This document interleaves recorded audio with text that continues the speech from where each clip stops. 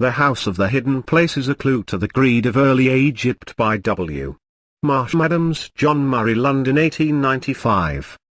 Preface. The Pyramid of Light. The House of Osiris. The Hidden God. The Mystery of the Heavens. The Mystery of the Depths. The Initiation of the Postulant. The Illumination of the Adept. Preface.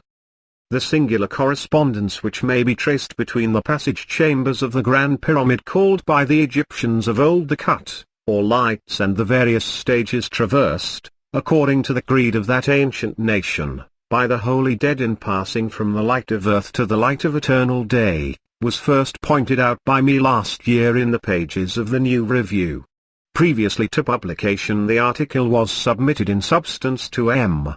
Maspero and Professor Sayce, and I desire to express my sincere thanks to those eminent authorities for the recognition and encouragement which they afforded me, as well as to Mr. Mengi. The hieroglyphics scholar, for p. 8, his revision of my work. In the present book the same analogy is worked out in much fuller detail, not completely indeed, for that may well need the labor of years, but sufficiently, I would hope, to present a clear basis for further investigation in either direction.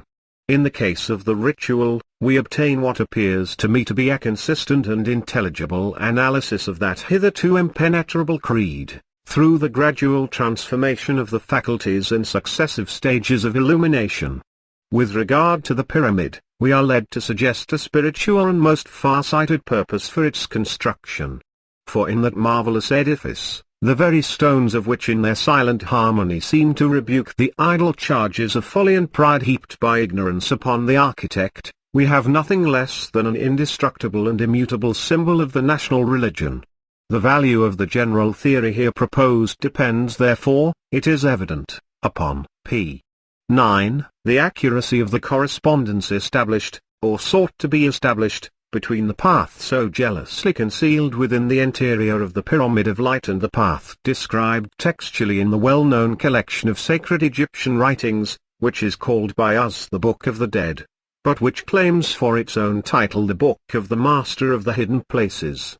But those points of correspondence are so numerous in themselves, and form so severe a system of checks upon each other, as to reduce almost to nothing the chance of their arising from mere coincidence, while no amount of ingenuity, the deadliest perhaps of all opponents to truth, could suffice to satisfy the innumerable conditions connected with the worship, the calendar, and the civil constitution of the country which such a correspondence must fulfill. Nor let it be supposed that an enquiry of this kind is merely of archaeological interest, p.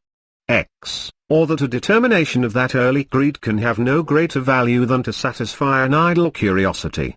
Very far from it. If there be a fact in the general development of nations which historical research has clearly demonstrated, it is the extreme tenacity of antique belief, and its enduring influence on the organization of society, since religion, far more than convention, appears to have been the basis of ancient law. Each generation, as it passes, modifies no doubt, but only to a very slight extent, the form of the social bond, and that not for itself, but for the generation which succeeds.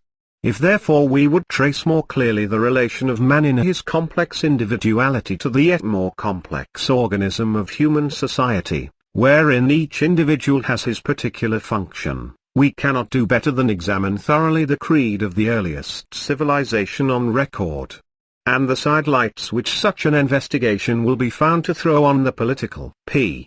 11, and social constitution of that remarkable nation, illustrating, in point after point, peculiarities which hitherto have appeared to be anomalies, appear to me to be strong confirmation of the principle I have set forth. More striking still, the religions of other nations of the ancient world become suddenly luminous when held up to the light of Egypt. And as chord after chord is struck, the full diapason of the creeds responds. A singular circumstance, which may illustrate this remark, arises from the necessity of expressing the secret analogies between the references to the light, which abound in the ritual, and the hidden places of the Grand Pyramid, the light of the Egyptian world. For in dealing with the ideas thus Masonified, so to speak, in that mysterious structure, I have been led, or rather compelled, to employ phrases and symbols current among the Masonic Brotherhood of the present day, such as Grand Arch, Purple Arch, Royal Arch, p. 12, the Star, the Open Angle, the princes of which as well as the princes of the Circle, are mentioned in the Papyrus of Sinahit, of very high antiquity, and other insignia of the craft. Whenever therefore such expressions occur and they run necessarily through the entire work, it should be remembered that they are here designed to refer to the actual masonry of the Grand Pyramid, and the analogous features in the ritual of ancient Egypt. At the same time, whether any vestige of this secret doctrine of the light may survive in the esoteric doctrine of which those subject to Masonic rules are not permitted to speak, is an interesting question which naturally suggests itself, though it evidently cannot be established by open discussion. The consideration, however, which to my own mind tends most strongly to confirm the evidence of a connection between pyramid and ritual is, I confess, of a somewhat personal character. For in order to detect such an p. 13 analogy, if it be real, the chief qualification requisite is a certain patience in collating and analyzing the results which others have obtained in their respective departments of knowledge. But to call it into existence if not already latent, to construct in imagination the path of the just, and to express it in terms of the motions of light, to portray the mystery of the depths unseen by the mystery of the visible heavens, to shadow forth the features of light in the passages of profoundest darkness, and its motions in a building which for ages has remained immutable, that were an intellectual masterpiece which surely demands nothing less than a creative genius of the very loftiest order. So majestic is the outline of the conception as it rises solemnly on the view, so sublime is every feature of the prospect, now defining, now transcending, the utmost limits of space and time, with such graduated measure, yet such overwhelming splendor, does it illuminate mystery after mystery of p. 14, the invisible world, that I cannot for a moment believe it to be the offspring of my own imagination. Far more probable does it seem that, though much of the moral and spiritual imagery still remain obscure, yet we have here a genuine clue to the most profound and fascinating enigma of the ancient world, and that the more closely we study the path of light in its Masonic form, the more deeply shall we penetrate the earliest wisdom of which man has left record, and understand the Egyptian belief concerning the dark passage of death and the entrance on eternal day. Next, Chapter 1. The Pyramid of Light. Chapter 1. The Pyramid of Light.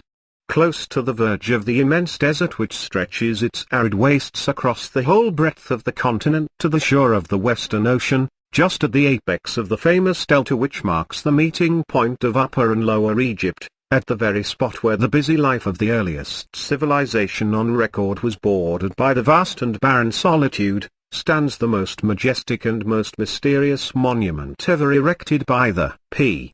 2 hand of man.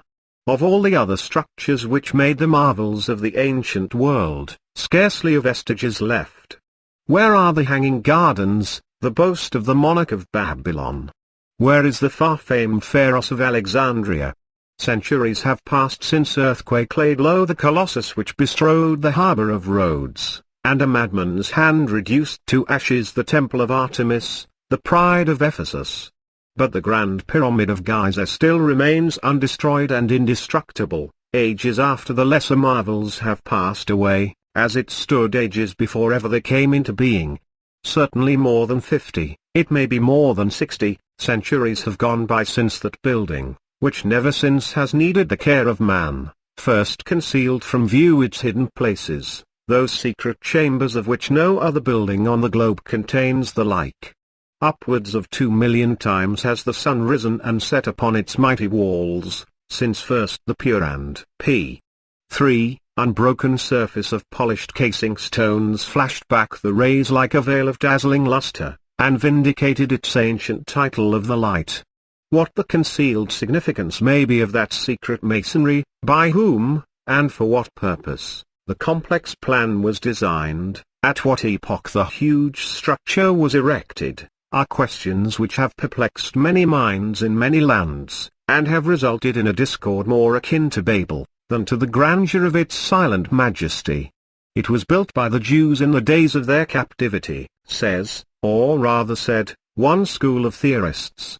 It was built by Chemis, but attributed by Egyptians in hatred of him to the shepherd Philician, is the account given by Herodotus. It was built by Ibn Saluk, say the Arabs, just before the flood, to preserve the royal treasures from the predicted inundation.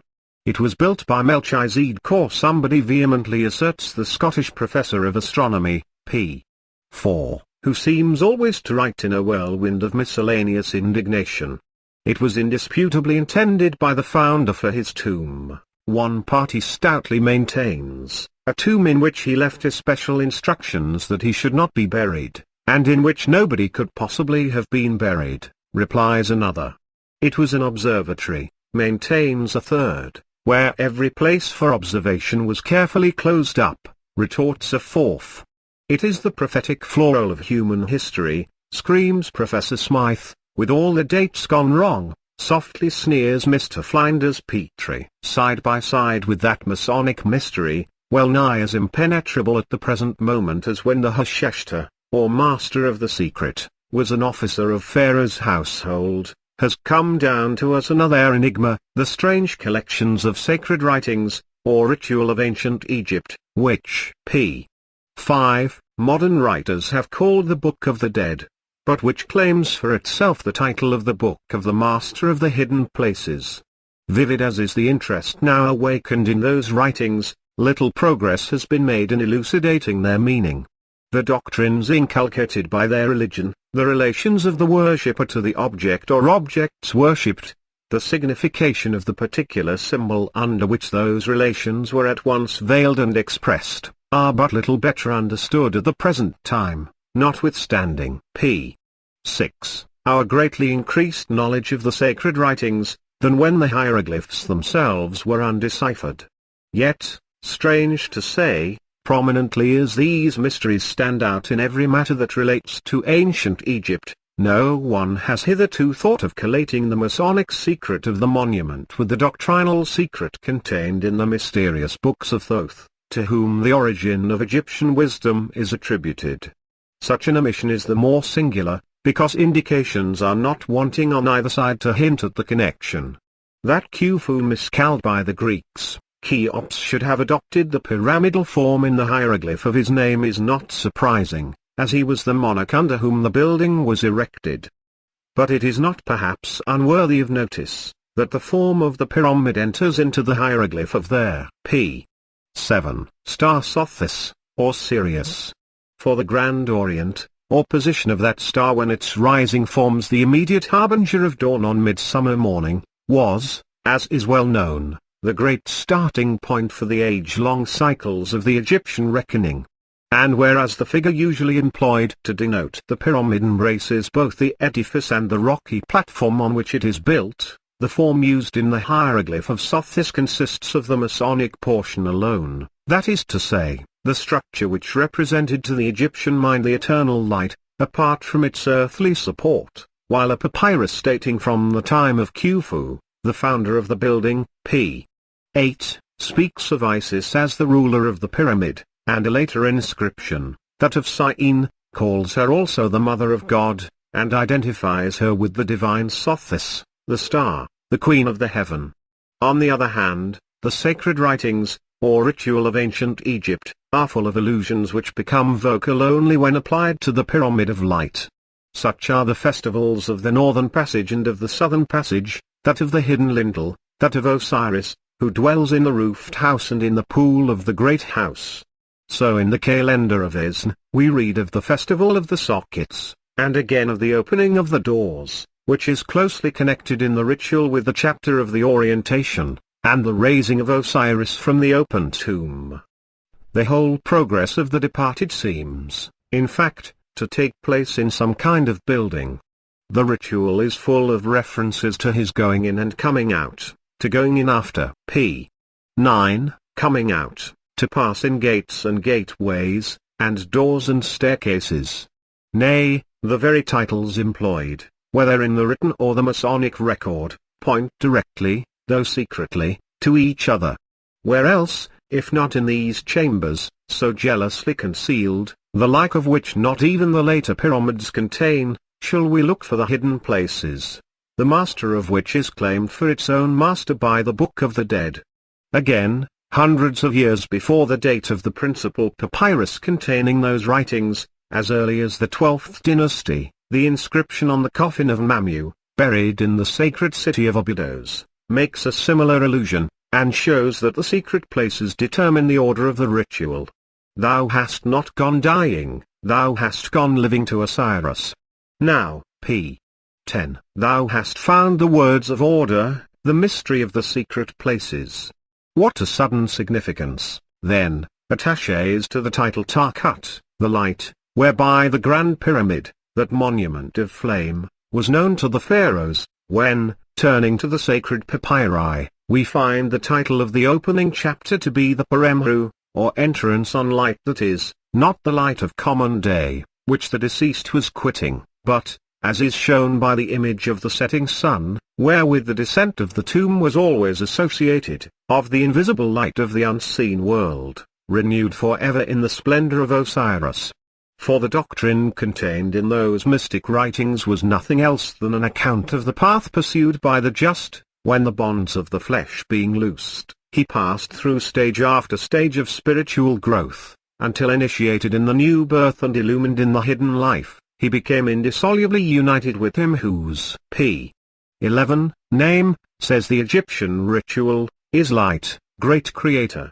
And that path which the ritual gives in writing, the Grand Pyramid of Light, materializes in the masonry. In the double symbolism of pyramid and ritual lie both the chief difficulties of decipherment and the strongest evidence of their correspondence. For as the departed in his progress was to become united in the fullness of intimacy with his Creator, so it was necessary that he should progress in the knowledge of the mysteries which envelop alike the spiritual and the material creation. To know Osiris in his forms of manifestation was the secret of power. To understand Osiris in all his names, Osiris in all his places, conferred the crown of illumination. But in the attainment of that infinite knowledge there were many stages which must be traversed by the finite mortal, many grades which must be achieved by the holy departed, when the mouth of the tomb, their p. 12, portal of eternal day, had been opened for him, and the catechumen of the divine wisdom had been admitted as the postulant of immortality.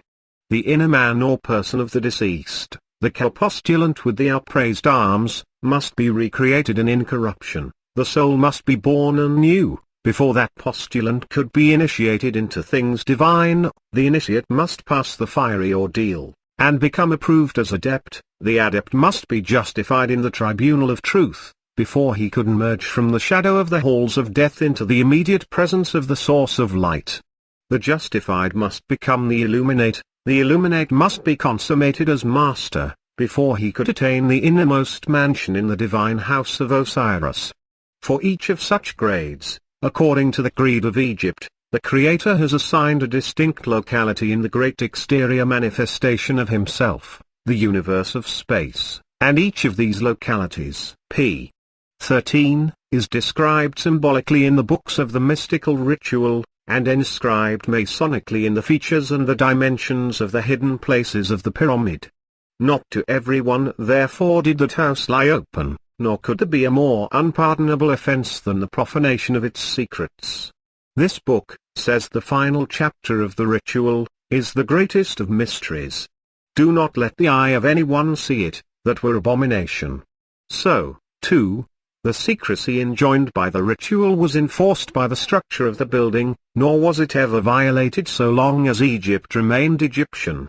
And as it was the characteristic of that religion to be concealed, and as the manifestation of the Creator is deeper and more secret yet than the knowledge of his works, so it was essential that the symbols relating to him, and to the connection of man with him, should not betray their deepest mysteries even to the initiate, but should reserve their more secret meaning for p.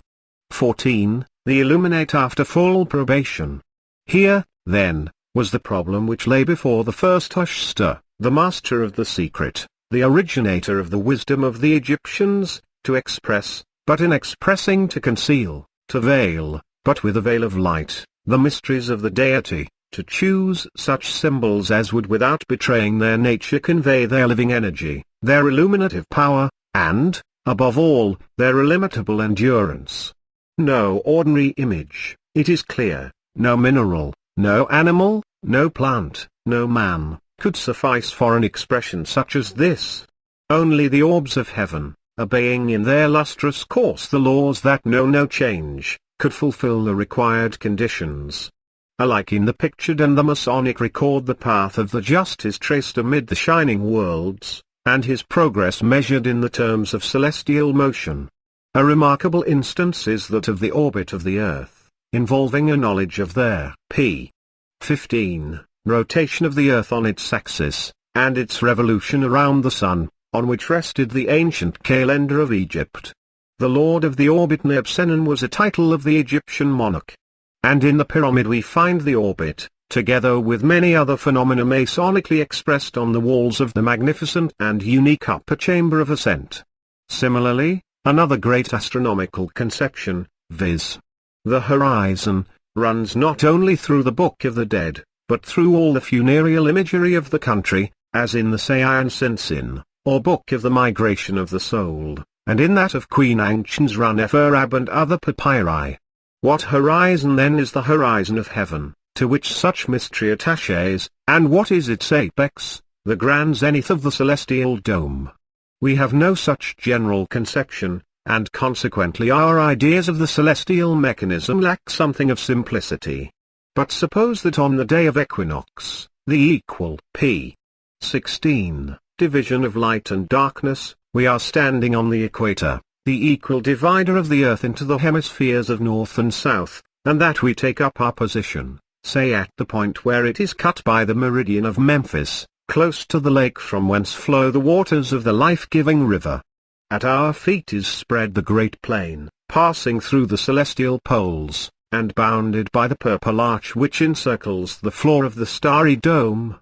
From the midst of our horizon on that day rises the sun right upwards, and at the summit of his course, where day by day he equally divides the heaven east and west, on that day alone he equally divides also the grand arch, or grand meridian, which rises transverse from the same horizon, and stretches from pole to pole of the azure depths. Then we shall p.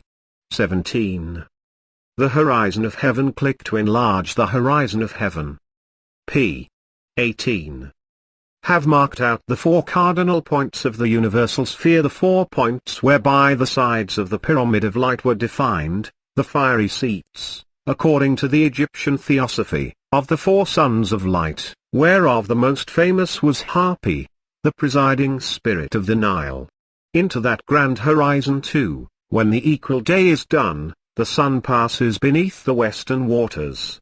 And out of it, the whole host of stars, from pole to pole, in serried array, each preserving his appointed distance from the solar path, follow him through the silent night, the night of reckoning the spirits, one half springing into light as their leader disappears, the rest completing their numbers, just in time to herald his return from the eastern point of the same grand horizon. The road is of fire, says the ritual, they whirl in fire behind him. Now this horizon seems strikingly indicated by the entrance passage of the Grand Pyramid, p. 19, which, as is well known, may be defined by reference to the position of the pole star.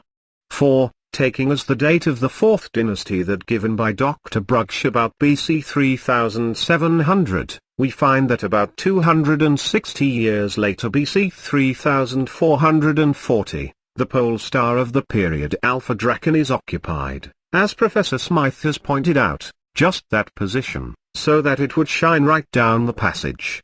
And thus the disciples of the Master of the Secret, who in successive generations must have watched for more than 2 centuries the approach of the star, would receive in its final coordination the most convincing p.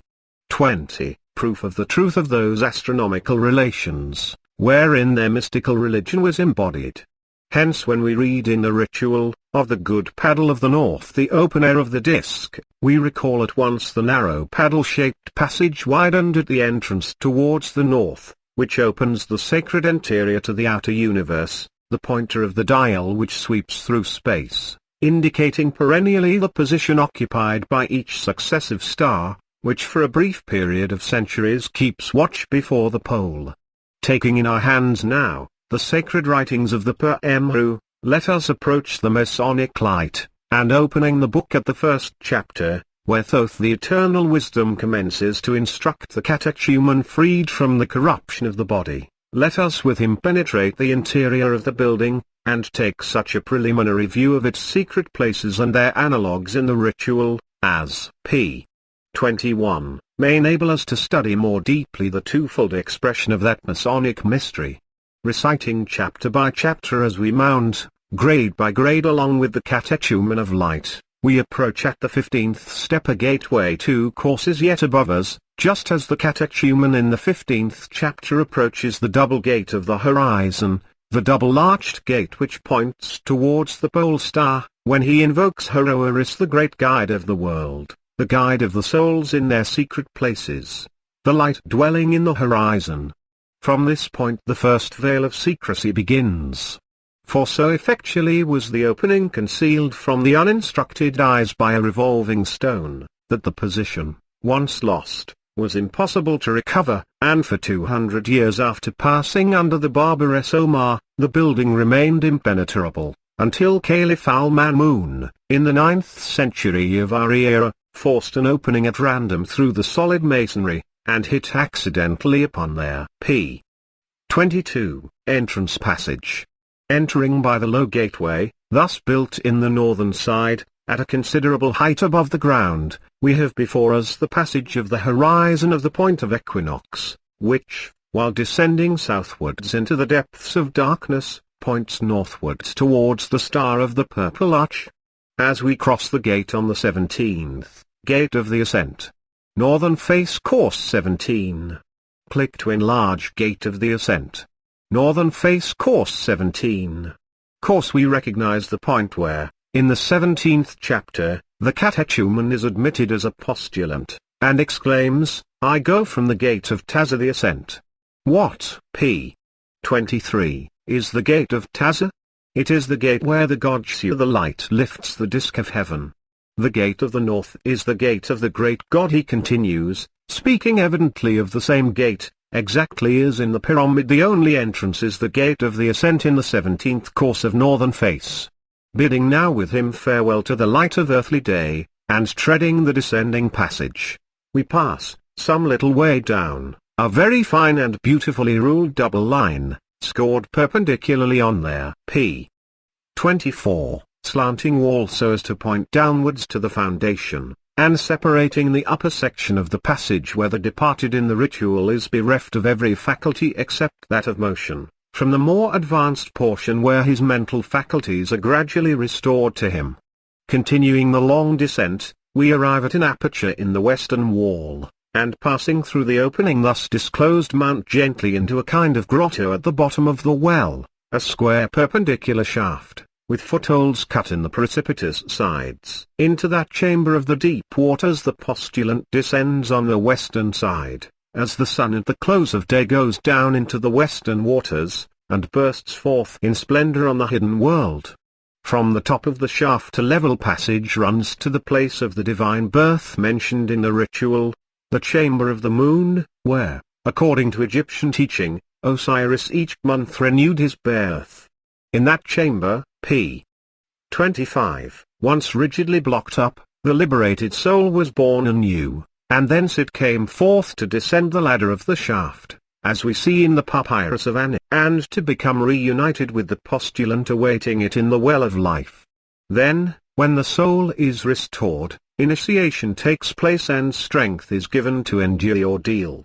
Returning from the bottom of the well to the passage of the horizon, and pursuing our course still further downwards, we come, after a short level continuation, to the subterranean chamber or the place of the central fire, where the initiate undergoes his ordeal, a chamber hewn out of the solid rock, and having an inaccessible floor covered with huge blocks of varying height resembling a pool of petrified flame, or the masses of the mountain chains formed by the action of the earth's central p.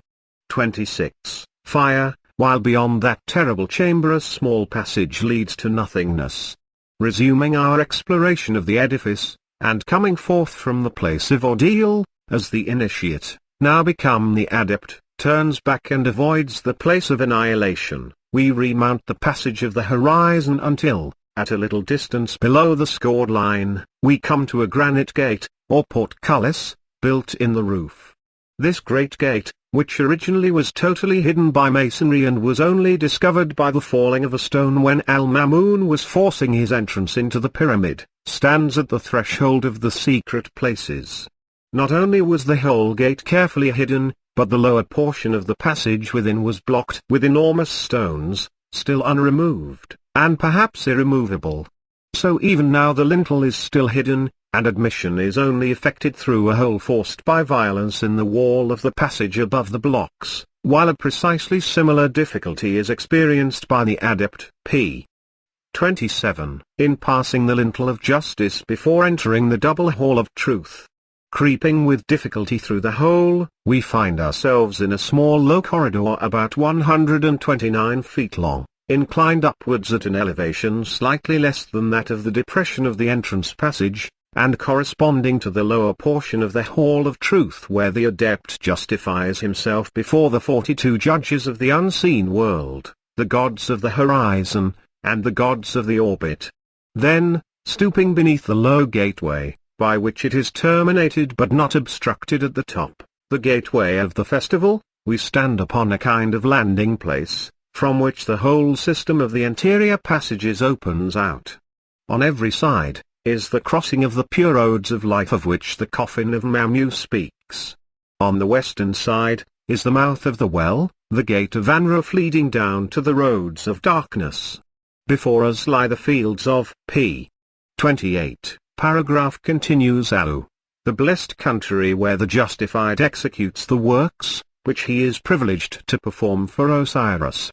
I have digged in Anruf, he says later on, I have drilled the holes, that is, for the good seed, the corn which grew 7 cubits high, the holes which are drilled in the ramps of the southern ascending passage, but to which no signification has yet been attached. Beyond the fields, the road leads direct to the Queen's chamber, the place of the new birth, where the soul received her second life, and here on the eastern wall, within a staircase of 5 ascents, is a kind of niche or image, the type, to use the expression of the ritual, into which the soul is new-born with the 5-fold dominion of the regenerate senses. From the same point also, at the head of the well, diverge the interior ladders on the coffin already spoken of. Sheer down, the ladder which has been made for Osiris, descends into the well. Northwards, there, p. 29, ladder of earth, slopes downward to the hidden lintel, the entrance of the upward path. Upwards to the south, but with a very slightly different inclination, runs the ascending passage, called by some writers the Grand Gallery, forming the upper portion of the Hall of Truth, the Grand Lodge, or luminous chamber of the orbit. This remarkable structure consists of a corridor, about 157 feet long, and 20 feet high, built entirely on a slope, floor, walls, and roof, except a small portion at the southern or upper end. On either side of the sloping floor, are 28 ramps, each with a hole in it, a reference to which in the ritual has been already noticed. And at the upper end the slope of the floor line is closed abruptly, just above the Queen's chamber by a block 3 feet high, forming a dais, or throne of judgment. From hence along the top of the block, or seat of the throne, the passage runs level for about 61 inches. p. 30. The wall at the side being not quite vertical, but impending very slightly towards the slope. At the back of the throne the gallery is brought to a termination, by the southern wall closing down in 7 overlappings within 42 inches of the seats and leaving as an exit further south, a narrow and grave-like tunnel. In the sloping roof of the gallery, running downwards from south to north at a somewhat greater inclination than the floor, are 36 overlappings, like the waves of a river of light, and corresponding to the number of decades in the orbit of the Egyptian year. and on the side wall of the dais at the upper end of the gallery are also 7 overlappings, one above another, arching over to the summit, while in the position corresponding to that occupied by our own globe among the planets, runs a deep groove or orbit along its entire length. Thus we are confronted with a vivid connection between the orbit and the passage of their p. 31. Paragraph continues. Sun in the double hall of truth, the lower hall of truth in darkness, and the upper hall of truth in splendor, with the throne of radiance at the higher end. And above that throne rises the habitation of the 7 great spirits in the service of their Lord, the Creator, who, the sacred books tell us, protect the coffin of Osiris. Now comes the most mysterious portion of the building.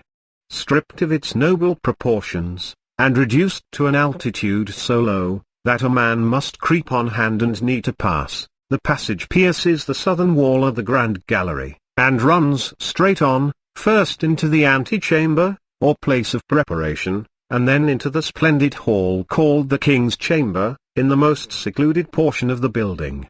In each of these halls is one and only one object. In the antechamber is a kind of Masonic veil, which no one can pass without bowing the head.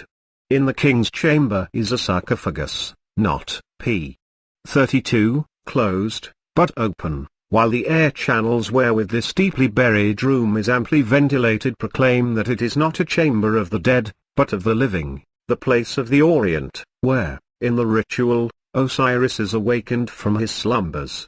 In this portion of the building the structure changes its material for granite, forming, as it were, a house by itself within the pyramid, an inner house yet within the house of Osiris, entered by the low and grave-like passage leading from behind the throne.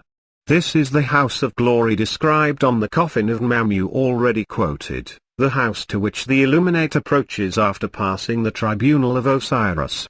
Here is the gate of the pure spirits, which they alone can enter who are washed in the waters of life and radiant with the splendors of the orbit. And here, too, it would seem, takes place the solemn address described in the Se'ayan Sensin, of the gods in the house of Osiris, followed by the response, p. 33, of the gods in the house of glory, the joyous song of the holy departed who stand victorious before the judgment seat, echoed triumphantly by the inner chorus of their beloved who have gone before them into the fullness of light. Above is the Empyrean gate, the opening of Atha, as the ritual calls it, which leads to the secret places of heaven.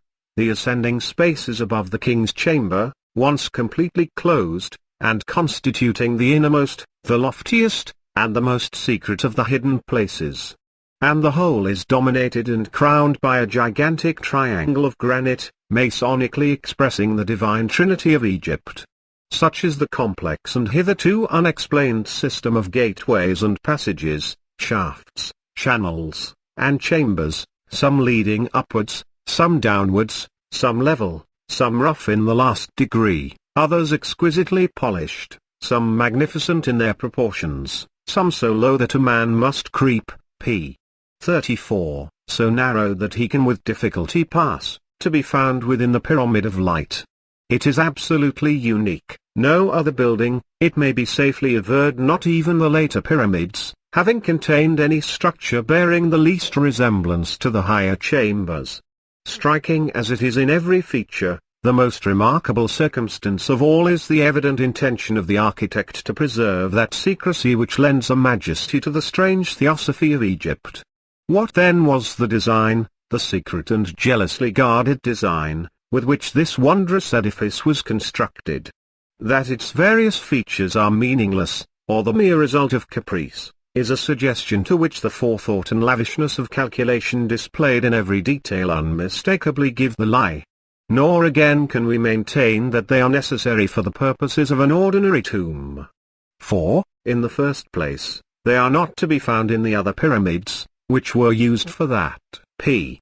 35, purpose, and, secondly, if there be any intention which the architect has openly manifested, it is to create such a series of obstructions, that no human body could be buried therein. In truth, the Grand Pyramid is the house of a tomb, but it is not a closed, but an open tomb. It is the tomb not of man, but a god, not of the dead, but of the risen. It is the tomb of the divine Osiris, whose birth on earth, descent into the underworld, victory over the serpent Apep, resurrection and judgment of the dead, were the most prominent features in the creed of Egypt, and in union with whom the holy departed achieved the path of illumination, and passed in safety the divine tribunal. Viewed in this light, the practical value of the structure begins to become clear. On that doctrine rested the whole organization of social life amongst the ancient Egyptians. The calendar, the festivals, the duties of the monarch, the rights of the priesthood, their p. 36 relations of the provinces to their paramount temples, all were illustrated in the path of light. Endless confusion therefore in the state would result, no less than injury to the religion, from any misconstruction, or misrepresentation of doctrine such as seems to have taken place under Akhenaten, a circumstance all the more likely to occur, on account of the obscurity of the symbols employed. Now the Masonic symbolism of the Grand Pyramid affords a simple and practically indestructible means for perpetuating without betraying the doctrine of Egyptian wisdom. That expression, once formulated, was never repeated, the other tombs and pyramids of Egypt claiming kinship only by subordinate and particular features with the work of the Grand Master. While then the written records of the ritual, none of which now extant probably possess a higher date than that of Khufu, were liable to change and error, no p. 37 lapse of time could impair, no variation could affect in the secret places. The masonry of the Pyramid of Light. This embodiment, at once secret and unalterable, forming literally a Masonic ritual of the whole doctrine of light, accounts for the singularly piecemeal fashion in which the sacred words were committed to writing. During the first three dynasties one chapter alone has a dim traditional claim to have been written, while one other is said to have been revealed to Menkaura, the grandson of the builder of the Grand Pyramid. And though on the later pyramids sacred inscriptions begin to appear, it is not until the 11th dynasty that they become at all common. Of the various chapters so published, that is, used as inscriptions or written on papyri at different times, there have been, as Mr. Budge mentions in his treatise on the mummy, four principal recensions. The first is that of the ancient empire, written in hieroglyphics, to which the important inscription on the coffin of Mamu p. 38, belongs. Then comes the Theban recension, also in hieroglyphics, of which the papyri have been with great labor collated and published by M. Naville, followed during the succeeding dynasty 20th by another written in the hieratic or priestly characters. And last of all, we have the recension of the 26th or 8th dynasty, to which is due the great papyrus now preserved at Turin, of which p. 39. Paragraph continues. Lepsius published a facsimile in 1846, consisting of upwards of 160 original, with 3 supplementary chapters. Now it was during that recension that the order of the chapters is said to have been fixed for the first time. What canon then, or standard of order, did the revisers employ? It certainly was not the relative antiquity of the chapters, for the only one which claims to remount to the first dynasty stands 130th in the papyrus, while that which is attributed in it to the 4th dynasty and which is entitled p. 40, paragraph continues. The entrance on light in one chapter, as though it had once been the single chapter in use, comes 64th. But the answer to the question appears to be contained in the last of the supplementary chapters, for the papyrus proclaims the key to be within the reach of all who understand in full the Masonic secrets. This book, it says, is the book of the Master of the hidden places. And in those hidden places therefore the secret of the Master of the hidden places, the mystery of the words of order, as the coffin of Amamu says, is to be found. This is the version, therefore, which we shall compare with the ritual in stone, its predecessor by more than 3,000 years, the very magnitude of the intervening period serving to exhibit in a more striking light the closeness of the correspondence. Nobly indeed does that stupendous monument respond to the mystic title which it bore. Surrounded by darkness as profound as that which the Almighty has, p. 41, made his secret place, in the midst of scenery invisible to the eye, but faithfully portraying the glories of the celestial expanse. The grand architect has set up the throne which the lapse of ages has had no power to impair, and has immutably inscribed in its secret places the immutable path of the just in characters of light, embodied in the immutable motions of the heavenly orbs. Footnotes. For this title, which was conferred by Chamberlain, is vehemently repudiated by Mr. Budge, though without p.5 any particular reason assigned. But it appears to me to be as good a word as any which can be used as a popular expression, though doubtless the Catholic term, office of the dead, would be preferable if it were sufficiently familiar to our ears. The title Book of the Dead, devised by Lepsius, appears to me, I own, singularly unfortunate. For in the first place the papyrus is not a book, but a collection of sacred writings, and in the second, that title appears to refer to the practice of burying copies or parts of the copy with the mummy, so that it gives the idea of regarding the holy departed as dead, whereas the whole conception of the doctrine was the entrance of the departed on life and light. 6M. Maspero courteously informs me that the same idea has occupied himself, but that he has not published.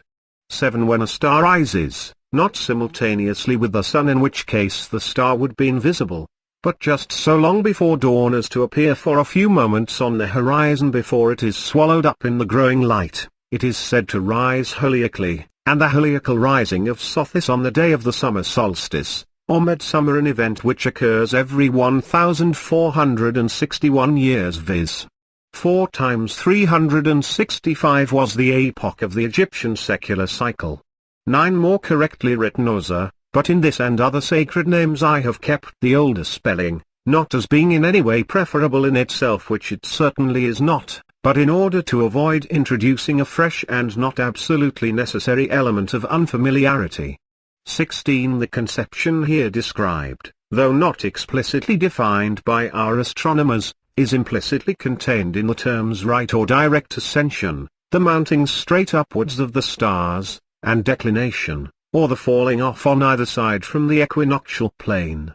19. In deference to the very high authority of Dr. Brugge, on all matters connected with Egyptian history, I have adopted, and still adhere to the date which he estimated for the Grand Pyramid. The recent discoveries of Mr. F.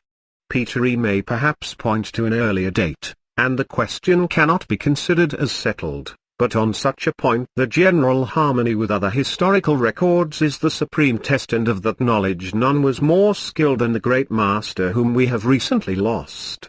23. The detection of this line is connected with a circumstance of a highly singular character, which seemed at one time to lend some appearance of support to the historic theories of Professor Smythe.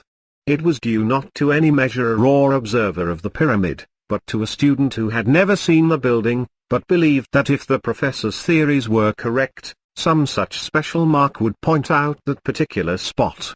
Examination being made for the professor had never noticed it. The prediction proved to be true, an act of divination which would have been remarkable enough if those theories had been true, but which seems strange indeed when one considers their palpable error. 25. I am indebted for this illustration to Mr. F. Compton Price, the well-known expert in ancient characters, who has just completed the splendid facsimile of that papyrus for the trustees of the British Museum. 38. An English translation has been published by Mr. Birch, in Bunson's Place of Egypt, and one in French has been produced by M. Pierret. While speaking on this subject, it is impossible to refrain from a regret at the almost incredible carelessness with which the papyri, relating to every kind of topic, have been scattered loose cast over half the museums of Europe, without the preservation of any general account of their contents, or even of their existence. Some are to be found at the Bodleian, others at the Louvre, others, again, in the museums of Bologna, of Naples, of Turin, of Leipzig, of Berlin, of Copenhagen, of Stockholm, and of Rome, while our insatiable sarcophagus, the British Museum, entombs them by the thousand. If France, the country to which belongs so distinguished a record in these matters, could be induced to join with us in urging the government of Egypt to issue a commission for the p. 39 purpose of requesting from the various European governments the fullest possible information with regard to the papyri and other relics of ancient Egypt, which they may happen respectively to possess. A favorable answer would doubtless be returned, so that a mass of invaluable evidence would be opened up, wherein we might not unreasonably hope to trace the action and interaction of the religious, political, and economical factors in that complex constitution. And thus material might be collected for commencing a general encyclopedia of archaic sociology, and possibly for founding a science of organic society in its concrete development. Next chapter 2. The House of Osiris. Chapter 2. The House of Osiris. Among the innumerable transformations witnessed by the present century of revolution, none has a more startling character than that of the resurrection of primeval Egypt. For more than 1,000 years from the day when the barbarous Omar celebrated the funeral rites of the ancient learning in the flames of the great library at Alexandria, to the day when Champollion, like another Sothis, heralded the dawn of a new era of Egyptian brilliance, an ever-growing obscurity buried the entire land. Less than a century has elapsed since the most appalling penalties, in p. 43, this world and the next, were fulminated by the Sultan against the official who should dare to allow a Christian to approach the sacred port of Suez, the starting point of the Holy Hajj.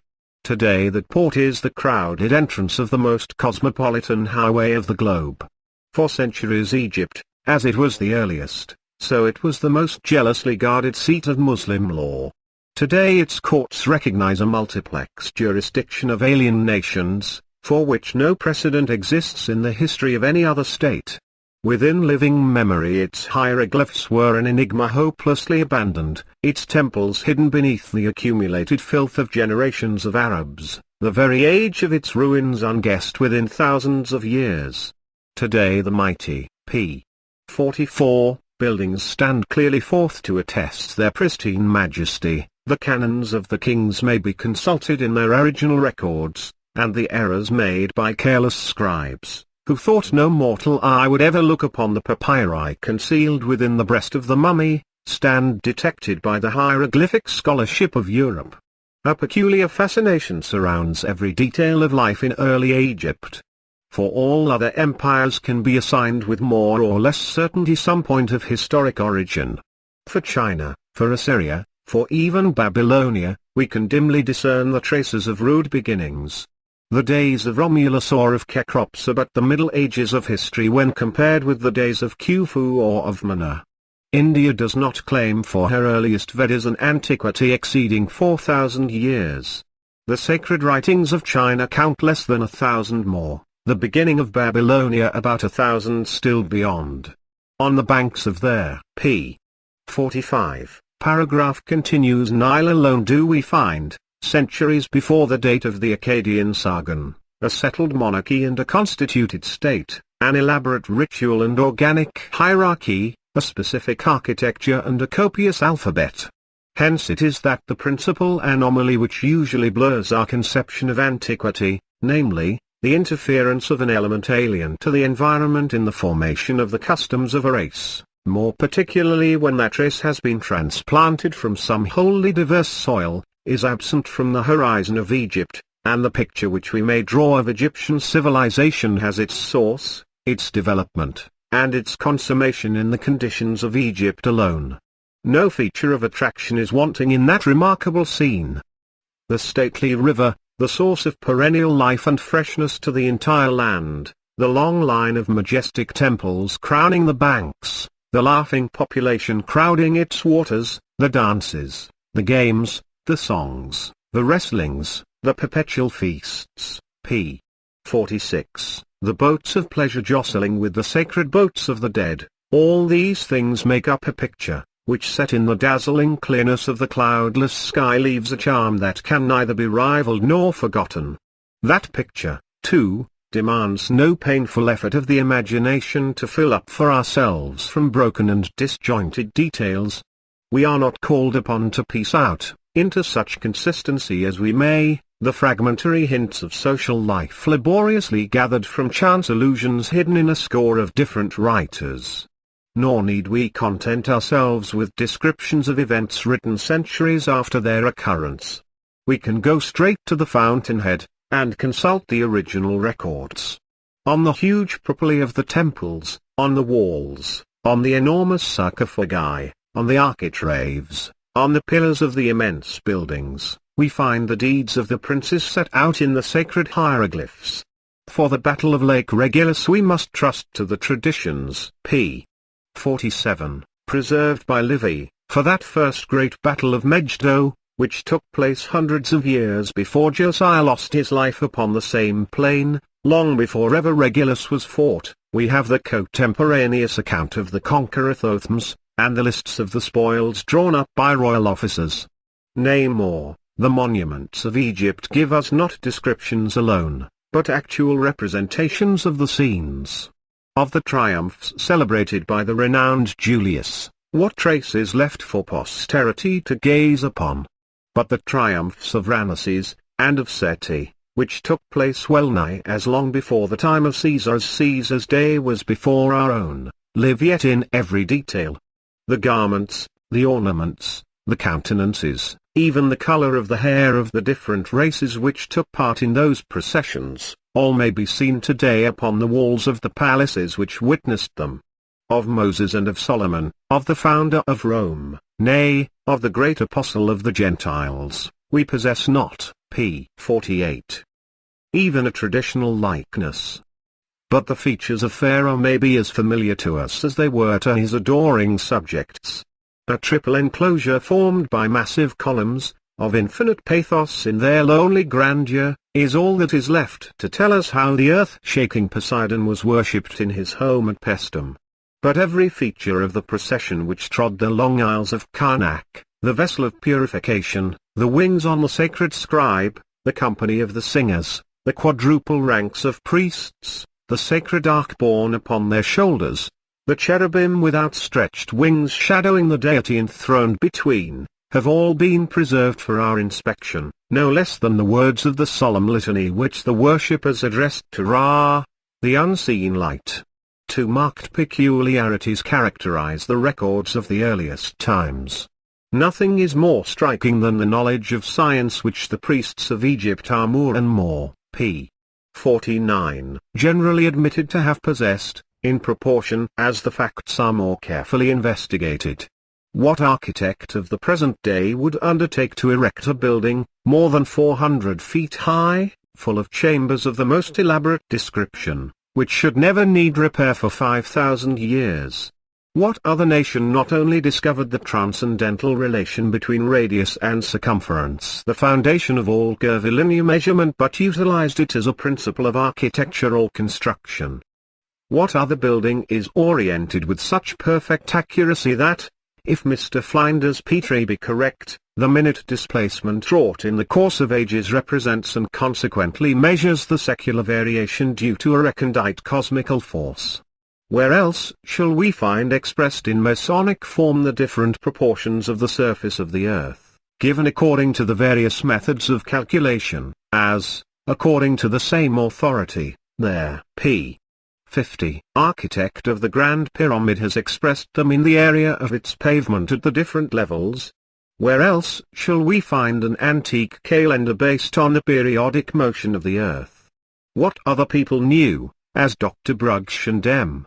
Maspero aver, the proper motion of the sun in space, or who possessed the lovely zodiac cycle, the cycle of Grand Orient, which measured whole ages by the herald star, as it dawned for a moment on the eastern horizon? Equally striking, and even more distinct perhaps, is the perpetual presence of the life-giving river. From end to end of its territory, from age to age of its history, in the religion, in the commerce, in the honors of the dead, wherever we may turn, and on whatsoever object we may fix our eyes, we never for a moment lose sight of the blue waters of the Nile. That beautiful stream, flowing tranquilly for hundreds of miles beneath the serene sky, alone gave verdure and plenty, p.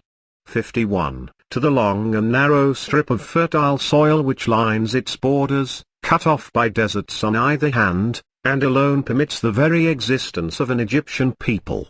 According to ancient tradition, and agreeably also to the records, the ancestors of the race in very remote times were not of northern but of southern extraction, being originally natives of Punt, situated near the equatorial sources of the Nile. In harmony with this tradition, we find that the central point of p. 52, the Egyptian universe, the horizon of which traces out, as we saw, the sacred horizon of the ritual, determined by the pole star and defined by the pyramid, was the Aptu, or southern apex of the earth, mentioned by Dr. Brugsch in the Holy Land of Kent, situated in that immediate neighborhood.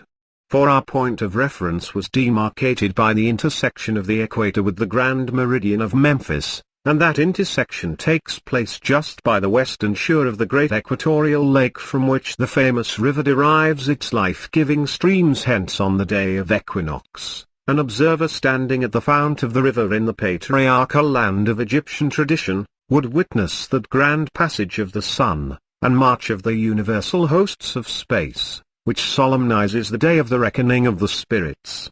From that point of origin, we marked out the four cardinal points of the universal sphere, the thrones of the four, p. 53, paragraph continues, Egyptian spirits of the light, with Hapi in their midst, protecting the southern fountains of the Nile.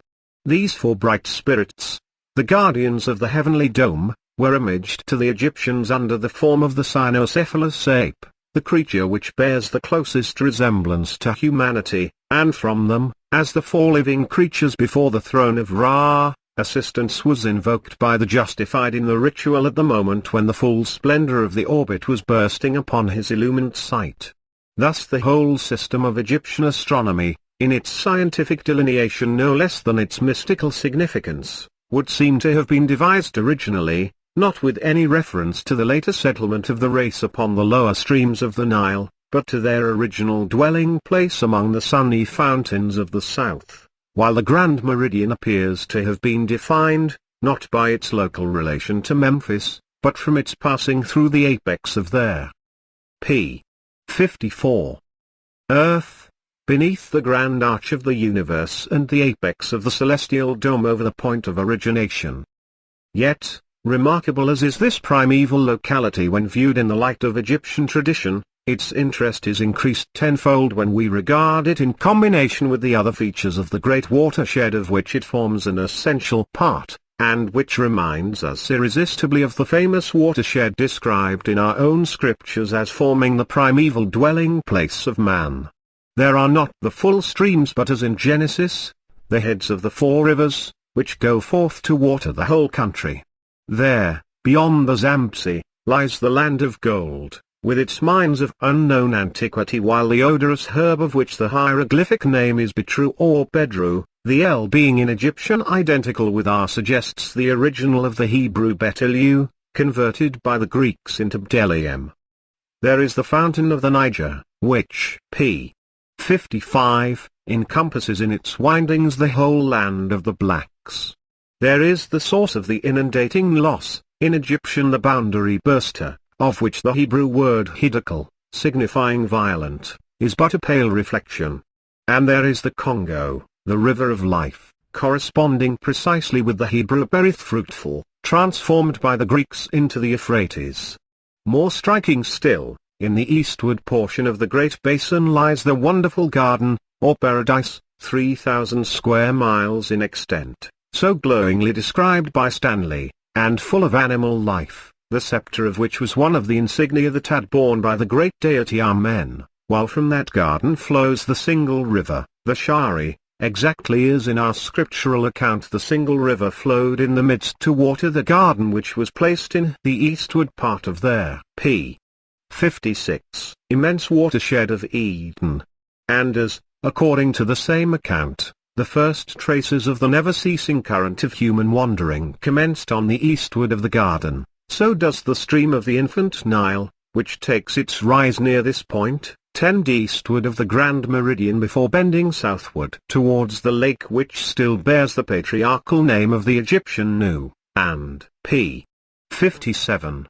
Below it, to the ruins of Azua, discovered by Gaylord on the banks of Hoary Meadow. From that country their course appears to p. 58, have been effected by a twofold route. In part, according to a very ancient tradition, mentioned by Dr. Brugge, they proceeded along the banks of the river, sojourning for a while, it would seem, in the island of Meroe, where the hoary temple of Amen and the ruins of Azua, mentioned above, mark their ancient presence, while others appear to have come down by the Red Sea, as Mr. Peters' discoveries indicate, and thence to have crossed the desert to Coptos. From this most important circumstance, it is essential to bear in mind that to the Egyptian the south was the great quarter, to which especial reverence was due. Hence it was that every year the sacred images were carried into the ancestral country, an echo of which tradition is found in the visits of the gods of Homer to the blameless Ethiopians. Hence, in the ancient inscription on the coffin of Amamu, we are told how the holy dead, after flying over the whole face of heaven, is established among the blessed, p. 59, company in the south. And in that same archaic papyrus we read of the celestial land of Kent, or Kentamenti, the habitation of the hidden god, imaged on earth by the holy land of Kent at the aperture or southern apex of the earth. Hence also the most sacred portion of the temple was placed towards the same quarter, and the grand pyramid, from the entrance to the innermost chamber, was oriented north and south. In truth, to the mind of the Egyptian, the whole bed of the immense river was but the sacred image of the unseen land watered by the celestial Nile of which the ritual speaks, the New Takat, or Holy Land of the Dead, with its triple division into Rusta, the territory of initiation, Alu, the district of illumination, and Amenti, the secret home of the hidden god. Far towards the south, beyond the alternate reaches of stream and desert, lay the patriarchal land of Punt, like Amenti, the distant home, p. 60, of the unseen father. At the tropical extremity of Egypt, immediately below the celestial or tropical arch traversed by the sun at the summer solstice at that epoch about 24 N. The inclination of the Earth's axis to the plane of its orbit, being at that time about half a degree greater than at present, was the cataract or gate of the Nile, through which the ancestors of the race entered the country.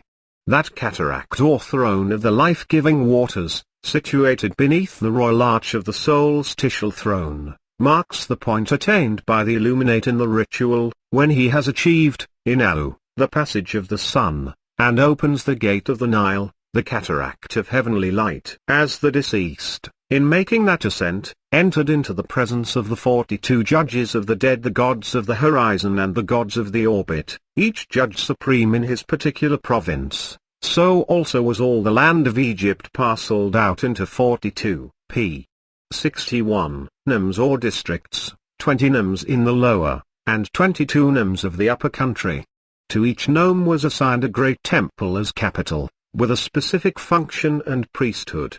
And as the temple formed the vast enclosure of the shrine, so also did the district become the vast enclosure of the temple. Nor were the temples alone dedicated to sacred things, but the structures of daily life shared the divine significance. And for every division of the country, as Darush has shown, the palace and the canal, no less than the temple and the district, bore a name of mystery and reflected the region of the holy dead.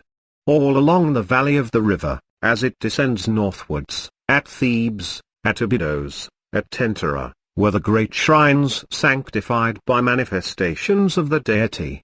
At the northern extremity, where the ocean formed the boundary of the country, was the mouth of Rosetta, or Rusta, imaging, as we learn from the papyrus of Khufu, the mouth of the tomb, and looking, p. 62, towards the pole star, the never-failing light of the depths, that pointed for the Egyptians the path to the hidden life. In the midst of the land where the Nile branched out into the great angle of the delta, the dominating angle in the conformation of the valley, stood Memphis or Menopha, the holy place, the seat of the double government of Egypt, with its palace dedicated to the Creator Spirit Ra, its cemetery bearing the title of blessed immortality, like our own god's acre, and its canal called after the voyage of the unseen waters. There, too, was the territory of Soshera, the fields of the Sunday, and close to the sacred city, on the western bank of the river, rose the Pyramid of Light, built upon a lonely rock, which faces the great quarter of the south, the house of Osiris, to which, says the papyrus of Amenhotep, Thoth, the eternal wisdom, conducts the illuminate. A degree of sanctity, peculiar even in that p. 63, land of reverence, enveloped the mysterious building. A sense of enchantment, we read in another papyrus, pervaded the whole territory surrounding the great house, and even the hurried traveller today can with difficulty resist the spell, as he gazes on the solemn walls. But for the initiated of old, the supreme end of their existence, the order of their festivals, the purity of their religion, the stability of their monarchy were concentrated in the awful masonry. As the territorial constitution of the country, with its 42 provinces of the lower and upper kingdoms, corresponded interiorly with the 42 provinces of the judges of the dead, the upper gods of the orbit and the lower gods of the horizon, the political framework being the envelope of the spiritual theosophy. So was it with the exterior and interior of the great house. For from the point where the adept appears before the 42 judges in the double hall of truth, on surmounting their p. 64 blocks at the lower end of the chamber of the shadow, to the throne at the upper end of the chamber of the splendor, where he received the crown of illumination, there are exteriorly 42 courses, so that they form the envelope of that double hall of inner truth. And as the lucid river itself imaged the stream of the celestial Nile, so also was the course of that river imaged masonically in the hidden places in the house of Osiris. Upon the walls of the chamber of the splendor was sculptured the orbit of our planet among the sevenfold company around the solar throne, the orbit which measures the rise and fall of the life-giving waters of the Nile. Along the roof descends the stream of sculptured rays, 36 in number, corresponding to the 36 decades of days in the orbit of the Egyptian year. At the upper or southern end of the chamber, as at the upper or southern end of the kingdom, beneath the royal arch of the sevenfold ascent, or burning crown, as p.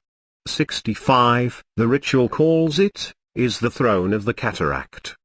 Behind it, the low gate leads through the narrow channels to the chambers of the south with the hidden chambers in the height, crowned by the grand arch which dominates the whole interior of the building, as the gate of the Nile leads beyond the cataract to the southern land of Punt and the long hidden source of the river, where the land of Kent, beneath the southern apex, imaged the celestial land of Kent, or Kentamenti, mentioned in the papyrus of Mamu, the interior habitation of God in the supreme heaven. At the junction of the upper and lower chambers is the upper mouth of the well, forming a key to the secret interior, just as the city of Memphis with the house of Osiris itself was the secret key to the constitution of the double kingdom. The lesser passage from the secret chamber of divine birth, the chamber of Isis, the light of the hidden Nile, unites with p. 66. The main current of the Masonic River, just as in the vignette of the celestial Nile, a branch of the stream pours into the main current, from the Nuor on the secret birthplace of the gods.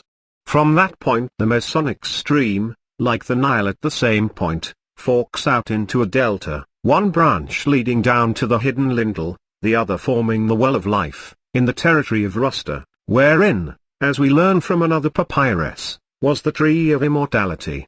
And in the rock which bounds the chamber of the horizon, and upon which the house of Osiris is built, we recognize the rock of the horizon of heaven, of which the ritual speaks.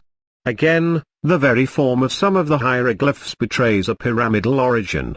Thus if we outline the junction of the upper and lower chamber, by tracing the roof line of the well, below the roof line of the gallery, with the 3 ramp stones in front, and the projections of the upper and lower galleries at the place, p.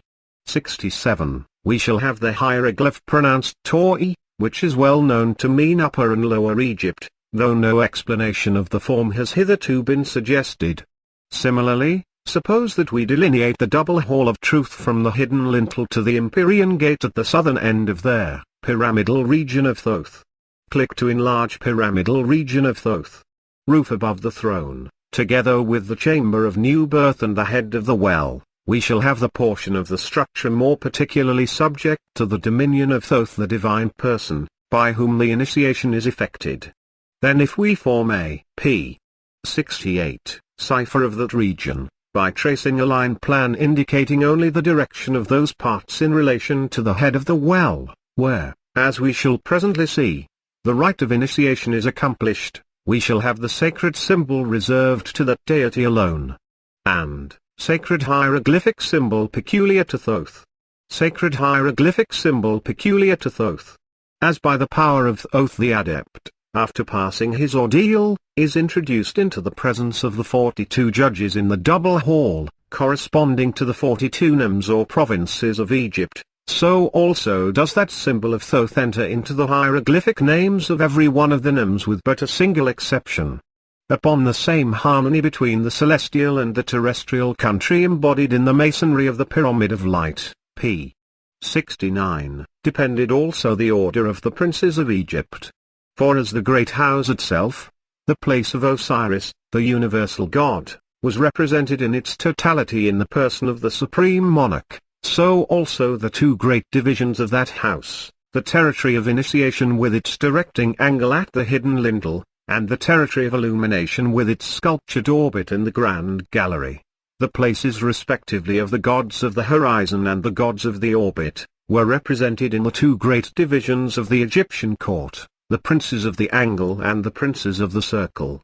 And so also was that sevenfold celestial company, the ranks of which were sculptured above the throne in the chamber of the splendor, represented in the sevenfold ranks of the companions of the king, which immediately surrounded the person of Pharaoh. Thus the great house with the double hall of truth within, formed a Masonic organization not only of their p. 70 religious but of the political constitution of the kingdom, with ascending grades from the purple arch of the star defining the sacred horizon of Rus to Orosetta to the royal arch of the solstice or limit of the solar seat above the water throne of the cataract, and beyond again along the grand arch of the celestial meridian to the culminating point of the sun at equinox above the source of the river, in the primeval land of Punt. As we stand before the portal of that great house, the Pirae, while we recall the familiar title which the pharaohs thence derived, and as we contemplate the heaven reflected in the blue waters of the river as it flows without, and its image masonically expressed in the path within, the disk seems lifted from the tomb, and we gaze upon the unseen world. Egypt, for so many centuries the land of the buried, has suddenly become the land of the risen dead. And the message which the long-silenced voice proclaims as p. 71, with a tongue of fire, is the primitive belief in the divine origin and end of man. It is not the ritual nor the pyramid of light alone, which speak to us of the eternal day. Everywhere and always throughout ancient Egypt the same doctrine is proclaimed. From the orbit of the earth, from the pole star of the heavens, from the dawning of Sothis, from the radiance of the sun, from the waters of the river, from the palaces, from the temples, from the tombs, from the very bowels of the rightful dead, comes forth a voice which for ages has been hushed in the grave, and that voice with startling clearness bears testimony to a judgment beyond the tomb, and the fatherhood of the unseen God. Note on the sacred angle. Among the jewels placed as the last ornaments upon the sacred mummy, was sometimes included the golden angle, one of the most obscure, but at the same time p. 72. Most interesting symbols employed by the Egyptians. The angle is found, not held in the hand, but borne aloft upon the arm of the great deity, Amen, the eternal Father, and is also one of the scepters carried by Ta, the Creator Spirit. What is more singular, the well-known image called the Patuikos, which was carried by the ships of Ph-Nisha, has been identified very clearly by Champlain with the same god Ta, and the meaning of Patek in Egyptian is the dedication of the angle. Great angle, borne aloft by Amen, source of life, in Trinity of the Egypt. Great angle, borne aloft by Amen, source of life, in Trinity of the Egypt. Paragraph continues. The same figure is also found among the rock sculptures on the coast of Asia Minor. While the sacred symbol of the angle was thus widely diffused, The name itself, disguised to us in various languages, seems to have been borne by several races of the Levant. About the central or narrower part of the Mediterranean, just where the Italian peninsula juts out towards the projecting promontory of Africa, we meet the name of Angle in the important island of Sicily or Sicily, a country which from its position has caught their p. 73 current of many migrations and supplied the arena of many collisions. That island took its appellation not from the Romans, for they, as Ovid tells us, called it Trinacris, from its three-cornered shape, but from the Sicily, a tribe who, according to Thucydides, emigrated into it from the southern part of Italy, with which territory the island was for centuries intimately associated. Now the Sicily bear a name which is meaningless in Greek or Latin, but in Egyptian signifies, without change or modification of any kind, sons of the Angle, while the similar but more suggestive title of pirates of the Angle is found in the Greek name Lestrigones, another race who dwelt there, of such high antiquity that Thucydides confesses his ignorance of their origin. From hence, too, we may not improbably derive our own word sickle, or cycle, as it used to be spelt. For the sickle sword, of which an angle was a symbol in the priestly alphabet of Egypt, was, as may still be seen upon the monuments, the sacred weapon with which the Egyptian monarch slew the captives, and as Captain Burton has shown in his well-known treatise on the sword, it is the instrument from which both the eastern scimitar and the cutlass of our own sailors take shape. Again, at the eastern extremity of the Levant, the name of Angle once more appears in a double form, and a still more marked and suggestive connection. Right opposite the mouths of the Nile, just in the locality where sea immigrants from Egypt would probably land after passing the almost harbourless coasts of Palestine, lie the countries of Cilicia and Phoenicia, each expressing p. 74, that idea of angle in Egyptian Kilik, in Hebrew Phni, while the two together form the angle of the bight through which runs the great dividing line of east and west.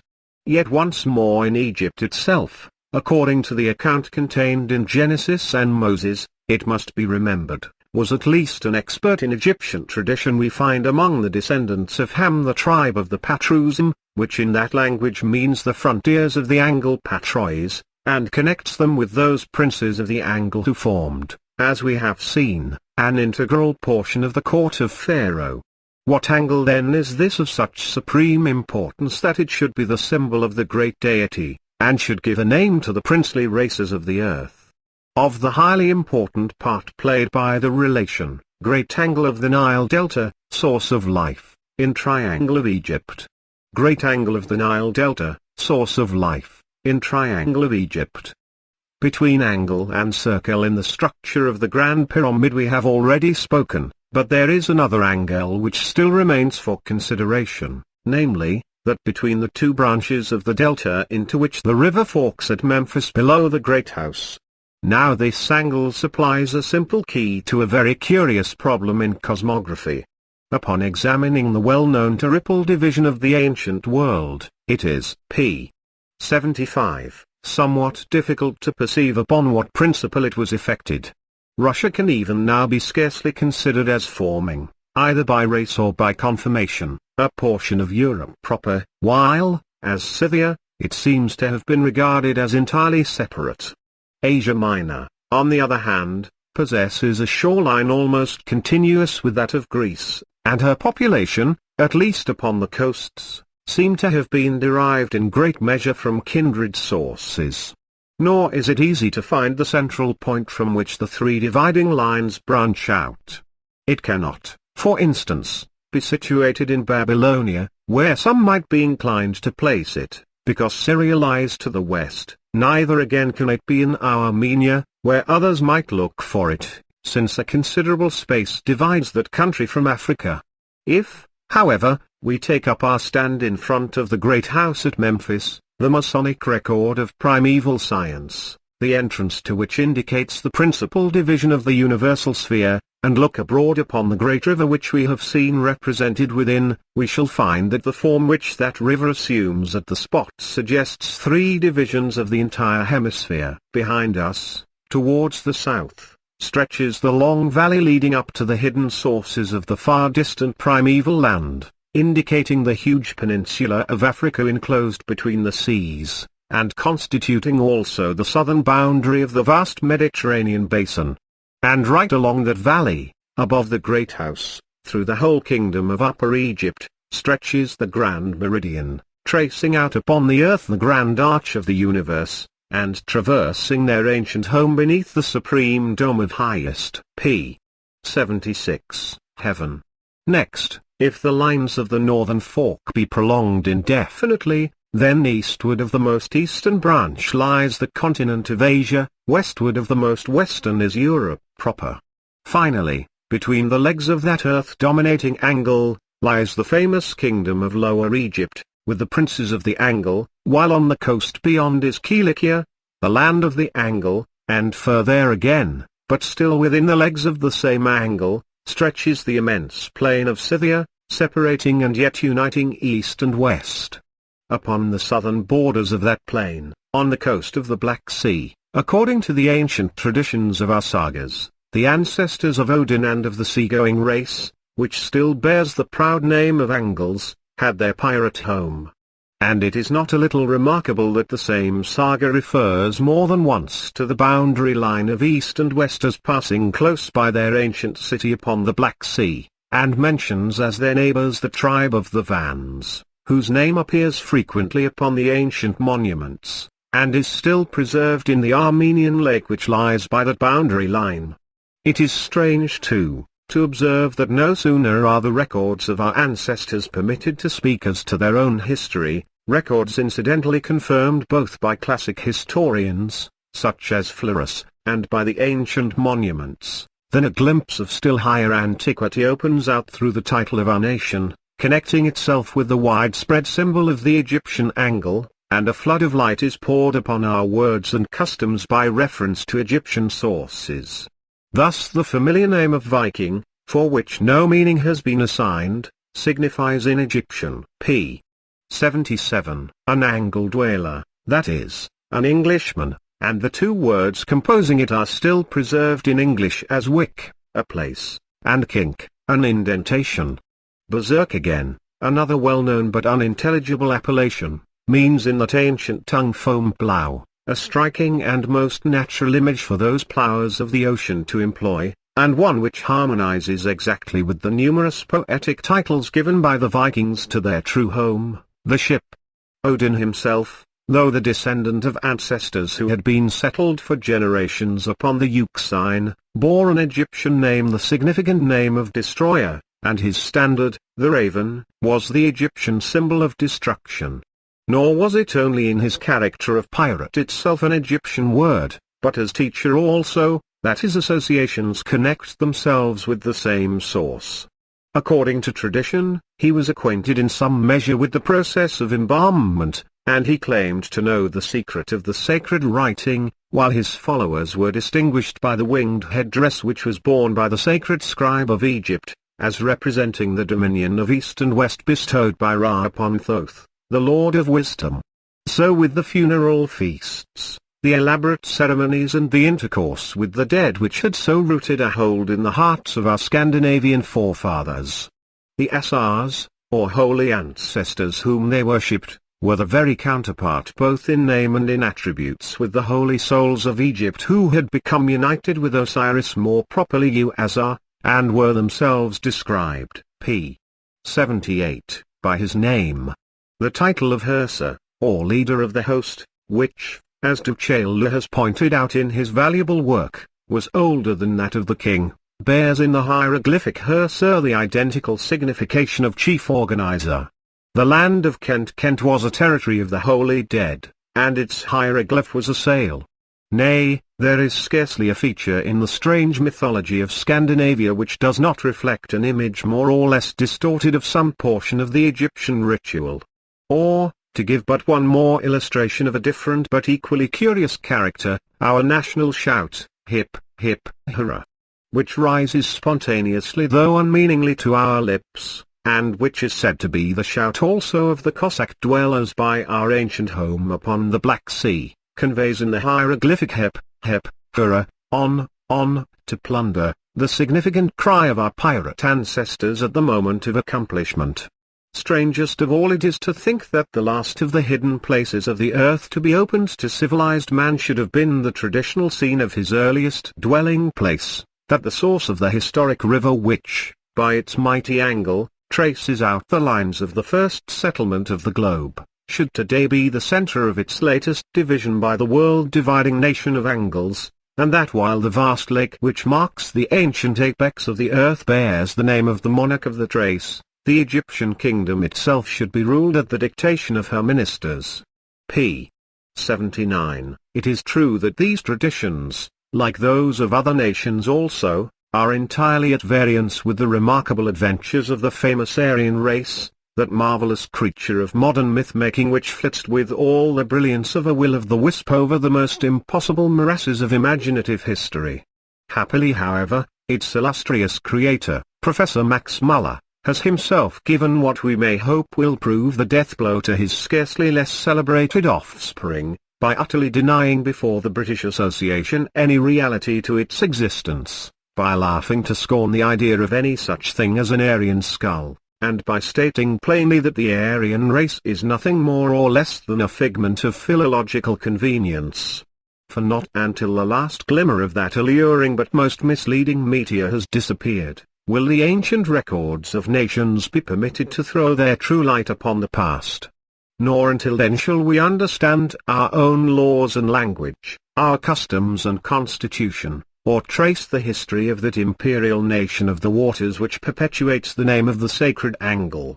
And surely no kingdom ever yet possessed a more romantic story in the past, or attained a position of more absorbing interest or more perilous preeminence than that occupied by England today, as she stands in the central land of highest antiquity, with hands stretching to every quarter of the globe, a solitary figure of commanding majesty, but uncertain in policy, unguarded in frontier, and almost unarmed in defense, while surrounded by the seething nations which count their hosts by the million, and listening with a careless ear to the muttered breathings of universal war. Footnotes 43. The case of the Holy Roman Empire may perhaps suggest itself as a precedent, for foreign princes undoubtedly sat in the Diet. But those princes had jurisdiction not by virtue of treaties or in right of their foreign kingdoms, but of the imperial principalities of which they happened to be possessed. 51. As a contrary opinion is still held by some Egyptologists, and was sanctioned by Dr. Brugsch himself, I may be permitted to quote the opinion of a very distinguished authority in support. M. Maspero, when I put the question to him, most courteously informed me that though years ago he had held the opinion then prevalent of a northern origin, he had changed his views on further research, and now believes the Egyptians to have come from the south. If this view be correct, and many facts seem to support it, endless difficulties are resolved, or rather do not arise to require solution, which have resulted from a belief in the famous prehistoric Asiatic family, that is to say, in a family of the existence of which no record can be produced. 55. In the innumerable attempts at the identification of the birthplace of man, as recorded in Scripture, p. 56 attempts which may be counted literally by the hundred, and which have gone far towards rendering any true exposition of human development an almost hopeless achievement. The garden is constantly confused with the watershed, and the heads of the rivers with their full courses, while the single river is omitted altogether. 56. From the same source a good deal of light may, I think, be thrown upon the scriptural account of the deluge, regarded as a phenomenal inundation of the Nile Valley, the dwelling place of the primeval family, as I have endeavored to show elsewhere, and this, again, will be found to react upon various questions connected with the early settlement of Egypt, the worship of Nu, the deity of the water, the sacred Ark of Amen, the prototype of the Ark of Moses, the especial reverence paid to the Nilometer, or Tat, the symbol of the divine Nu, with its threefold measure of the inundation, the sudden emergence of that lonely yet majestic p. 57 civilization, the dim tradition of bygone generations, the intense reverence paid to the patriarchal monarchs, the universal jurisdiction claimed by the divine royalty of Egypt, and, above all, the serene contemplation of death as the luminous entrance to the fields of light. The Babylonian tradition also given in the Deluge tablet, the sacred tat or measure of the inundation. The sacred tat or measure of the inundation, translated in records of the past, is in agreement of the same view, for, according to the tradition, the theatre of the cataclysm was certainly not Babylonia, since the hero declares positively that he crossed the sea. In fact, so far as I have been able to trace, there is no nation, from India and China in the east, to Mexico and Peru in the furthest west, whose native traditions and archaeological relics are in discord either with the Egyptian tradition of the primeval land of Punt, or with the scriptural description of the primeval watershed, if we are content to read, by the light of Egyptian tradition, the account handed down to us by Moses, whom those scriptures expressly characterize as preeminent in Egyptian knowledge. 77 Some etymologists strangely derive this word from the Greek comma to attempt, as though a pirate, of all people in the world, were a man to leave his work half-finished. 78 Pierret, in his hieroglyphic lexicon, states that Kent means always to ascend the Nile towards the south, and that the sail is always deployed, thus answering, in the path of light, to the ascent of the orbit by the illuminate beneath the open sail of the firmament. Next Chapter 3. The Hidden God. Chapter 3. The Hidden God. Deeply embedded in the heart of some ancient forest, we find here and there a massive and hoary boulder, its antiquity far exceeding that of the venerable trees, and its whole appearance telling of a distant soil and a bygone day. As we sit upon the granite block, with the branches waving high above our heads, our wonder at its presence is deepened by the quiet scene. For countless ages that great stone has lain motionless, lifeless, changeless, amid all the infinite movement of changing life around it. No human power brought that huge mass where it lies, no eye can trace the path along which it was driven by the forces p. 81, of nature. And not until we have traced the mighty variations and convulsions which in the recesses of time our whole globe has undergone, not until we have looked back far beyond the earliest seed time of the forest, to the days when the surrounding country for hundreds of miles formed the bottom of an immense ocean, through which the icebergs bore their huge rocks torn from its frozen shores, can we understand the position of that primeval stone. Something of a similar character may not unfrequently be discerned in regard to the religious belief and worship of a nation, when a tradition or custom survives the convulsions and changes of the centuries, and remains firmly embedded in the national life, though every trace of significance is long buried in the past. Most superstitions, it is probable, had once an intelligible meaning, even if that meaning were founded on a mistaken belief. But such survivals are by no means due to p. 82, superstition alone. Who, for instance, can explain the Latin titles used for the Psalms in the Prayer Book of the Church of England, without going back more than 350 years to the time when England used the same language in her public worship as the rest of Christendom? So in the Latin Mass the Kyrie eleison betrays its connection with the Greek, and the word Hosanna in the office for Palm Sunday carries us back to the Hebrew. But there is one word in particular which is employed not on any special occasion but in every service, not once or twice but after every petition, not as a portion of the prayer but as its summary and its seal. If a stranger stand outside the closed doors of a church while service is going on, there is one word, and probably but one which he would hear distinctly repeated again and again. Amen, Amen, Amen. That is the aspiration which time after time comes rolling forth with their p. 83, full strength of choir and congregation. That is the word by which the apostle denotes the absolute nature of the deity as compared with created matter. In him all things are Amen. That is the title with which the seer of the Apocalypse invokes the advent of his divine master at the conclusion of the vision. Amen, Veni Domine Jesu. That is the title which the master assumed to himself, Amen, I say to you. And that is the title by which the Egyptian priests of old addressed the secret deity Amen, that is to say, in Egyptian, the hidden one. that the existence of the one God was widely known by some classes of men, at least among the nations of antiquity, there can be little doubt. Among the Chinese, according to the most eminent authority, Dr. Legge, the word T represented the same idea as we express by the word God, and its assumption as a title by the earliest dynasty of the emperors of China would be quite in accordance with the ancient belief, p. 84, that the monarch ruled as the divine representative.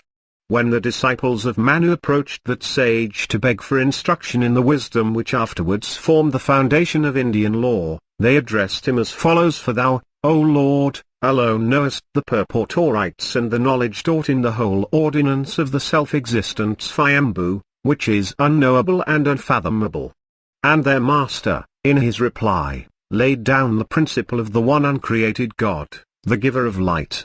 The divine self-existent, he said, indiscernible, making the elements and the rest discernible, appeared with creative force, dispelling the darkness.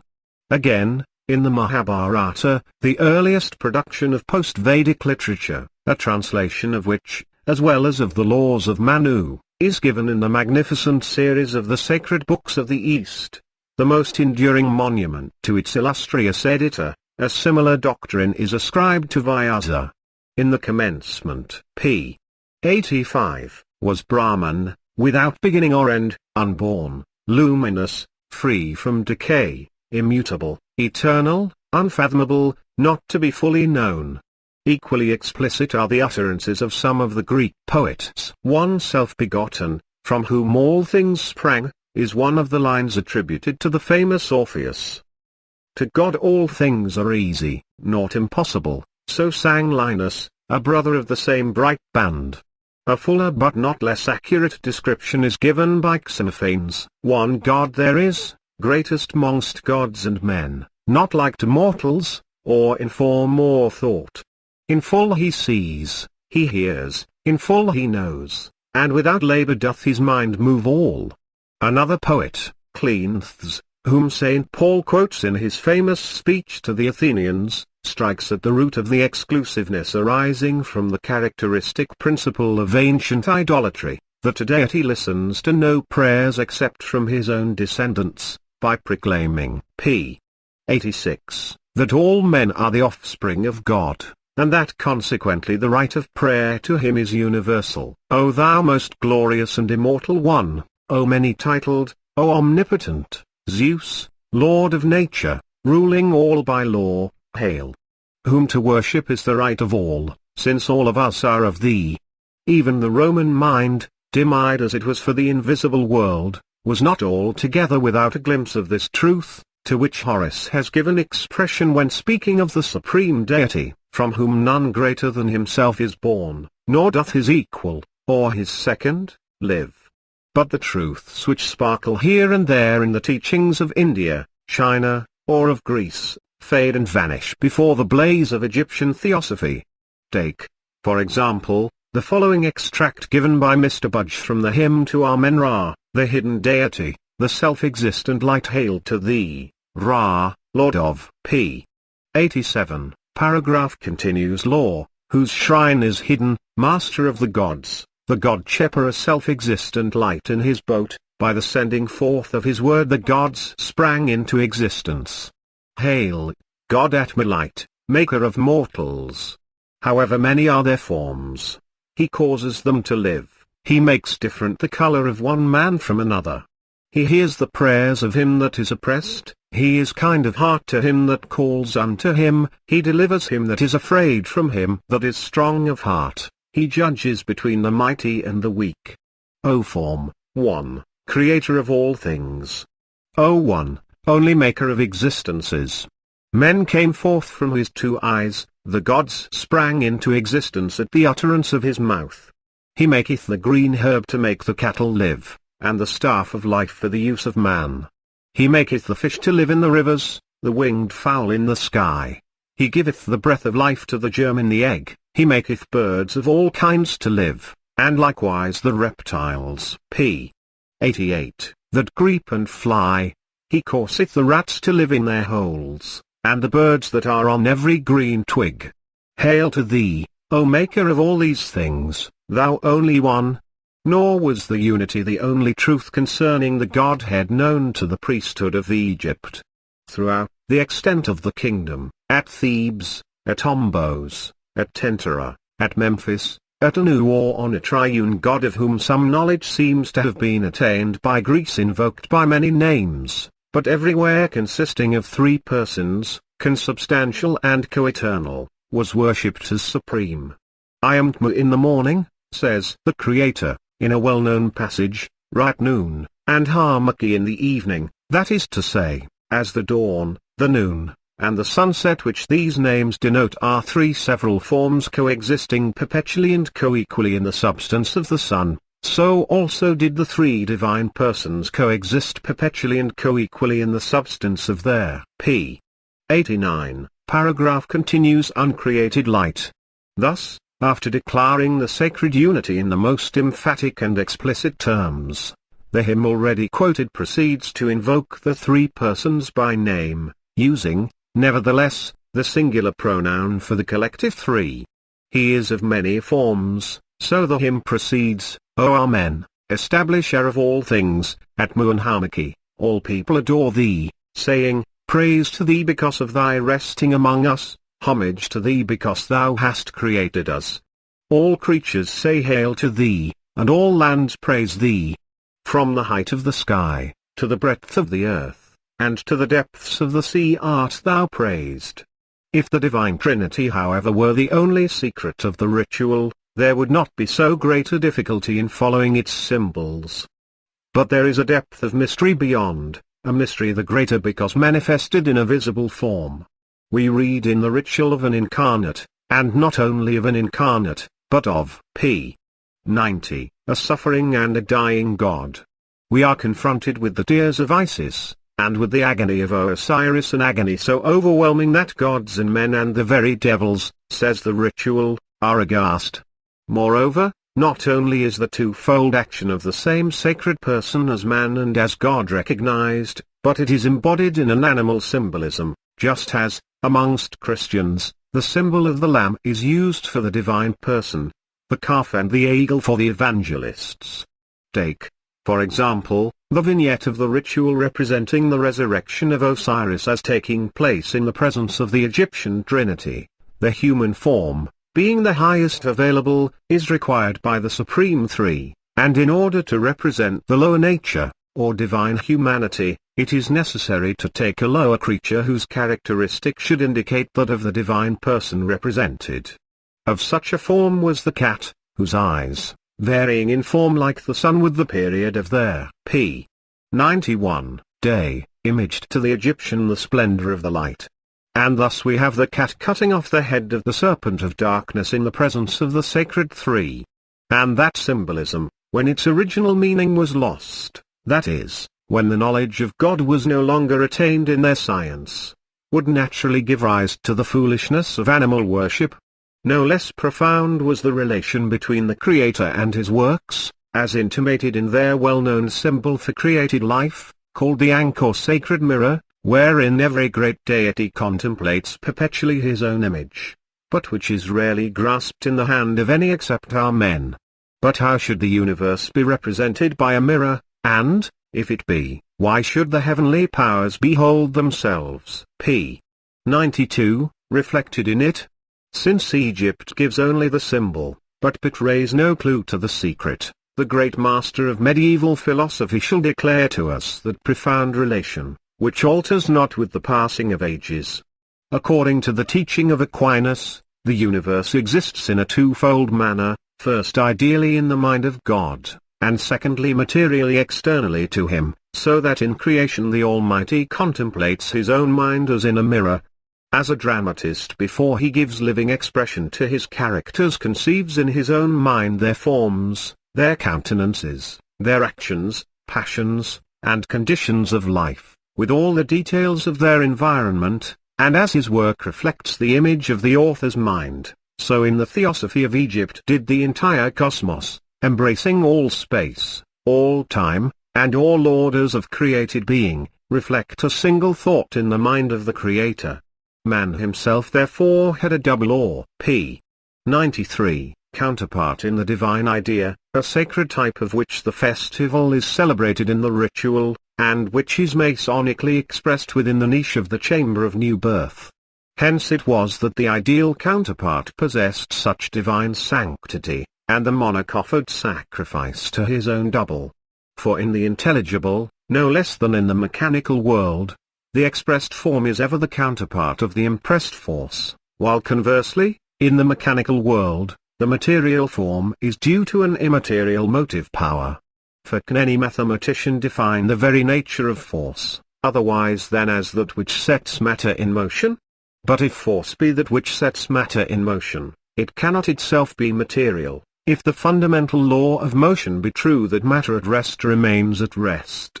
Unless, therefore, the motions of the material universe and it is of the motions of the heavenly bodies, and not merely of their existence that the ritual continually speaks be the result of an p. 94, immaterial force impressing itself upon matter, our whole conception of dynamical science is wrong from the beginning. And reason itself becomes the mockery of reason, for there is not an achievement of the engineer, not a prediction of the astronomer, not an application of the mathematician, which does not prove the truth of a principle radically false. So, on the other hand, no philosopher can long maintain any substantiality as underlying the phenomena around him, who does not recognize them as the expression of creative thought impressing itself upon created matter, nor can poet or artist present new types of character unless he is gifted with the supreme power of the imagination, the faculty of perceiving and defining the unexhausted forms of human personality potentially existing in the sole creative mind. For genius is the power of giving form to potentialities. Pursue Egyptian theosophy in which direction we may. The things of time speak ever of p. 95. Eternity, the self-existent deity is always secretly reflected in his creatures. Accordingly each phenomenon of nature conveyed to them a corresponding manifestation of the divine personality, and according to the ritual it was the deity indwelling in the soul, which confers upon the man the power of perceiving these relations. I am perception, we read, the imperishable soul. In the noonday glow of the sun they beheld the splendor of Ra, in his setting the death of Osiris, in the new dawn his resurrection as the incarnate Horus, in the glowing fire the creator spirit, Ah, in the harmonious proportions of the universe the eternal wisdom, Thoth, the mind and will of God, in the starry firmament crowned by Alcyone and the Pleiades the sacred bull and attendant cows the ineffable beauty of Atha, the living tabernacle of the sacred light. P.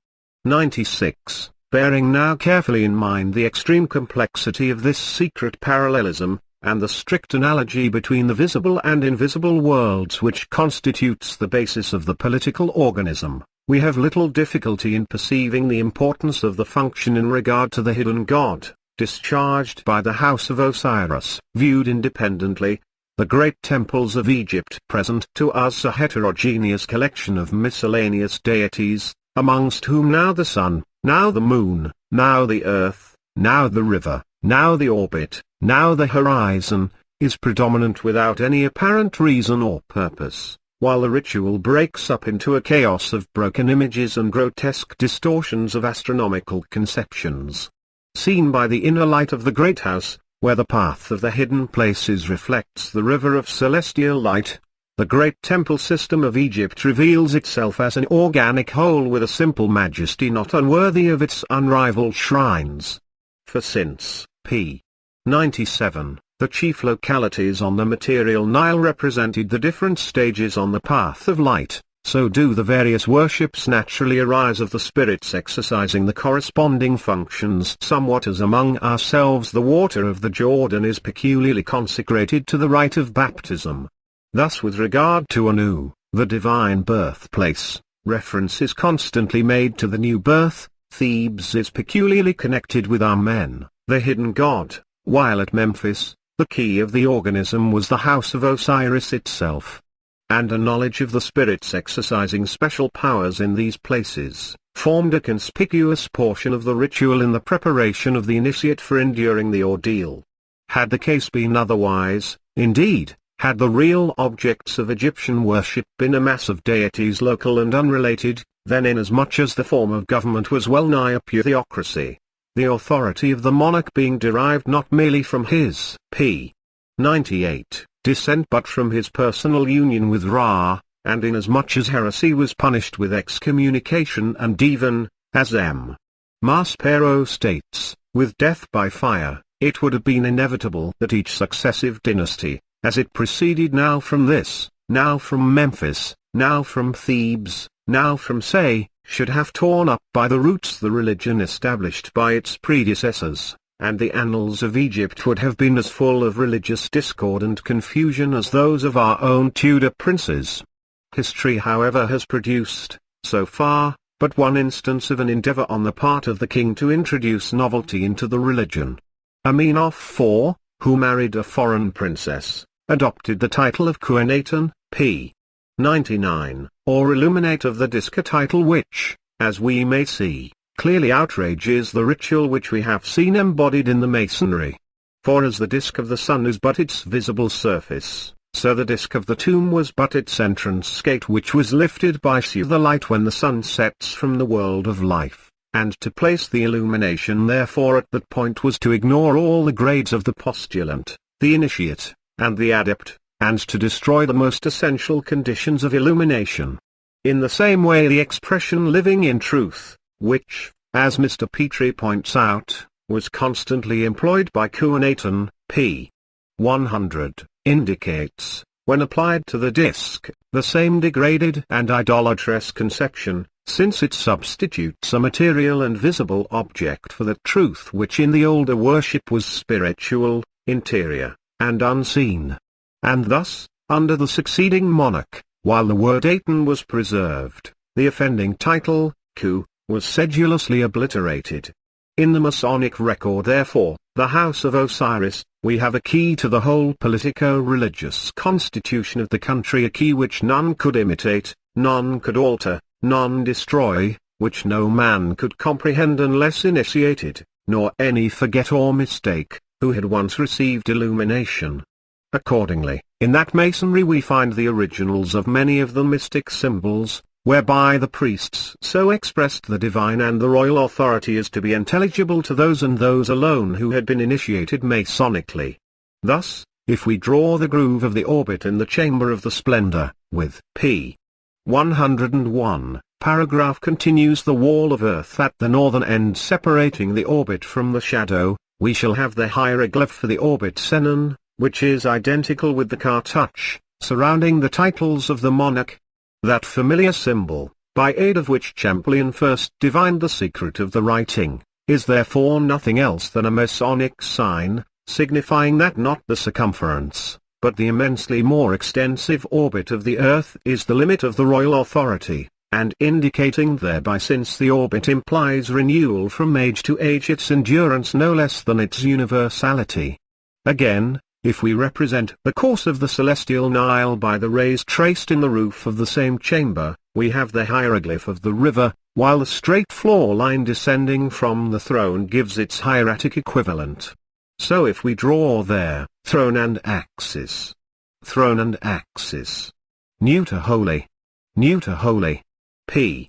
102, great throne in a hall of truth with the central line of the light, running down to depths of the rock on which it is built, we obtain the hieroglyph denoting holiness, and if we add to this the lower portion of the building, the territory of initiation, there results the hieroglyph for the territory of the holy dead, the place of the holy dead.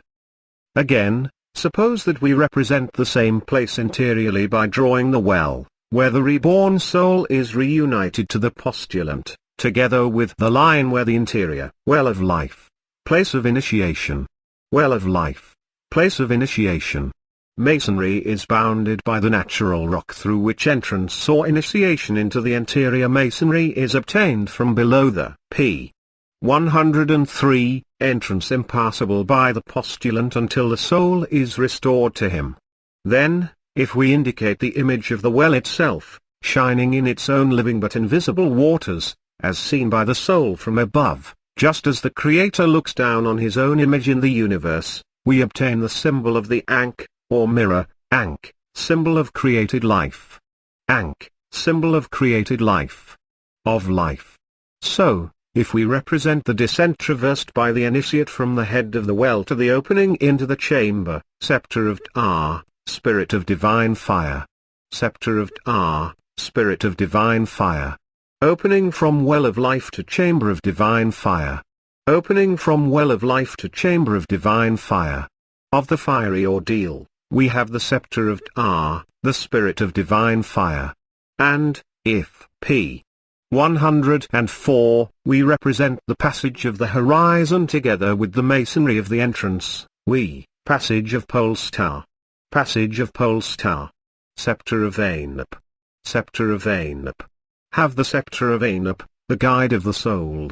Sometimes the whole hieroglyphic name receives illustration at least, if not origination, from the same pyramidal source, as, for instance, in the name of Harpi, the radiant guardian of the Nile. For if we draw the grand arch of the highest chamber, imaging the grand arch of the universe, the seat of that luminous spirit, we shall produce the initial of that word. And if we add the entrance gate itself surmounted by the double arch, together with the scored line in the passage of the horizon, pointing downward to the foundation of the rock, we shall, p. 105, have the complete set of hieroglyphs which compose his name, and thus masonically indicate his office as protector of the rock, the mouth, and the fount of the river of light. But by far the most important expression of these truths is contained in the calendar, or recurrent series of festivals, which reflected on earth the rejoicings of heaven, and a full understanding of which was one of the glories reserved in the ritual for the illuminate. By means of that calendar the mystery teachers of the heavens coordinated not only the political but the social life of the nation with the theosophy of the light, while through its Masonic expression the divine manifestations and the personal attributes of the hidden deity were at once communicated to the instructed and protected from the profane. To their sense indeed of the divine personality, far more probably than to any artificial pretension to a supposed exclusiveness which, p. 106, does not seem to have had any real existence, may be ascribed the mystery enshrouding their religion. For mystery is to God only what privacy is to man, our sense of which deepens with deepening intimacy. And though 300 years of continuous wrangling over the secret truths which most profoundly affect the heart and mind have gone far to coarsen and deaden our spiritual sense, the soul still resents, as the most unpardonable offense, the profanation of a vulgar touch. For whether we acknowledge it or not, the springs of our entire existence are hidden. From the darkness of the womb to the darkness of the tomb, the source of our every action is veiled from us. Mystery is the beginning, mystery is the ending, mystery is the whole body of our life. We cannot breathe, nor sleep, nor eat, nor move, far less think or speak, without exercising powers which to us are inconceivable, by means of processes which to us are inscrutable. Who is so ignorant as not to, p. 107, know these things, who so learned as to make them clear? Most powerful and most hidden of all is the passion which grows the more reticent in proportion as it is more enduring, the passion which dominates at once the senses and the spirit, the master mystery of love. But love himself was none other than the hidden God. In Greece, where some rays of Egyptian wisdom penetrated with the brightness denied to more distant lands, this truth was not unknown. Love was the third in the Trinity of Hesiod. And in Parmenides we read how strife has entered into the deepest places, but in the center love stands calm. But in the teaching of Egypt, the Creator's love so conspicuous in the sublime hymn already quoted, is the motive power of the universe, the secret energy of the light. I am the inundation, says the Creator in the ritual, the fullness of the torrent of life. And again, I am the fount of joy, there, p. 108, inexhaustible source of happiness to the soul. Most striking too is the allusion which occurs in another hymn to Amen, where it speaks of the crown of illumination, or crown of supreme light, crown of illuminating burning circle of the orbit, crown of supreme light, crown of illuminating burning circle of the orbit. The monarchs, fashioned after the form of the light which sometimes crowns the zodiac, the burning circle of supreme heaven, before the light of supreme heaven, crown of burning circle of zodiac, light of supreme heaven, crown of burning circle of zodiac. Summer dawn. That crown, we learn from the ritual, was placed upon the head of the illuminate on his accomplishing the passage of the sun, in the ascent of the orbit, and the hymn proclaims that north and south of that crown, p. 109, is love. So when the illuminate and the Masonic light after ascending the chamber of the orbit stood before the throne at its higher end, northward and southward of him was love to the northward, the love manifested in the starry guide which led him to the knowledge of truth in its splendor, and before him the love concealed in the heights of heaven, the secret places of the hidden God. Footnotes 91. Another signification, that of a fisherman's knot, has of late been adopted by some authorities, but the shape of the knot differs essentially from that of the ankh, the head of the latter being upright upon the stem. And again, how should a fisherman's knot stand upright on the knees of the gods? And, if it could, why should it? 95. Properly Hathor, the house of Horus, the risen god of light. 98. I have adopted the translation of the word ku, given by M. D. Veria in the passage above quoted, the hieroglyphs being identical, but the name, according to Mr. Flinders Petrie, is more correctly pronounced Egnaton. That diligent explorer, in his interesting work on Tel el Amarna, the site of the palace built by Kuenaten, on the borders of Middle and Upper Egypt, has abundantly illustrated the theory that the monarch's object p. 99 was to substitute the solar disk Aten as an object of worship for the personal deity Ra, the hidden god and untreated light, our men previously worshipped under various symbols. This attempt, as well as the distinction between the disk and the rays which he also considers Kuenaten to have introduced, Mr. Petrie characterizes as a striking advance in philosophical truth, though it is difficult to understand in what way the adoration of a material object in place of a personal and unseen God can be philosophically regarded as an advance. Next, Chapter 4. The Mystery of the Heavens. Chapter 4. The Mystery of the Heavens. Of all the natural images familiar to the mind, none is more radiant, and none more tranquil, than that of the rolling year as it circles perpetually about the feet of God. Even in the midst of cloud and fog, the mere striking of a clock, that record of planetary motion, serves to remind us how circumscribed is the surrounding gloom, and how the dull earth beneath our feet is, even as we gaze upon it, shining to its far companions in the fields of light.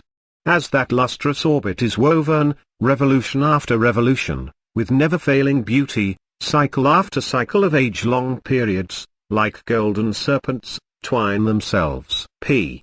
111, around it, and span the gulfs of time with the years of the Most High.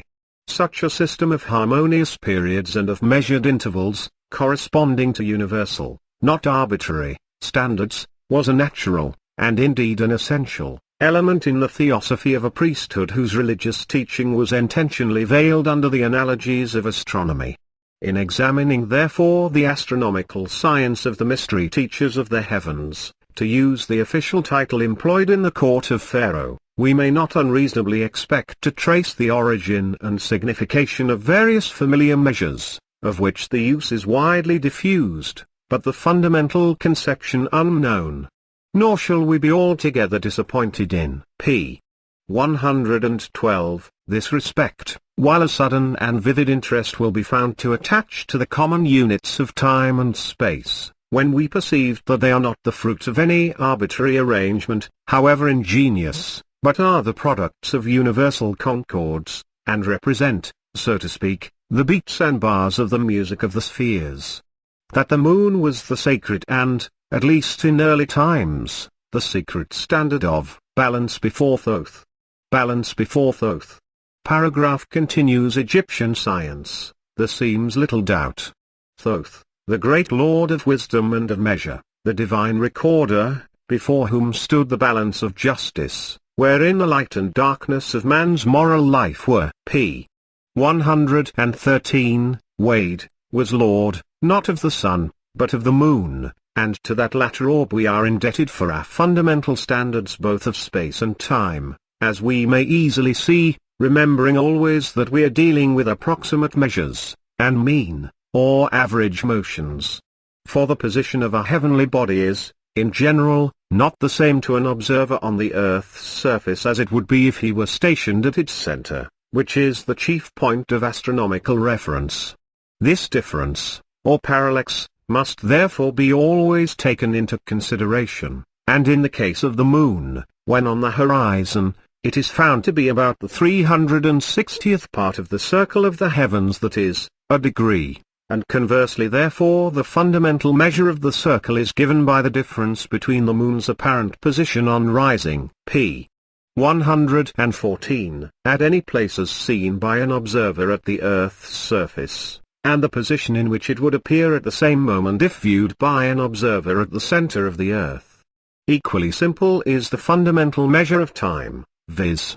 the hour or period required by the moon in her orbit, relatively to the sun, to traverse a space equal to her own disk, and this measure was peculiarly sacred in Egypt, each hour of the 24 which elapsed during a single rotation of the earth being consecrated to its own particular deity, 12 of light and 12 of darkness. Explain the God in the hour is the demand made of the adept in the hall of justification. And that God in the hour, we learn, was Thoth, the Lord of the moon, and the reckoner of the earth. A singular relation of a similar kind exists, p. 115, between the lunar period and the risings of the stars, which was also utilized by the Egyptian astronomers. For whereas in regard to the apparent position of the sun, relatively to the rest of the heavens, the motion of the earth in her orbit has a perceptible effect, in regard to the stars, the distances are so enormous that the orbit of the earth shrinks into insignificance.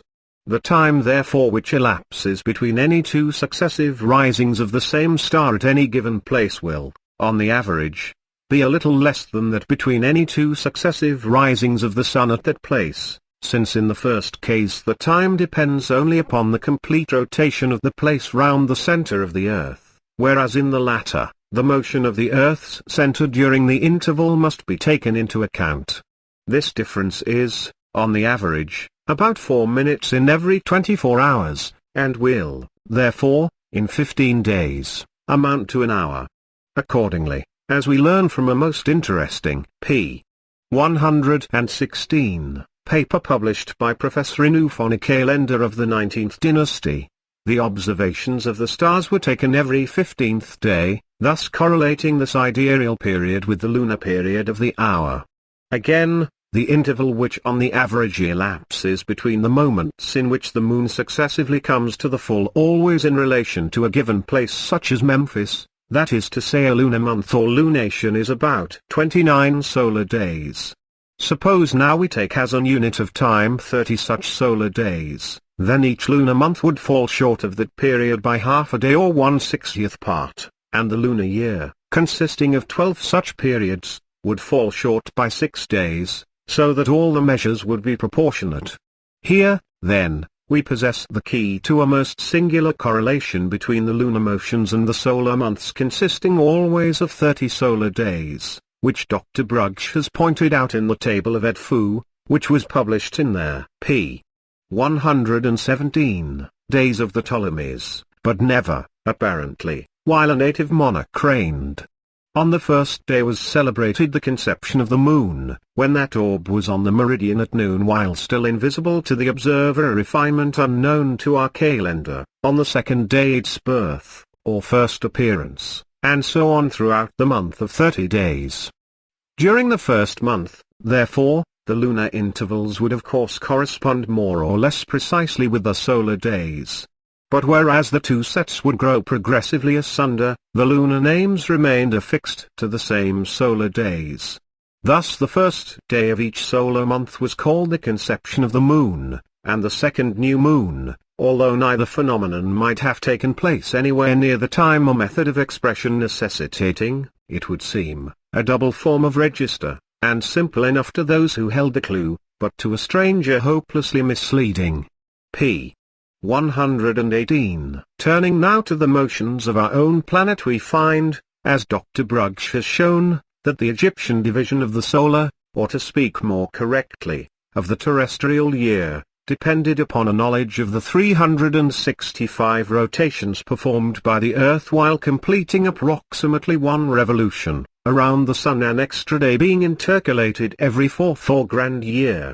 But this method of regarding the matter arises out of our own slovenly method of expressing astronomical ideas, and our habitual employment of language embodying the confused and confusing conceptions of the Greeks, and it by no means does justice to the Egyptian exactness.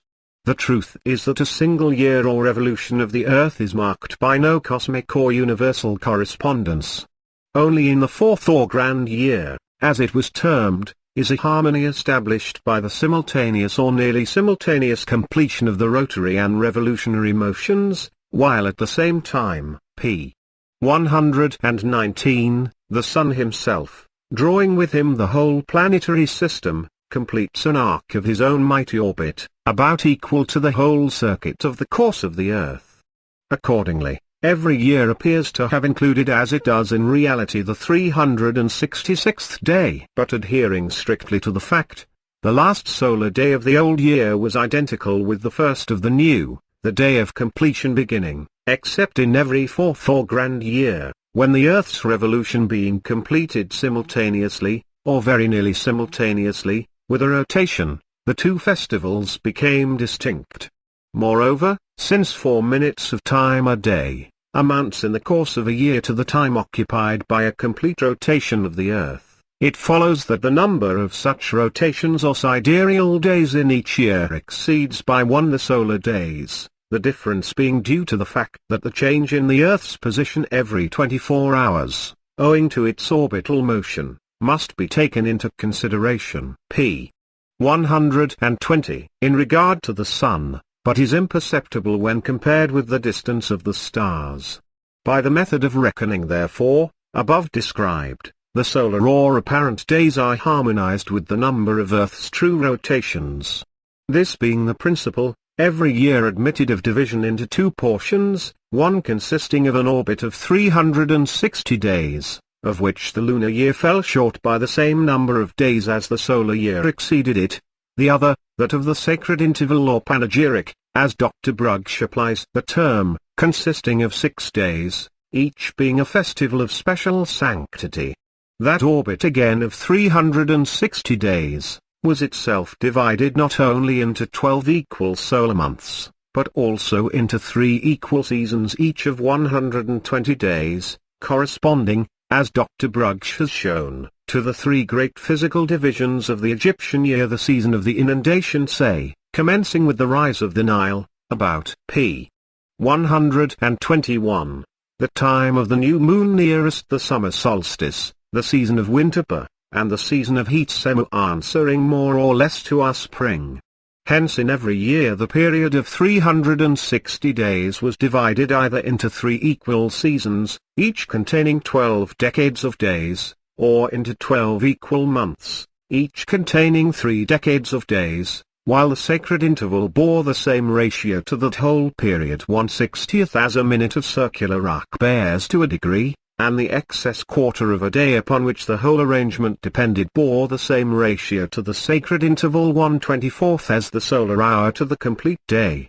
It is not unworthy of remark also, that whereas in the order of the seasons, as corrected by Dr. Brugsch, their hieroglyphs have no correspondence with the physical year as Champollion believed to be the case, and appear therefore to be arbitrary and unmeaning, yet, p.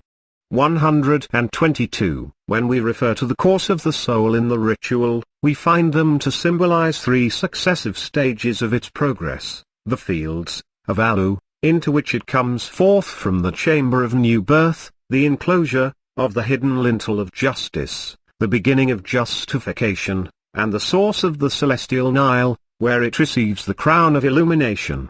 For ordinary purposes and comparatively short periods the reckoning of the grand cycle suffices, but for long intervals the correspondence is not sufficiently exact, the real difference each year falling short of a quarter of a day by nearly 12 minutes, or the fifth part of an hour less a certain number of seconds. But the fifth part of an hour will, it is obvious, in 30 years, itself amount to 6 hours, that is, to a quarter of a day, and accordingly, every 30 years we find a special festival or jubilee celebrated in the calendar of Egypt, thus commemorating p. 123, the period said to have been occupied in building the Pyramid of Light.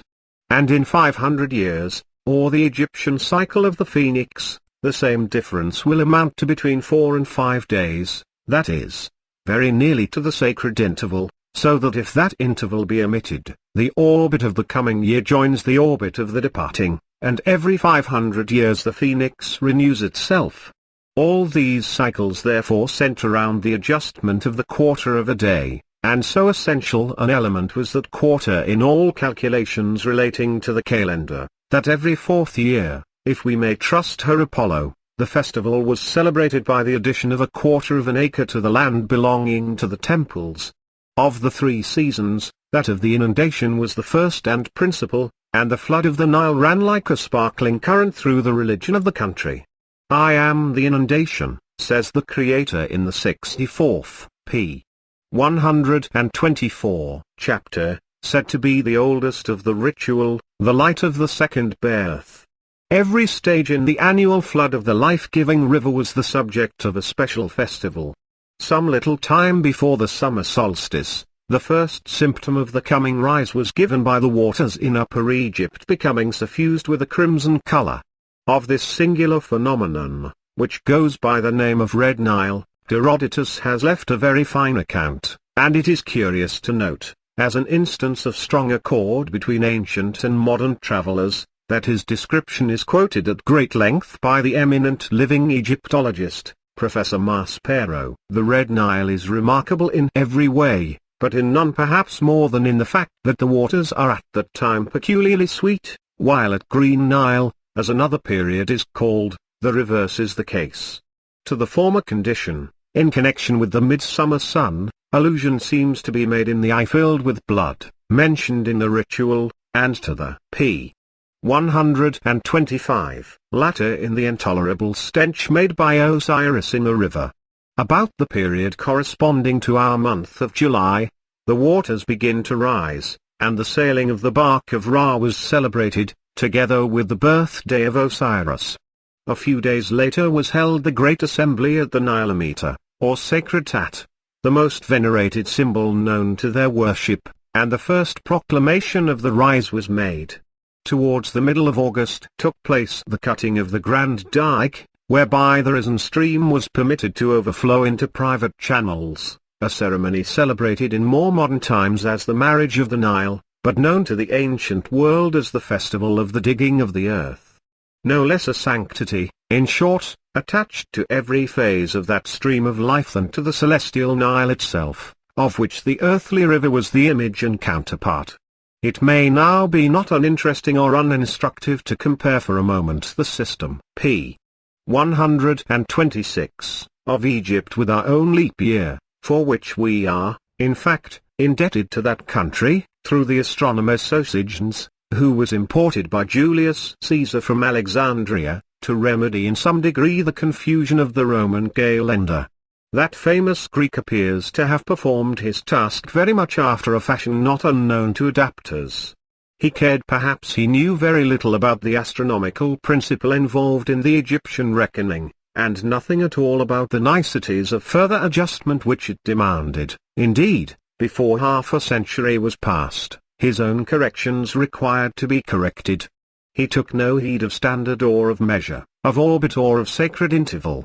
But first he cut up the year into 12 unequal and unmeaning bits. To say he divided it into portions is far too scientific an expression, which Rags bore indeed the name of the insulted moon, but of which that mighty measurer condescended to make no sort of recognition. And, p. 127, then he threw the odd day in along with the odd month, much as a child, who has broken his toy horse, glues a bit of tail to the shortest of the legs, and calls aloud on creation to admire his handiwork. Nor is the difference between the Egyptian and the alien treatment of the calendar accidental or unimportant. On the contrary, it suggests the key to its use in the ancient country, as the great politico-religious instrument whereby the social economy of the nation was coordinated with theosophy of the priesthood. Among modern nations, monotony of recurrence seems to be the single object desired, so as to offer every facility for the arrangements of business or pleasure, and to confine within the strictest limits the diminutive period allotted to the life to come. Any system therefore which breaks the regular routine, more particularly if it be connected, as in ancient Egypt, with the commemoration of sacred events, provokes impatience much, p. 128, more than admiration. And the various adjustments of the calendar appear to be regarded as if they were odds and ends of time left littering about the heavens by the sun and moon, and requiring an ingenious astronomer like Sosigenes to fold together and put away tidily. Very different from this narrow and ungracious spirit was the joyous temper wherewith the Egyptian mystery teachers of the heavens regarded those sacred intervals. Throughout the symbology of that country, life was the center, the circumference, the totality of good. Life was the scepter in the hand of Amen, life was the richest gift of Osiris. Be not ungrateful to thy Creator, says the sage Ptahhotep, in what is perhaps the oldest document in existence, for he has given thee life. I am the fount of light, says the Creator in the ritual. I pierce the darkness. I make clear the path for all, the Lord of joy. By them, p. 129. Therefore the intervals were gratefully accepted as a kind of breathing space, wherein time, like the sun at the solstice, appears for a while to rest, and man, like the immortals, might enjoy, without impairing, the treasure of life. Accordingly the panegyric, or time of praise, separating, or rather uniting year with year, took place not in the gloom of winter as with us, but in the full height and glow of summer, at the period at once of accomplishment and renovation, when the sun was in his fullest strength, and the rising of the waters of the Nile began to renew their life-giving floods. On the first day of the sacred interval of continuous praise was celebrated the birth of Osiris, the Lord of Light, prime mover of creation. On the second, Horus, God, light, of light, the eldest of creation, to use the expression of the Egyptian ritual. On the third, Seb, creator spirit of earth. On the fourth, Isis, with her double relation of human and divine. p. 130. Motherhood. On the fifth, Neith, from whose divine personality gushed the stream of life eternal, who gave to every mummy the draught for which he thirsted, that his soul might be separated from him no more forever. And on the sixth day was celebrated the feast of Heptep, the crowning festival of completion beginning. Such was the symphony of light and joy which, for the Egyptian, preluded the glowing year, and such also was its Masonic expression, wherein was struck the full diapason of lunar and solar, of terrestrial and celestial, of temporal and of spiritual harmony.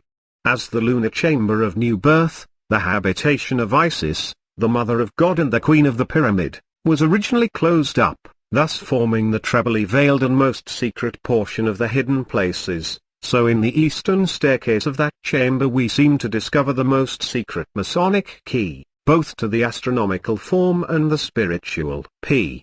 131, signification the exterior and the interior light. For in its fivefold gradation we have the correlation of the lunar motion with the sun, in the 5 degrees of the moon's ascent and descent each month from the ecliptic.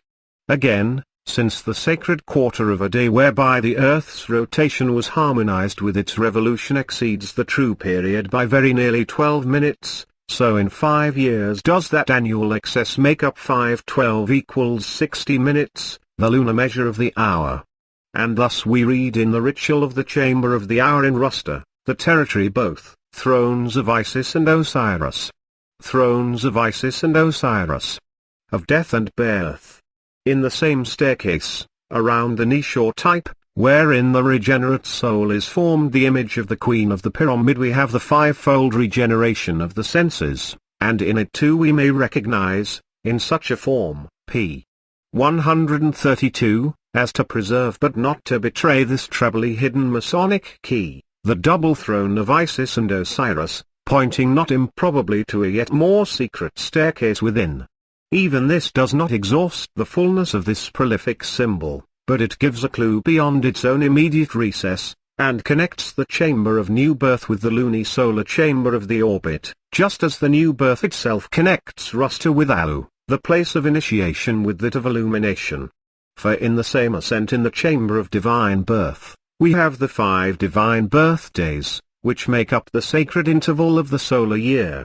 Immediately above is the great throne, crowning the lunar chamber, and masonically expressing the Egyptian Heptep, or crowning festival of completion beginning, as the chamber which it surmounts represents the territory of both death and birth, the completion beginning of mortal immortality. By the overlappings, p. 133, of the roof are formed 36 rays or indentations, marking the 36 decades of the lunisolar orbit. The southern wall, bending about 1 degree north, points to the northern boundary of the zodiacal belt, the lower line of overlapping wall to its southern boundary, and between are the 7 planetary spaces, with the groove of the lunisolar orbit running down the space corresponding to that of the Earth. Still further illustrations of the relations between our planet and her luminous assistant, as together they describe the doubly ruled orbit of light, are to be found in this extraordinary chamber of the splendor. As the wall points secretly to the northern, and the inclined floor to the southern boundary of the burning circle of the zodiac, about 89 and 152 of north polar distance respectively, so does the inclination of the roof to the level passage about 2830 secretly define the limiting inclination of their p. 134, lunar orbit about 2830 to the sacred plane of equinox. And the 56 ramp stones, 28 on either side of the gallery, give Masonic expression to the 56 alternations of light and darkness which take place approximately in the period of the moon's rotation, 28 of the ascent and 28 of descent. The double position of the stones, partly horizontal, partly sloping, corresponding with the double attraction of the moon to the earth and the sun, and the holes in their centers, with the crosses marked above them, indicating the lunar transits over the grand meridian of the house of Osiris. Recurring once more to the calendar, it is evident that a system combining so wonderful a harmony with such perfect simplicity could never have been constructed without some definite starting point in time, a grand epoch absolutely defined by some singular conjunction, p. 135, of the heavenly bodies, and occurring only after long and clearly measured intervals. Such an interval is afforded by the famous cycle of Sothis, of high antiquity in Egypt, and peculiar to that country, the principle of which, being dependent upon the relative rates of the Earth's rotation and revolution respectively, has by no means been always thoroughly understood, since the average interval between 2 successive risings of a given star at a particular place is determined only by the period of the Earth's rotation, whereas in the case of the Sun a period of about 4 minutes must be added. On account of the motion of revolution in her orbit during that period, it follows, as we have seen, that the star will on the average rise at that place about 4 minutes earlier every day, making the round of the 24, p. 136, hours every year. Consequently there will be in each year one day when that star will rise at that place heliacally, that is to say, just so long before the dawn as to be visible for a few moments on the horizon before vanishing in the increasing splendor. The position of the star relatively to the Earth and Sun at the moment of heliacal rising we may call its orient, and when the position is such as to coincide with the summer solstice, we may express that position as the grand orient of the star. Now the number of degrees by which the Sun is below the horizon when the heliacal rising of a star takes place, is not fully determined, and varies to some extent with the locality, but 10 degrees below is usually taken as the Sun's position when the star is lost in dawn, so that the time would be about 40 minutes before full sunrise. Let us consider now the interval between 2 such risings of some particular star, and for that purpose let us choose, like their p.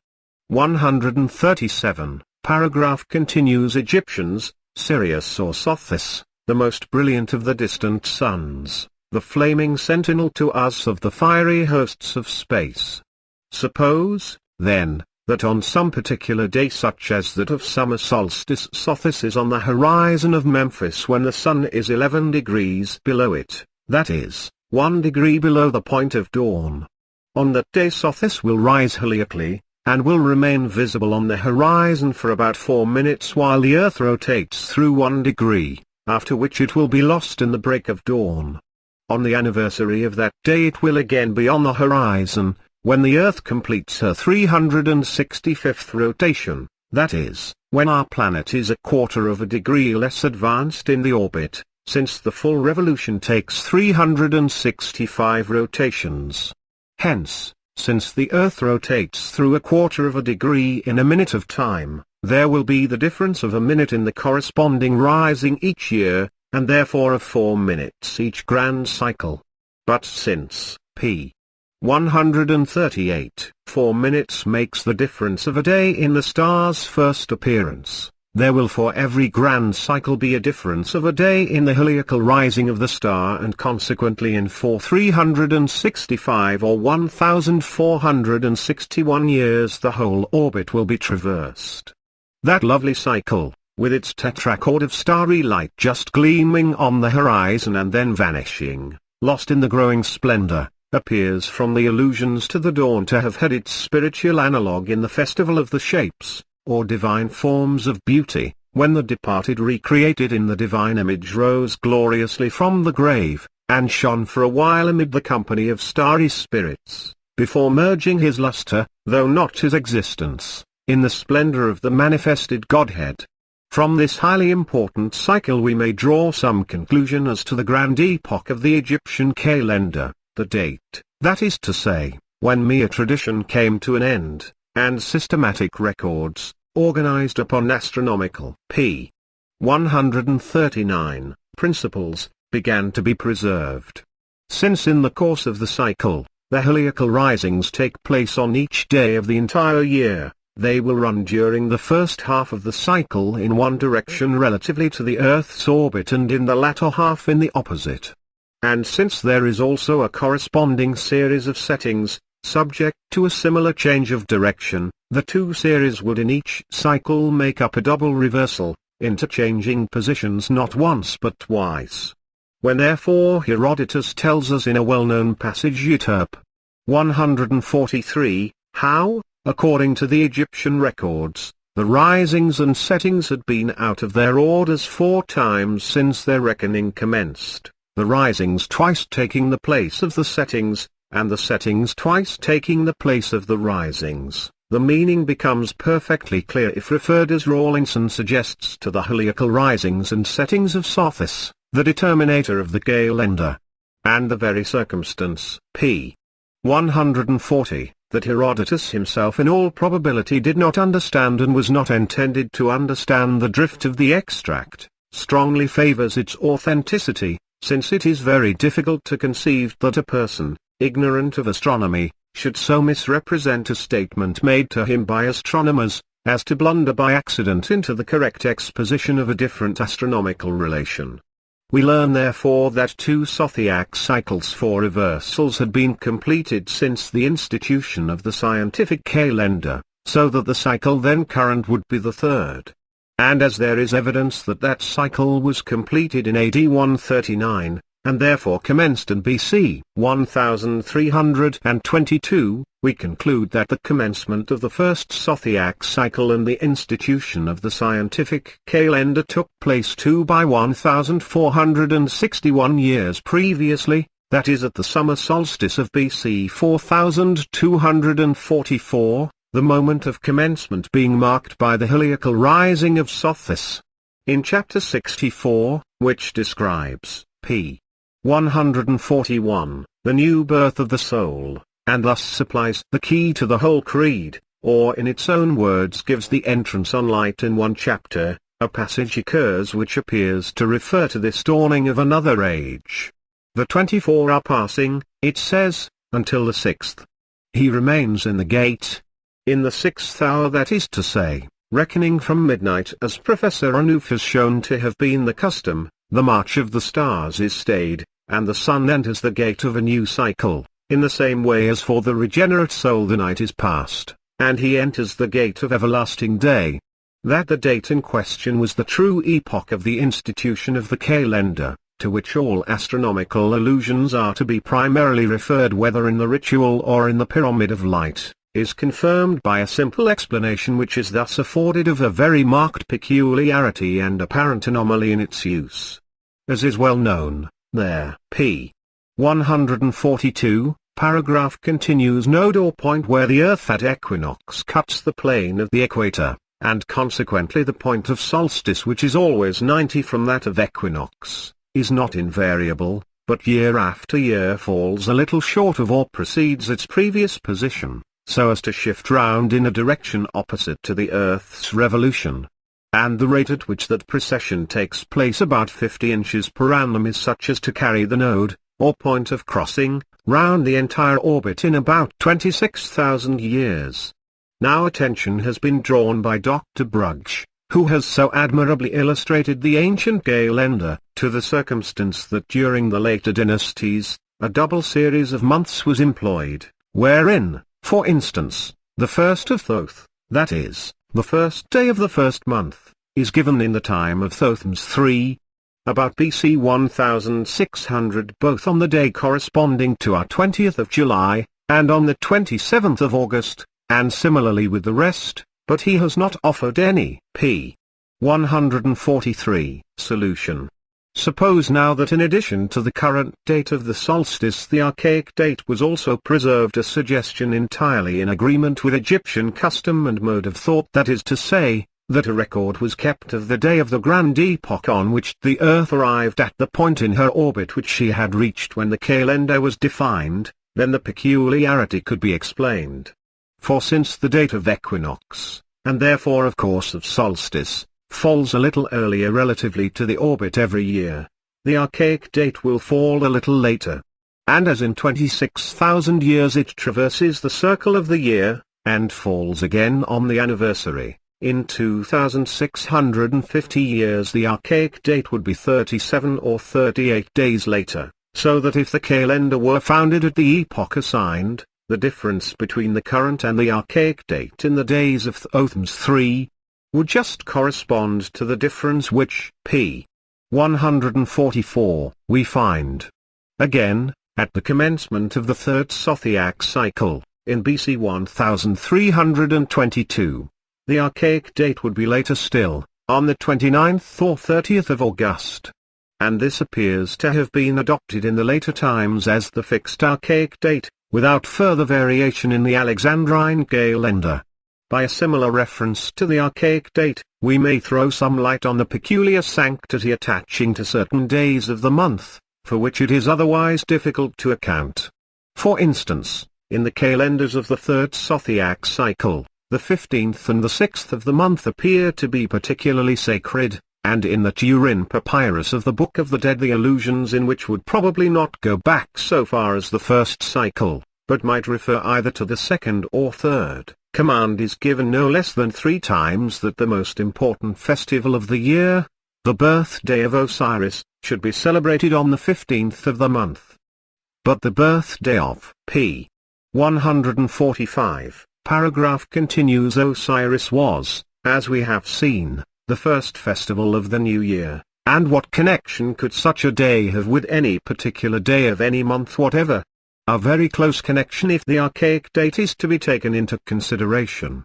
At the commencement of the second Zodiac cycle the archaic date of Osiris's birthday would fall 20 or 21 days later than at the foundation of the calendar, and, remembering the 5 days for the sacred interval, we reach the 15th day of the first month, while a similar calculation, allowing in all 41 days, brings us in the third Zodiac cycle to the 6th of the succeeding month.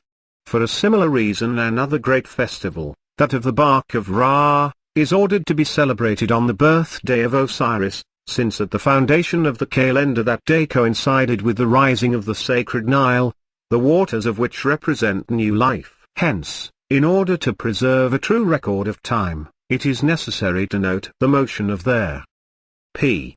146. Earth with reference to 4, and only 4, different standards, that is to say, in regard to the stars, to the moon, to the sun, and to the equinox, the other relative motions of the earth having no perceptible effect upon our reckoning of time. All these standards, with their respective measures and harmonies, were known, as we have seen, to the Egyptians, and this accounts for the circumstance which Dr. Brugsch has remarked, that at a very early date the calendar of Egypt was kept upon 4 different reckonings. All these standards also, each with its spiritual signification corresponding with the ritual, we have seen expressed in the masonry of the Grand Pyramid. For to the architect of the Egyptian light, there was no celestial truth which was not manifested in the motions of the celestial orbs, nor was there any chamber among the hidden places of the great house which did not secretly reflect the path of the just in the mystery of the heavens. Footnotes 111. For most of the facts here stated with regard to Egyptian astronomy I am indebted to the invaluable researches of the late lamented Dr. Brugsch upon the calendar, as I am also to his history for quotations from the papyri, and allusions to the customs of the country. 113. It falls short by not quite 3 circular minutes, or rather less than a 7,000th part of the circumference. 114. The word rotation is always applied in this work to the motion of a body about its own axis, revolution, to its motion around another body. 135. As, for instance, by the famous scholar Scaliger, whose misunderstanding was exposed by Professor Greaves, the Oxford astronomer, in AD 1640. Next Chapter 5. The Mystery of the Depths. Chapter 5. The Mystery of the Depths. Light is the first principle of created life. There is no life without growth. There is no growth without light. Color, perfume, savor, every varied object of sense vanishes if light be absent. Each beam is a separate celestial gift, direct from the hand of the Creator, as in the bas-relief on the tomb at Thebes, discovered by Mr. Stewart, where the diverging rays form a pyramid of light, and to each ray is attached a hand of blessing. Universal too, as is the necessity for light in living nature, equally extended is its manifestation in the form of motion. Wherever p. 148, life exists, in man or bird, or beast or fish, there also is that power which is denied to inanimate matter, the power to originate motion. To live and move and have our being are 3 states inseparably connected with each other. Mathematician and poet alike acknowledge the universality of motion in living form. Motion, fount of beauty, exclaims Pindar in one of his loftiest odes. All nature is in motion, says Professor Price in his lucid treatise on infinitesimals. So too, the unfailing harmonies of the heavenly bodies express themselves in the periods of their orbits. And through the correlations of those luminous circuits, as through a veil of glory, the correlations of interior truth were shadowed forth by the Egyptian mystery teachers of the depths. Depth beyond depth, space beyond space, height beyond height, from the company of planets around our sun, to where the clusters of countless stars are but a faint nebulous gleam, light is everywhere. The p. 149 paragraph continues. Omnipotent Creator, the laws of light, the expression of infallible truth. But how to seize with material grasp the intellectual relations of the most ethereal element known to man? How imprison in stable form the flashes of the fiery spark as it darts with inconceivable speed from space to furthest space? How render palpable to the direct touch the distant courses of those flying orbs? In a word, how shall we build up the manifestation of light, and find Masonic expressions for the mystery of the depths? Light itself gives us a reply. For if, as in the bas-relief at Thebes, the diverging flood, p. 150, of rays be represented as it pours down at noon on the day of summer solstice, the opening day of the Egyptian year, we shall have one face of the pyramid of light. Suppose now that a quadrangular pyramid be erected with 4 such sides facing respectively the cardinal points of the heavens.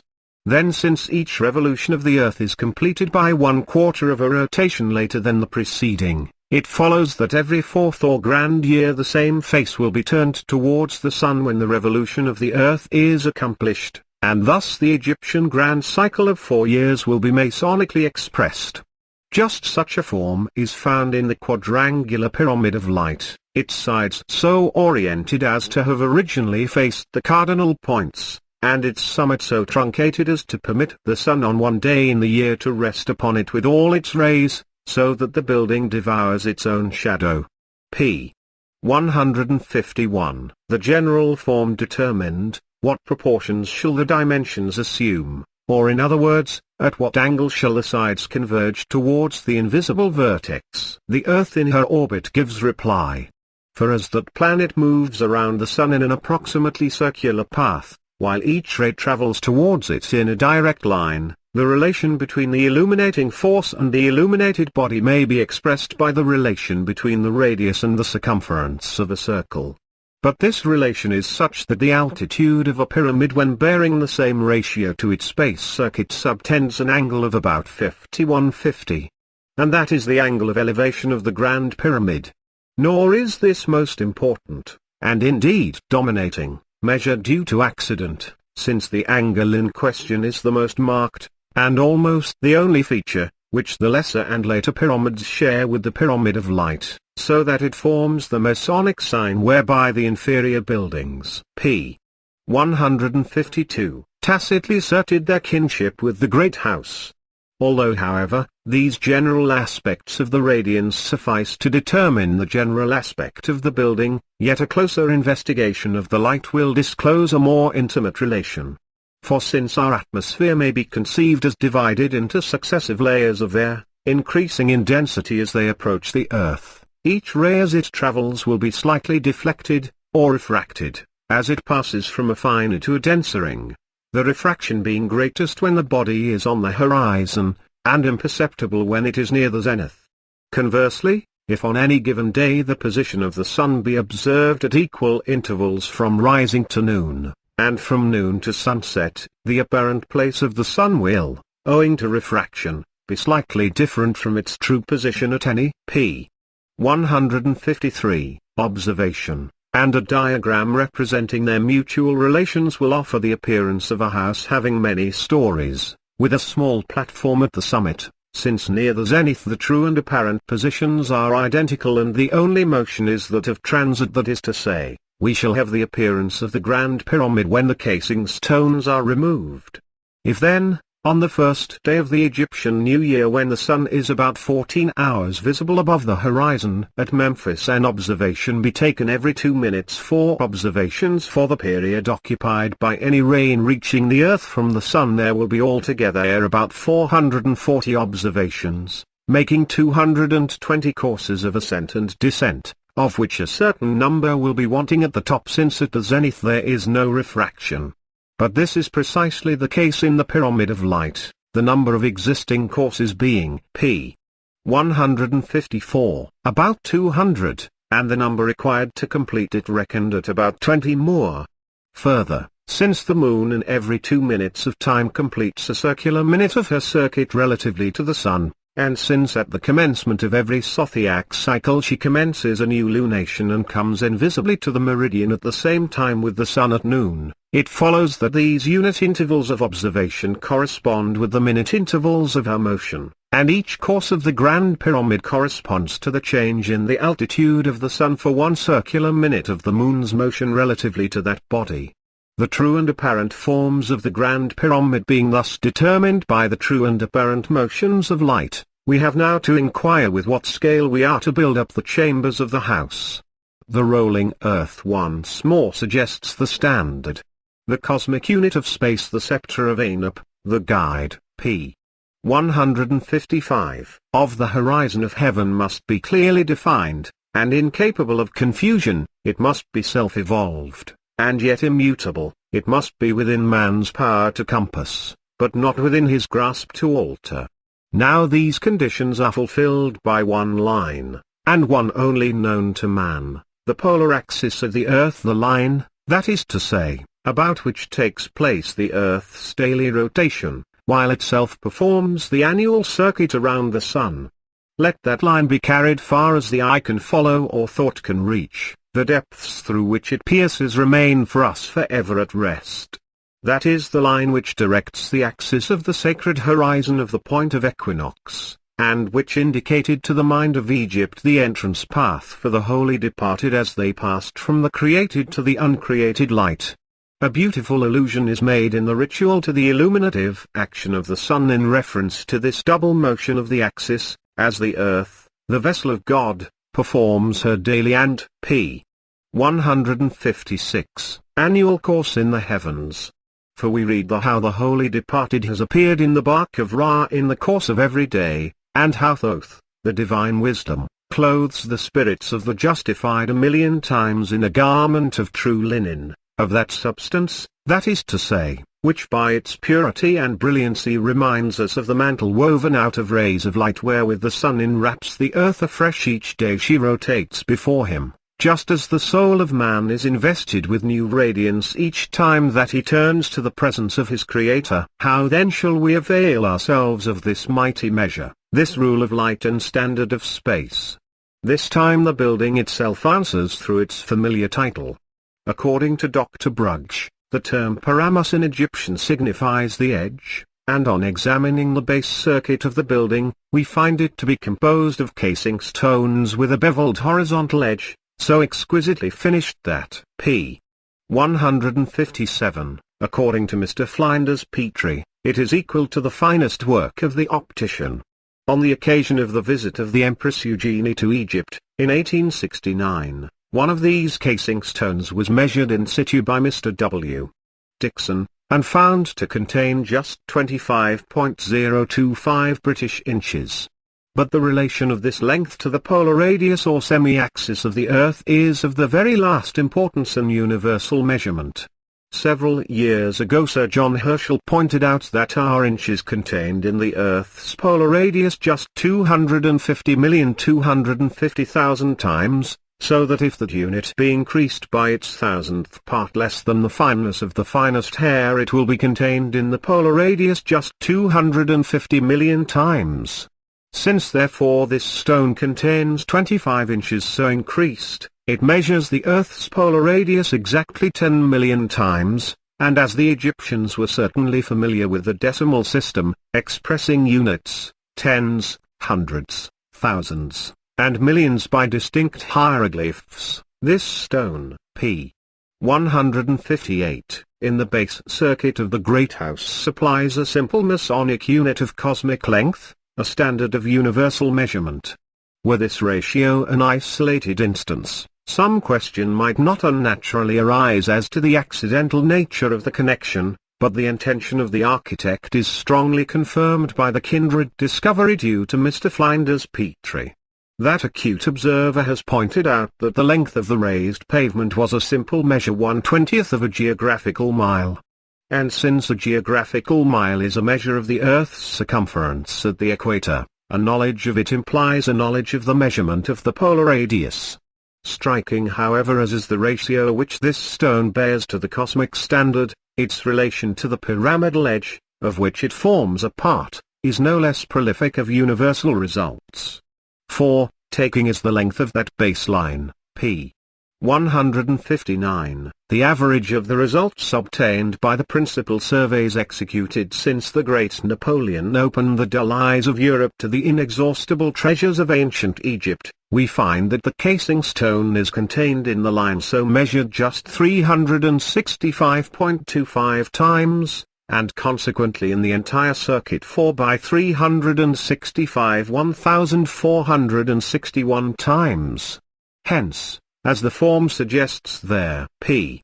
160, paragraph continues grand cycle, so also does the measure of the base circuit, the number of times the cosmic unit is repeated in that circuit, defining the number of solar days in the grand cycle, and consequently also the number of the solar years in the cycle of Sothis.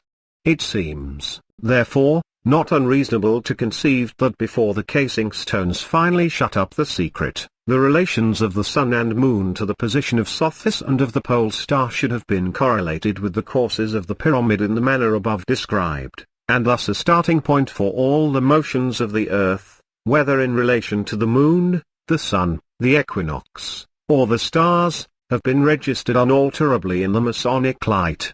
To measure the motions of the earth, however, is the commencement, but only the commencement, of the universal scale. That which we need for the mystery of the depths is nothing less than the span of solar or p. 161 measurable space. In other words, we require to define the extreme limits on either hand within which no fount of original light is found except our own sun, since the distances of the stars are beyond accurate measurement. But the distance of the limiting point of solar or measurable space, or rather the radius of the limiting horizon, since the distance will be the same in every direction, is about 2,500 million times the length of the Earth's polar axis, so that that axis is contained in the radius of measurable space 250 times as often as itself contains the edge of the casing stone. Now, if that casing stone be divided into 25 equal parts, each of such parts will, as we have seen, contain our own inch increased by its thousandth part. This unit, therefore, which we may call the polar inch, measures not only the axis of the earth, but of the depths of solar or measurable space, being contained in the former 250 p. 162 million times, and in the latter 250,000 billion times. But in that ancient chapter of the ritual Ksif, which claims to have been revealed in the days of the Fourth Dynasty, we read that the Creator, when revealing himself to the newborn soul as the measurer of space, employs this very ratio as standard. I who know the depths is my name, so runs the text of this sublime chapter. I make the cycles of the shining millions of years, and billions are my measurement. The mention of these cycles of the shining years suggests a principle of singular beauty, as the key to the architectural measures of ancient Egypt. Among the many valuable results due to the industry of Mr. Flinders Petrie is a collection of cubits of various lengths, employed by the architects of their p. 163, 4th and 11th dynasties. These architectural units are very numerous, and, unless referred to cosmic principles, quite miscellaneous, having no apparent coordination either among themselves or with anything else. When however taking as our unit the polar inch, we compare them with the measures of light, as expressed in the shining circuits and radii of the celestial periods, remembering always that the radii and semi-radii of the cycles of years are both consonant with the angular construction of the pyramid and are secretly involved in the analogy of illumination, we find a most remarkable correspondence in measure after measure, not absolute indeed, but different only by decimals of an inch. Take for example, the number of polar p. 164 inches into which the casing stone is divided, when considered as a measure of space, viz. 25, a close approximation to which is found in two specimens belonging to the Fourth Dynasty, which were discovered at Giza, that is to say, which were employed in the neighborhood of the Grand Pyramid about the time of its erection. Again, taking as unit the semi-radius of the cycle of equinox, the radius of which cycle is about 4,122 years, and expressing an inch to a century, the half of it gives us the cubit of 20.6 inches, and this measure is the more common form of the Egyptian cubit, the standard employed for the sacred tat, or Nilometer, which measured the waters of life, the symbol regarded as their p. 165, highest expression of sanctity, and the final ornament placed upon the holy dead. From the moon also we approximately obtain two standards of Egyptian measure. For the number of days in a lunar month gives closely, at an inch for a day, the 29.3-inch cubit of the Fourth Dynasty. And, at an inch for a year, the number of years about 18.6 in the cycle of the lunar nodes, that is, the interval which elapses between two successive crossings of the equinoctial plane by the Moon at precisely the same point of her orbit yields very nearly the 18.7-inch cubit of the 12th dynasty. And, once more, since the orbit of the Earth is not strictly a circle, but an ellipse with the Sun in one focus, there will always be one point in the orbit which will be in perihelion, that is, nearer the Sun than any other.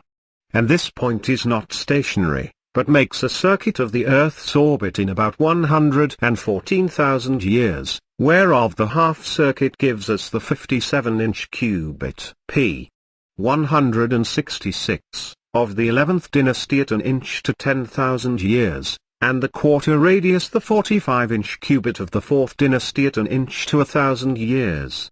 It would seem therefore, that a table of the cubits employed by the architects of those early times would represent a general system of cosmic measures, the scale being marked off upon the axis of the Earth, the sole standard of immutable space, and the ratios of the different cubits being proportional to the immutable time periods of the heavenly bodies.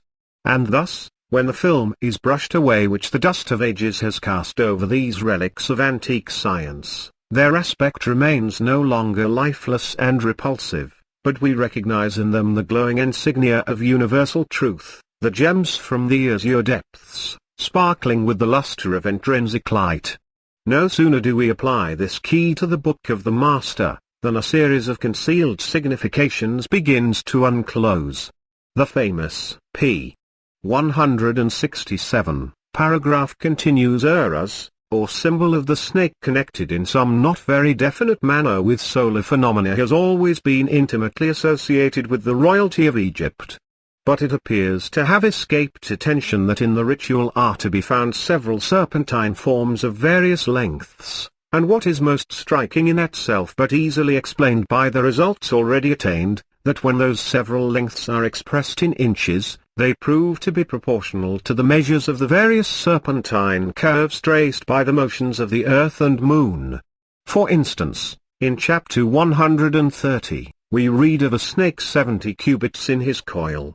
But taking the well-known cubit of 20.6 inches and repeating it 70 times, we obtain 1,442 inches, which is proportional within the 700th part to the number of minutes of time 2460 in the average daily rotation of the equator or coil of the snake, so that it expresses our own division of the heavens into p. 168, 24-hour circles, each divided again into 60 equal parts or minutes of time, both which measures, we have already seen, were familiar to the Egyptians.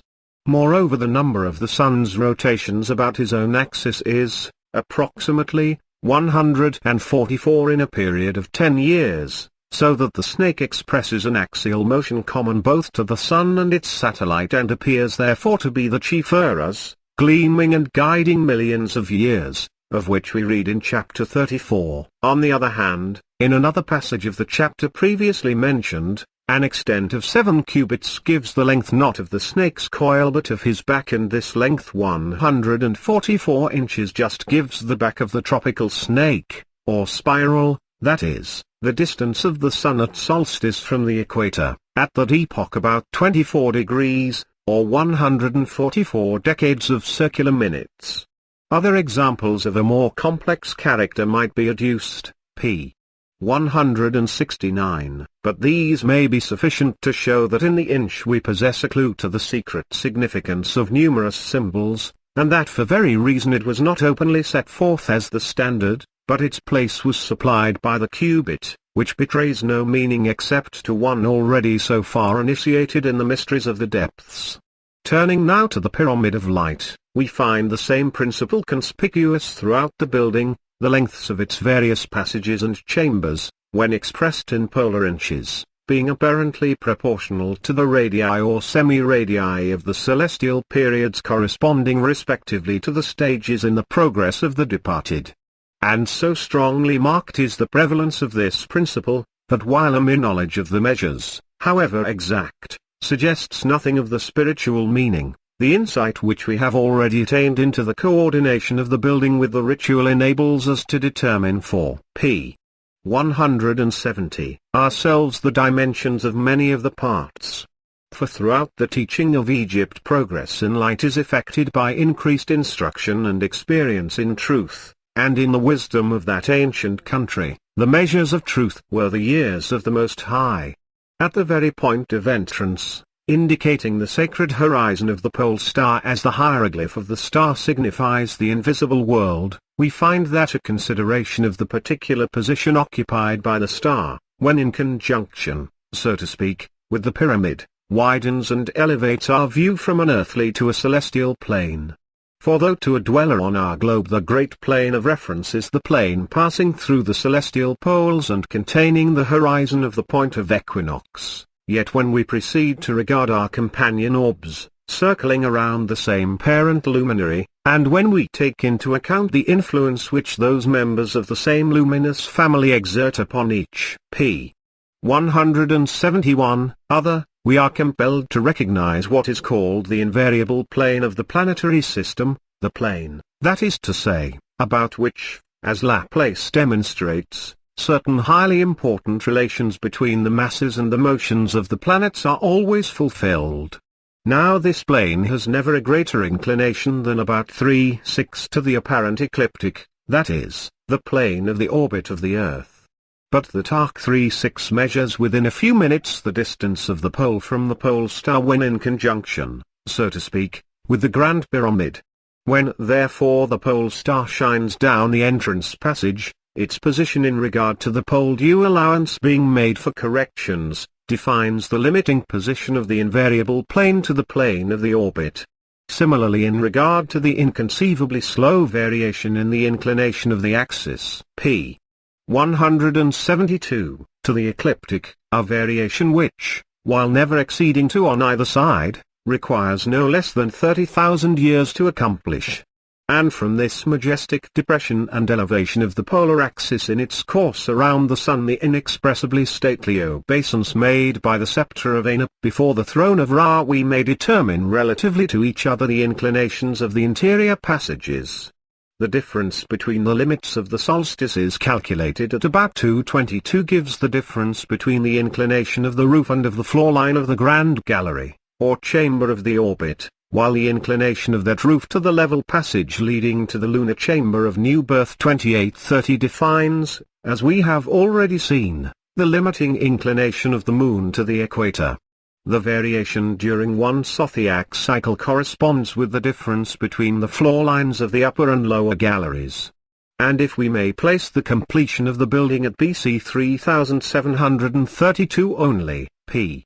173, a generation earlier than the estimate of Dr. Brugge, which is not designed to be exact, then, since it occupied 30 years building, the number of years from the foundation of the calendar to foundation of pyramid will be about 482, that is, will correspond with the number of inches between the entrance and the scored line which points to the foundation, while the interval between the foundation of the calendar and the coordination of the pyramid with the pole star viz.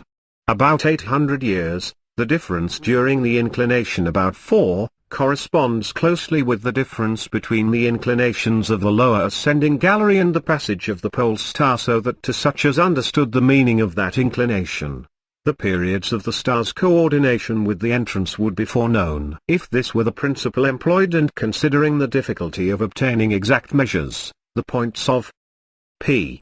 174 correspondence are surprisingly close. None could understand the relation of the star to the building without first understanding the Masonic relation embodied in the edifice, between the standard of space, as represented in the entrance passage, and the solar throne at the head of the Grand Gallery or chamber of the orbit. Nor could anyone be instructed in that secret by the Master without acquiring Masonic evidence of its truth, in the path of the horizon of heaven, and its orientation with the hidden interior, the beginning and the ending of the ritual of light. Penetrating now to the innermost recesses of the hidden places, let us review the celestial significance which we have attached to the various chambers, and remembering always that we are dealing with approximations, let us note the proportion of their measures to the corresponding celestial periods, the celestial unit varying in each case according to the nature of the celestial cycle and demanding p. 175, in each case therefore a knowledge of the connection of the ritual with the particular chamber, while the Masonic unit throughout is the polar inch, the 25th part of the paramus, or edge of the base circuit casing stone, the 25th 10,000,000th part of the polar radius of the Earth, and the 25th 1,000,000,000th part of the radius of solar space. For millions and billions are the measure of things. Commencing with the highest and most secret source of life and light, the eternal and self-begotten energy of the hidden God, we find it illustrated in the never-ceasing rotation of the sun about its own axis, the energy of which we know not the origin, and to which we attribute the birth of the planets. Of such rotations about 2,525 are performed by the sun, while the Earth is performing 100,000 similar rotations, and that number gives the number of polar inches in the height, p. 176, of the extreme point of the huge granite triangle which dominates the secret places of the interior. Descending thence to the king's chamber, where the birth of the eternal day is celebrated in the open tomb of Osiris, we have recourse to the measure of light, not in its interior energy, but in its emission, and find that the cubit proportional to the radius of the cycle of equal light and darkness 20.6 inches is a measure of that chamber, as it is also of the chamber of the new birth of the soul. As we proceed towards the outer portion, the manifestation of the splendor defines the proportions of the chamber of the orbit, the upper hall of truth, where so many lunar and solar phenomena have already been noticed. At the head of the chamber is the great p. 177, throne, the stone of God, to use the expression of the ritual, surrounded on every hand by Masonified radiance. The seat of that throne about 61.3 inches measures the number of times the radius of the Earth is contained in the radius of the orbit of the Moon, while its height is proportioned to the number of decades in the orbit of the Egyptian year, the 5 divine birthdays being expressed in the chamber of new birth immediately beneath. Above that throne at the higher end of the chamber rises the 7-pointed arch of the planetary heavens, its boundary lines defining the flaming belt of the zodiac. And from its foot runs downward the floor line ascended by the illuminate, and measured by the radius of the cycle of perihelion, or circle of nearest approach, formed by the assembly of ministers of truth, but along the midst of which none might pass save the illuminate alone. And if we may estimate the distance of Sothis whose chamber lies beyond to be 1,374,000 p. 178, instead of 1,375,000 times the distance of the sun, the number of thousands of hours occupied by light in reaching us from that star between 1881 and 1882, will be defined by the number of polar inches in the continuous floor line of the Grand Gallery 1881 ascended by the illuminate before passing to Sothis, while the integral years 21 in the same period gives the number of the gates of Alu corresponding to the 21 stages of judgment traversed by him in ascending the same chamber of the splendor. As we descend yet further towards the outer world, the chamber of the shadow, where truth is manifested in darkness, with its 7 halls of death leading upwards from the hidden lintel, and its final projection into the place of light 1,561 inches, is measured by the number of lunations in 7 cycles of eclipse 7,223 equals 1,561. And finally, as the horizon of the point of equinox determines the entrance for the departed to the path of p. 179, light, so does the radius of the equinoctial cycle about 4,122 years determine the descent of the entrance passage about 4,122 polar inches on the side of the west, where the sun sets from the land of life.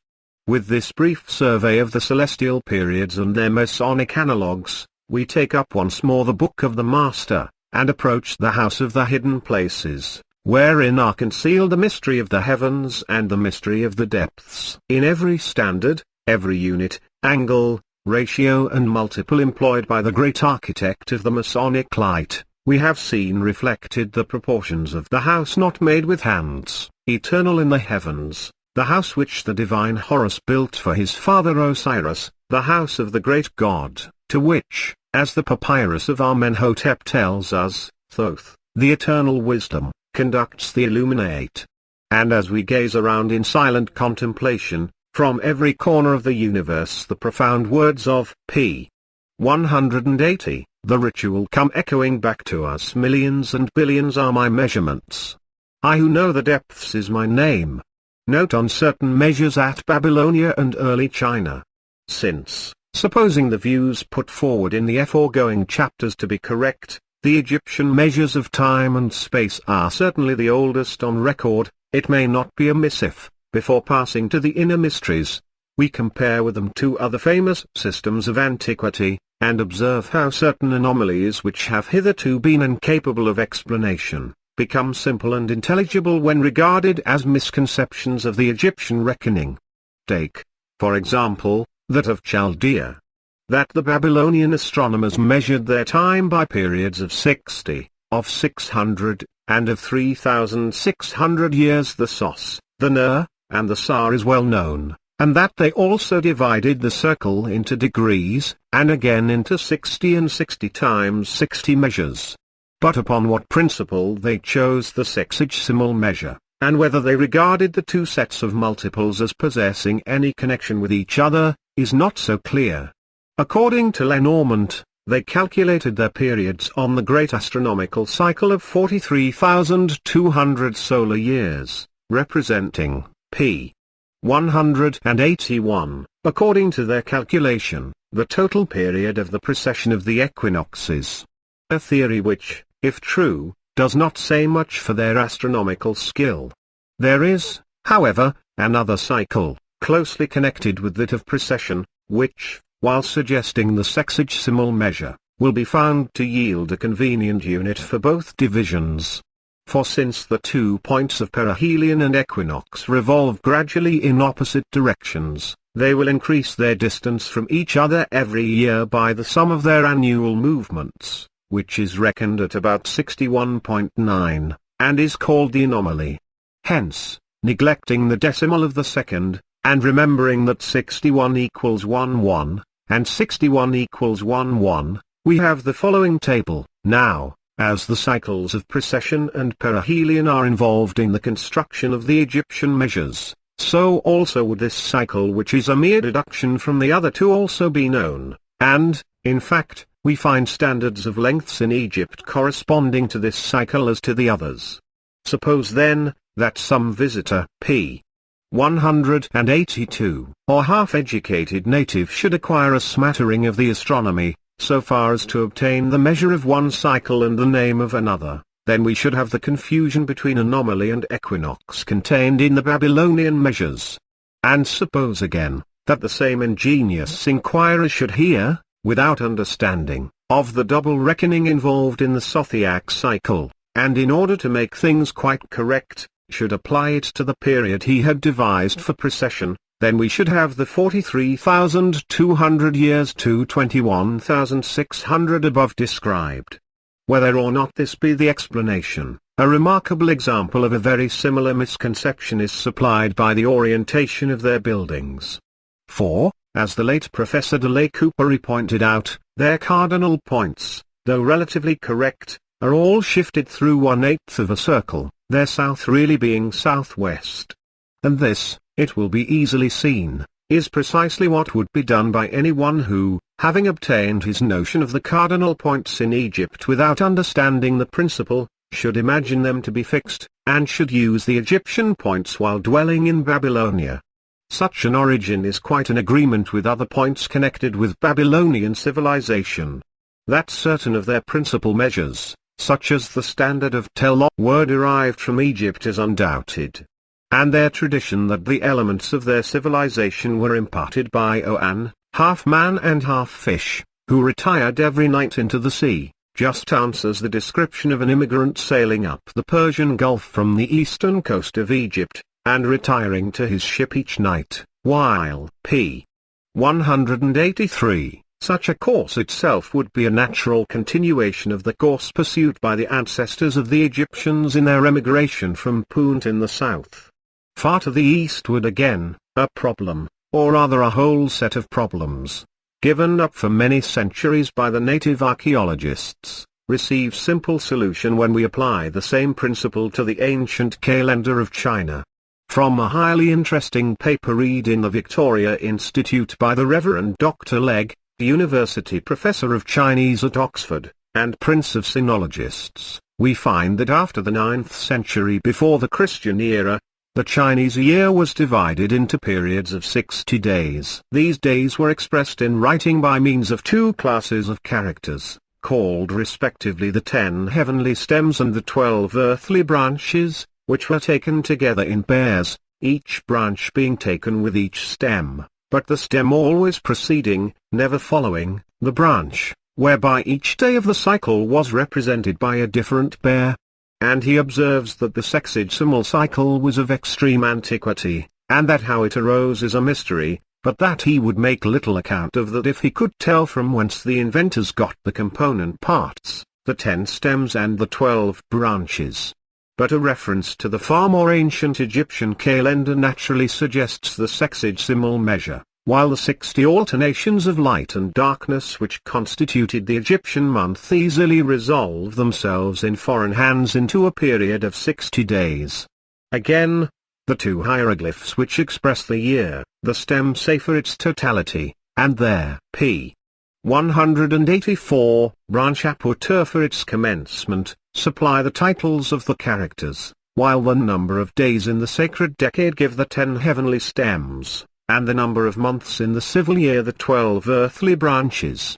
There seems therefore little difficulty in conceiving that the elements of the Eastern calculations may have been obtained from that more central and far more ancient civilization, particularly if we consider, as many now admit, that the elements of religion and of science were first imported into China from the head of the Persian Gulf, the direct route from Egypt by the famous tribe which bore the name of Bak, which in the hieroglyphics signifies the land of Egypt. Turning now for a while from Professor Legg's valuable paper to the oldest of the religious books of China, the King, of which he has himself given a translation to the world, we are met by more than one passage referring unmistakably to a superior condition of culture formerly enjoyed and irrecoverably lost. At the end of p. 185, the third book, the chiefs lament the loss of the standard stone and the equalizing quarter, formerly preserved in the treasury. A standard stone kept in the royal treasury as a reference for weights and measures is intelligible enough, and reminds us of the allusion in the Egyptian ritual to the stone from the building of those who possess the Ark of Osiris. But an equalizing quarter. A quarter of what? And what did it equalize? We know indeed of 1/4, a quarter of a day, by which in the older country the rotations of the earth were equalized or harmonized with its revolutions, and which served as a standard for all manner of periods and measures.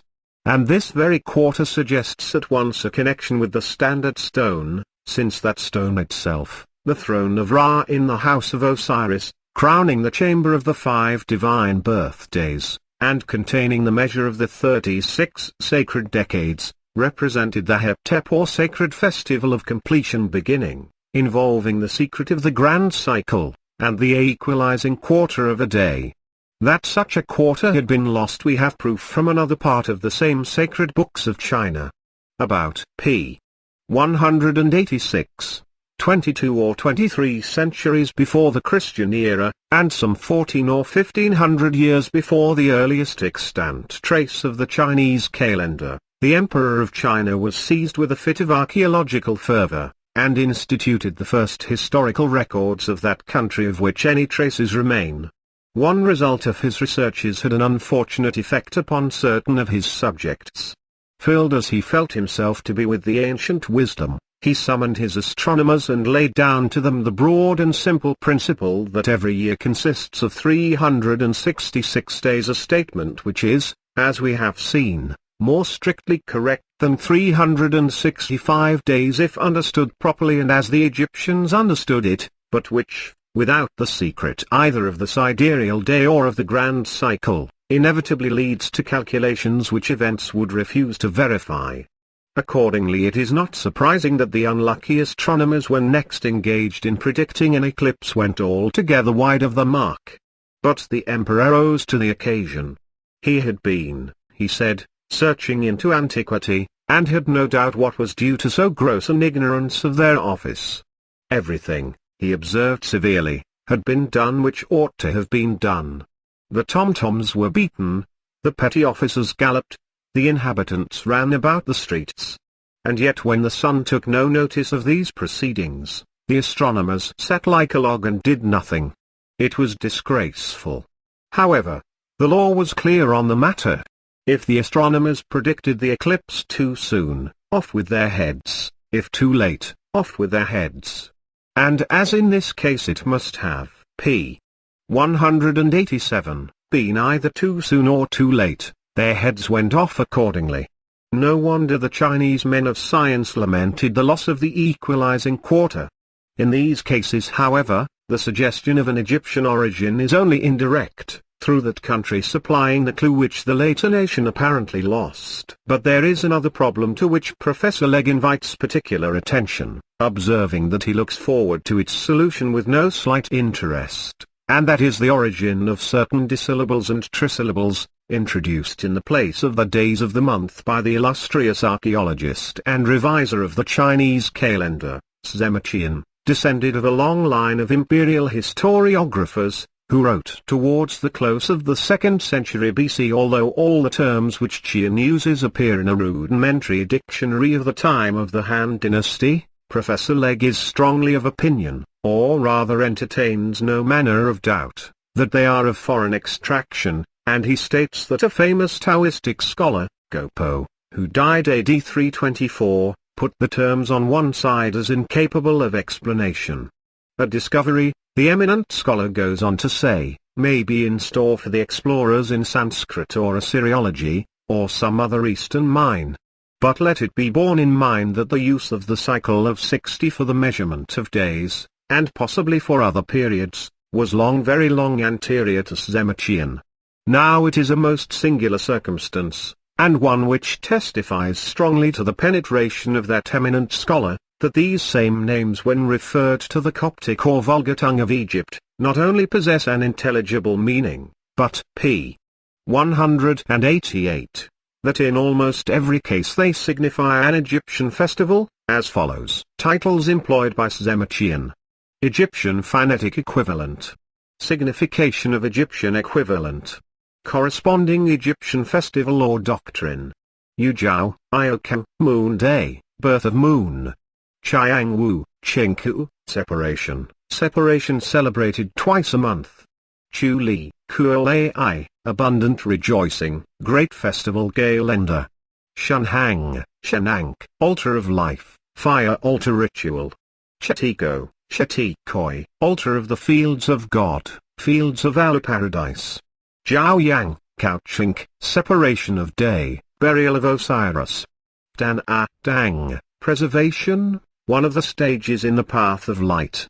Chisu, Kishu, dart of Shu, turn of the year.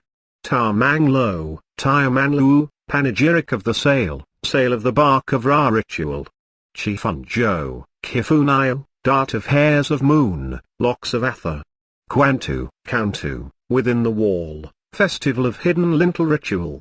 Xiazaya, Xiasa, measure the fields and regions, fields and paths of the dead. The expression within the wall is particularly, p. 189, notable, for its accordance with an Egyptian festival is in itself so extraordinary as to render it very difficult to regard it as a mere coincidence. Although therefore it is far from probable that a Chinese scholar should deliberately adopt foreign, in the place of native titles, yet, on the other hand, if the elements of the calendar were imported into China by its first civilizers from the more primeval country, nothing is more likely than that a man so devoted to archaeology as Professor Legge describes Szemotian to have been, should have hunted out these archaic titles from the earliest records of China, and should have endeavored to bring them into use as more correct terms, although possibly he himself may have been unable to understand their meaning. In any case, the table, wherein the strange titles employed by Qian are paralleled with their phonetic equivalent in the Egyptian tongue, and the translation of those equivalents in the festival to which they seem to correspond, will enable the reader to judge for himself how far the Egyptian key avails to open the Chinese lock, which for 1500 years has been given up by the Chinese experts. Footnotes 149. In the same way, Moses, who never claims for himself direct revelation in regard to any matter contained in Genesis, though in subsequent books that claim is repeated again and again, and whose fame as an expert in Egyptian science was quoted hundreds of years after his death by Saint Stephen in his address to his countrymen, commences his exposition of the mystery of the depths by the initiation of light and motion. The Spirit of God moved upon the face of the deep. And God said, "Let there be light," and there was light. 158. These results are as follows, expressed in our inches, p. 159. French Commission, 9163. Colonel Howard Weiss, 9168. Professor Smythe, 9110. Royal Engineers, First Survey, 9130. Second, 9140. Mr. F. Petrie, 9126. Mean, 9140. Paragraph continues. This length differs therefore from that obtained by Mr. Flinders Petrie. But, as for some reason, which is not very clear, Mr. Petrie allows no less than 4 inches for each socket to play, a most extraordinary condition, surely. In the case of workmanship equal to the finest work of the optician, it is difficult to place our usual reliance on his accuracy. The average here taken, it will be observed, of the whole results coincide precisely with one of the measurements, and also with the mean of the greatest and least. 162. In the original Arakirtikoai Harput Tefnatput Krastuf. The translation above given differs slightly both from the version of Dr. Birch and that of M. Pierret. 163. This inch island, of course the same as that adopted by Professor Smythe, and called by him the Pyramid Inch, but he has so inextricably associated that name with views directly opposed to Egyptological research, that I prefer to use an expression which denotes an undoubted relation, first pointed out by Sir John Herschel. 164. Mr. Petrie maintains this cubit to be evidently an Egyptian edition of the royal 25-inch cubit of Persia, but why a Persian cubit should be employed at Giza, or what we know of Persia some thousands of years before the time of Darius, he does not tell us. It is difficult to see why he might not with equal reason pronounce the capital of Romulus to be evidently an Italian edition of the Capitol at Washington. 171. See the table and memoir published by the Smithsonian Institute of Washington. 176. This is the number given of British inches, and the correction for their conversion into polar inches will about be counterbalanced by the thickness of the granite apex. 184. The late Professor de Lake Coupery, to whose labors is chiefly due the tracing of a connection between the civilization of China and the Bactribe proceeding, not from Babylonia itself, but from the country immediately to the eastward of it, has detected a certain resemblance, in a considerable number of instances, between the archaic characters employed by the two countries. But if a further comparison be made with the corresponding characters of Egypt, the Chinese will be found to resemble the latter with at least equal, if not greater closeness, a circumstance which seems to point to a common origin from the source more ancient than either. And an immigration, it is to be observed, from the country east of Babylonia into China would be a natural continuation of an emigration to the head of the Persian Gulf, just as the latter course would be a natural continuation of the original migration from Punt. 185. Professor de Lake Coupery, who favored me with a discussion on this subject, pointed out that Middleton translates this expression simply by the general word measure. To this I have no reply to make, except that Professor Legge is a very high authority, and that he can scarcely have been unacquainted with that translation. The expression, moreover, seems to speak for itself, for it is just of that peculiar character which no translator would be likely to assign gratuitously, while a very able scholar might fail to render it with precision. Next, Chapter 6. The initiation of the postulant. Chapter 6. The initiation of the postulant. As the created light is the primary force manifested in the system of creation, so also is the uncreate, or self-begotten light Kepara, the prime mover and creator whether of the visible or of the unseen universe. Light Great Creator is his name, we read in one of the chapters added to the Egyptian ritual at the Satricension. And again in another ancient papyrus the God of the universe is in the light above the firmament, and his symbols are upon the earth. Now it was with the divine light, immortal, invisible, intolerable to mortal eye, the light which none may look upon in their p. 191, flesh and live, that in the ancient creed of Egypt, as in that of Christendom, the holy dead was to be at last united, person with person, and indissoluble bond. No language less universal than that of faith can enable us to express this sublime belief. For in no other creed do we find that man never loses his individuality which is yet united personally with the deity in so intimate an unity, that in the ritual the Osiris soul can with difficulty be distinguished from the Osiris Godhead. The sun is worshipping thy face, says Osiris in the ritual, to the soul new born into the divine existence, that is to say, the very splendor of creation, the source of light and life to the visible world, bows down in worship before him who has become a participator in the divinity of its creator. He is I am he, the soul responds, almost in the actual words of the gospel. Long and manifold was the process whereby, in the teaching of Egypt, the human p. 192, nature became united with the divine, and union effected, through the god-man Osiris, not as in the gross and distorted myths of the classic nations, by the conversion of the Godhead into flesh, but by the anterior taking of the manhood into God. Without and within, the transfiguration was complete. The soul, instantly illumined by the fullness of the Godhead, became forthwith capable of corresponding with the divine energy.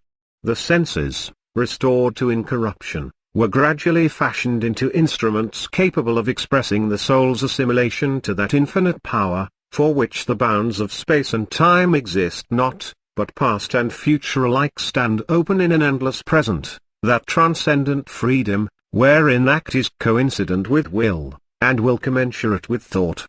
In order then that the senses may be so quickened and irradiated as to perceive the action of the creative mind in the exterior universe, that progress must be made by the departed in p. 193, person, which, while still unreleased from subjection to the senses, the student of science makes dimly through the intellect. For whoever would understand the framework of the heavens, the structure of man's sacred dwelling place, must commence with the pole star, and tracing out the horizon of the point of equinox, which equally divides the light from the darkness, must apprehend how the axis of the earth is for man the prime measure of space, and the standard rule of the depths. If he would learn the secret of living form, the ocean will be his teacher, as he passes from shore to profoundest depths and fathoms the secret places of the teeming waters. The measure of the celestial orbits will be revealed to him by the moon, as from that companion orb he watches the rotation and the revolution of our planet. To understand not merely the motion but the evolution of our globe, he must dare the place of the earth's central fire, undismayed by the p. 194, cavernous glooms of the lurid abysses. And there, gazing backwards for uncounted ages, he will trace amid convulsions and cataclysms inconceivable the Lord of law and the words of order, as the huge mountain chains rise higher and higher from the chaos, to prepare the surface of the globe for the dwelling place of man. Before him next stretches the shadow of the earth, that dim and vast expanse, where the majesty of the open heaven is enshrouded in night, and he perceives how the conjunctions of eclipse are due to the same power as the orbits of illumination, and the hour of darkness is measured by the giver of light. That shadow traversed, a yet more awful vision, the terrible splendor of the solar fount in all its fullness, bursts upon his sight, and as he mounts the sevenfold ascent of the planetary spheres, he gazes undazzled on the stupendous jets and sprays of flame that dart on a sudden thousands and myriads of miles on high. Then far beyond in their p.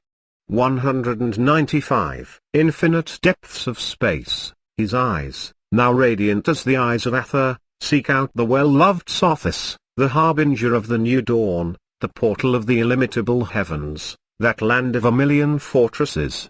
And in anticipation of each successive stage of this amazing progress, this reconquest of the senses to the dominion of the reason, we may watch the course of the Masonic postulant accepted by the Master of the Secret, as he is inducted, chamber by chamber, into the hidden places in the Pyramid of Light.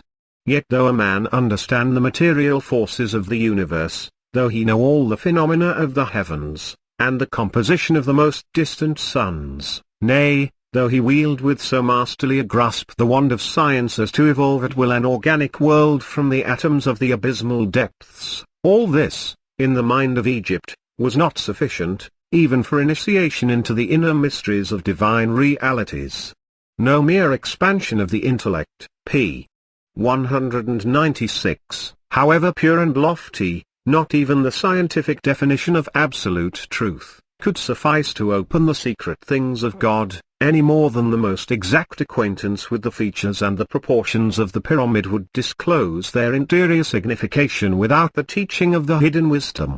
And hence, at the commencement of the ritual, in the heading of the first chapter, before a word of doctrine has been revealed, we are told how it proceeds from Thoth, the mind and will of God, as the inscription of Hermopolis entitles him.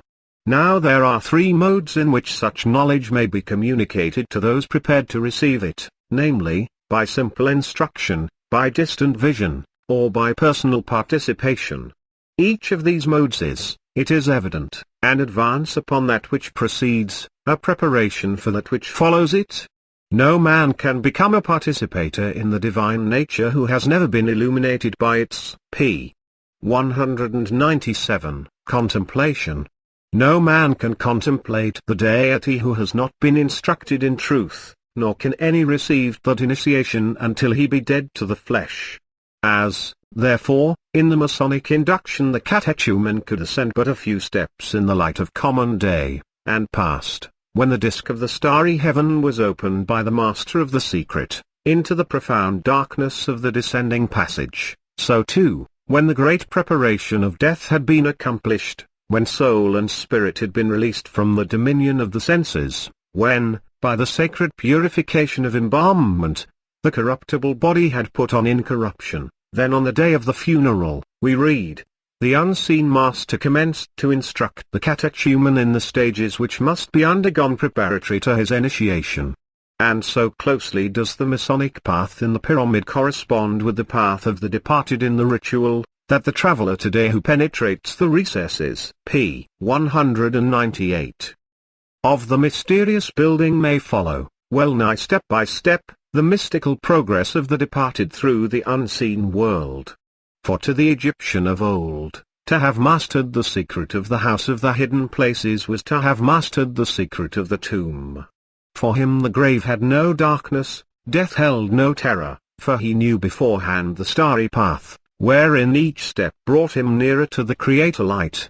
Ritual in hand, let us now take up our position once more at the foot of the exterior ascent, beneath the entrance of the star, along with the catechumen of the secret, and with him let us forecast the time when, bereft of sense, of will, of life, he will go forth, dumb and helpless, to the mouth of the tomb, and commence the entrance on light I. While born to the land of the holy dead. Then, reciting chapter by chapter, as we mount step by step, we become informed, in the course of that brief but steep ascent, of their p.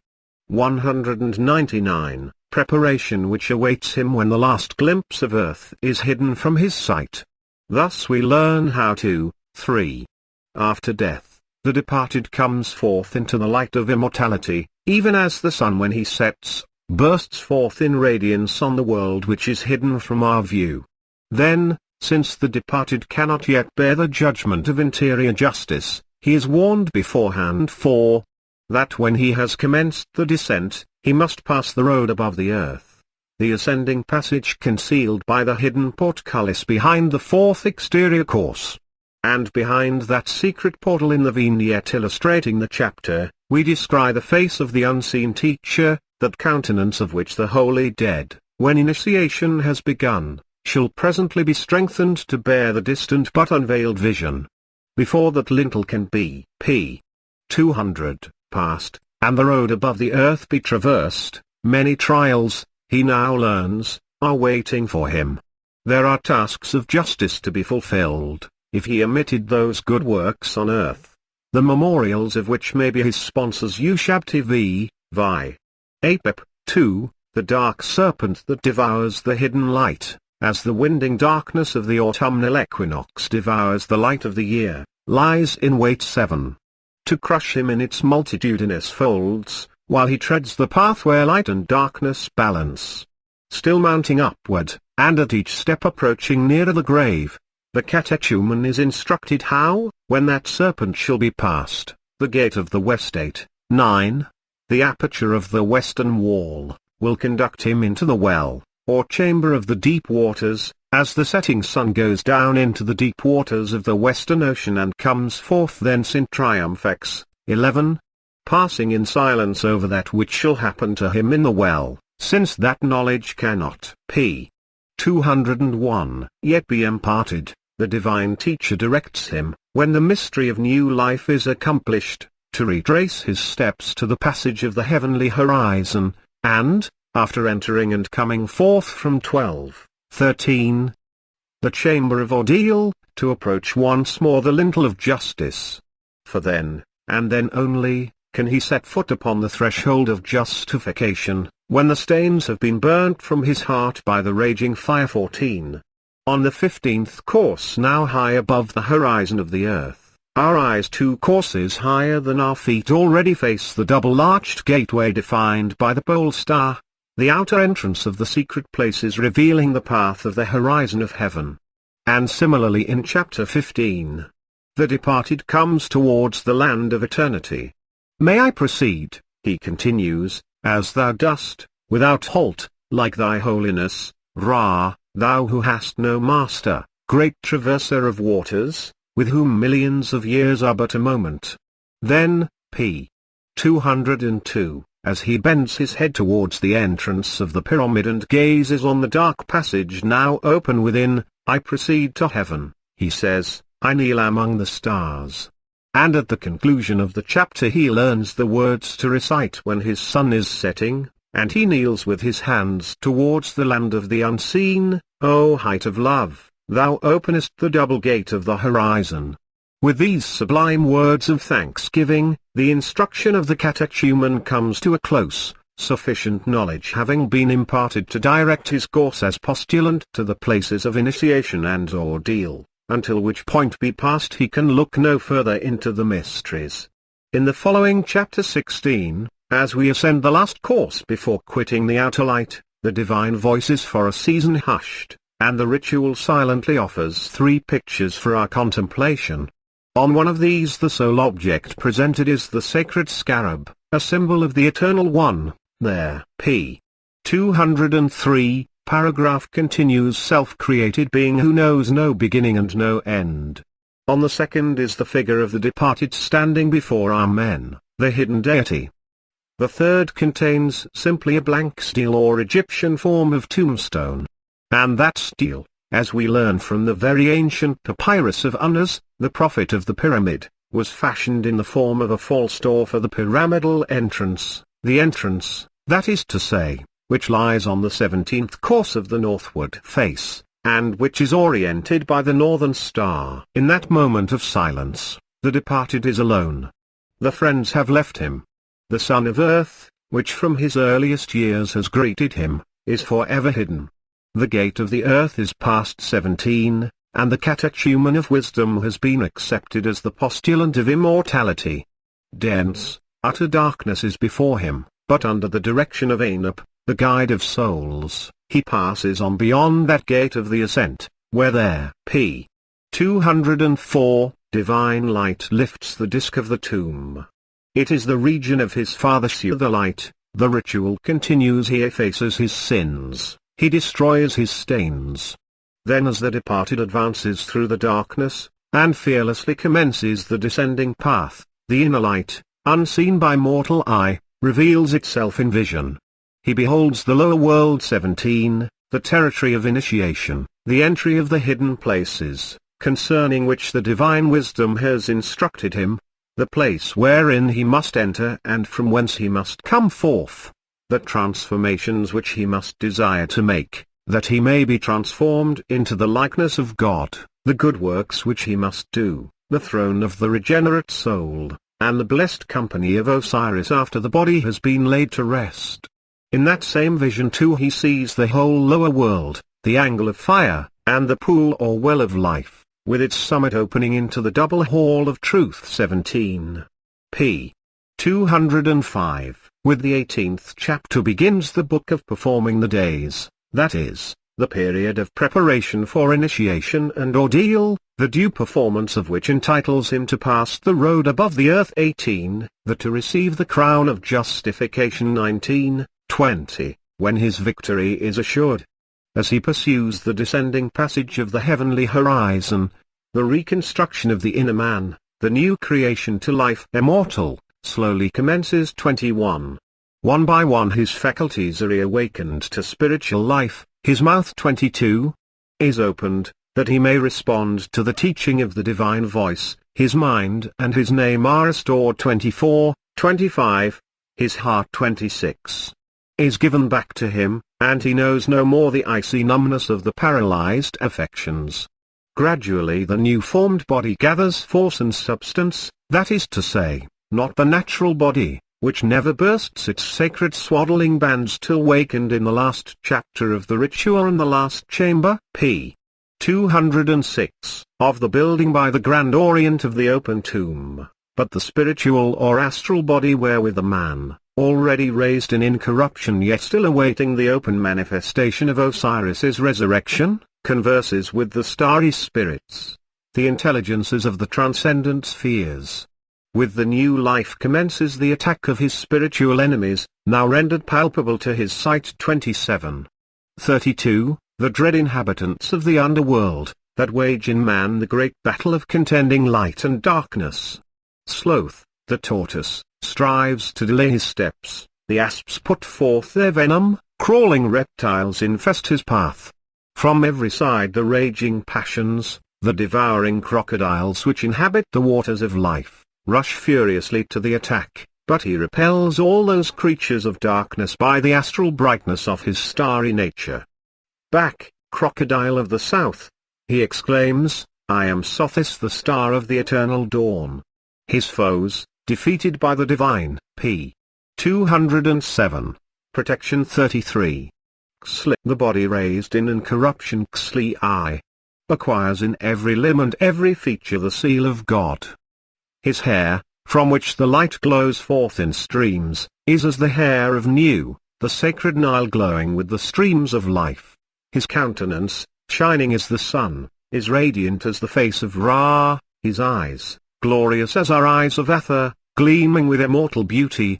His fingers are as the Uri, the insignia of the royal power. His feet burn with the fire of the Creator Spirit Ah. His humanity is as the humanity of Osiris, the incarnate God. There is not a member of him, says the ritual, which is not divine. Resplendently beautiful as is the astral body assumed by the new being, he is not yet prepared for initiation, but fresh trials still await him as he approaches the granite block which obstructs the descending passage. His self-dominion, the head of his glory, may be taken from him, he may incur the second, p. 208, death of defilement from the creatures of darkness Xli. Li. But still, by the same guidance avoiding all these dangers, he comes forth as the day through the gate of the west, to the passage which conducts him to the well of life, and as he passes that threshold, he is fed with the celestial food which they may not eat who are partakers of defilement Li. The enemies do not eat of my body, says Osiris, in another part of the ritual.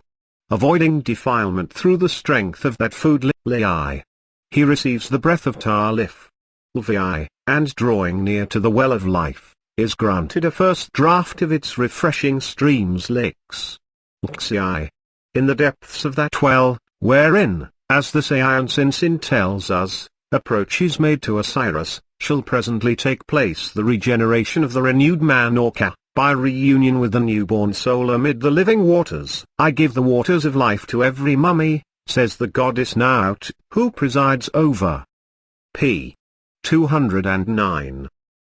The waters, in the inscription on the vase of Oger, are given in records of the past, to reunite it with the soul, that it may henceforth be separated from it no more forever.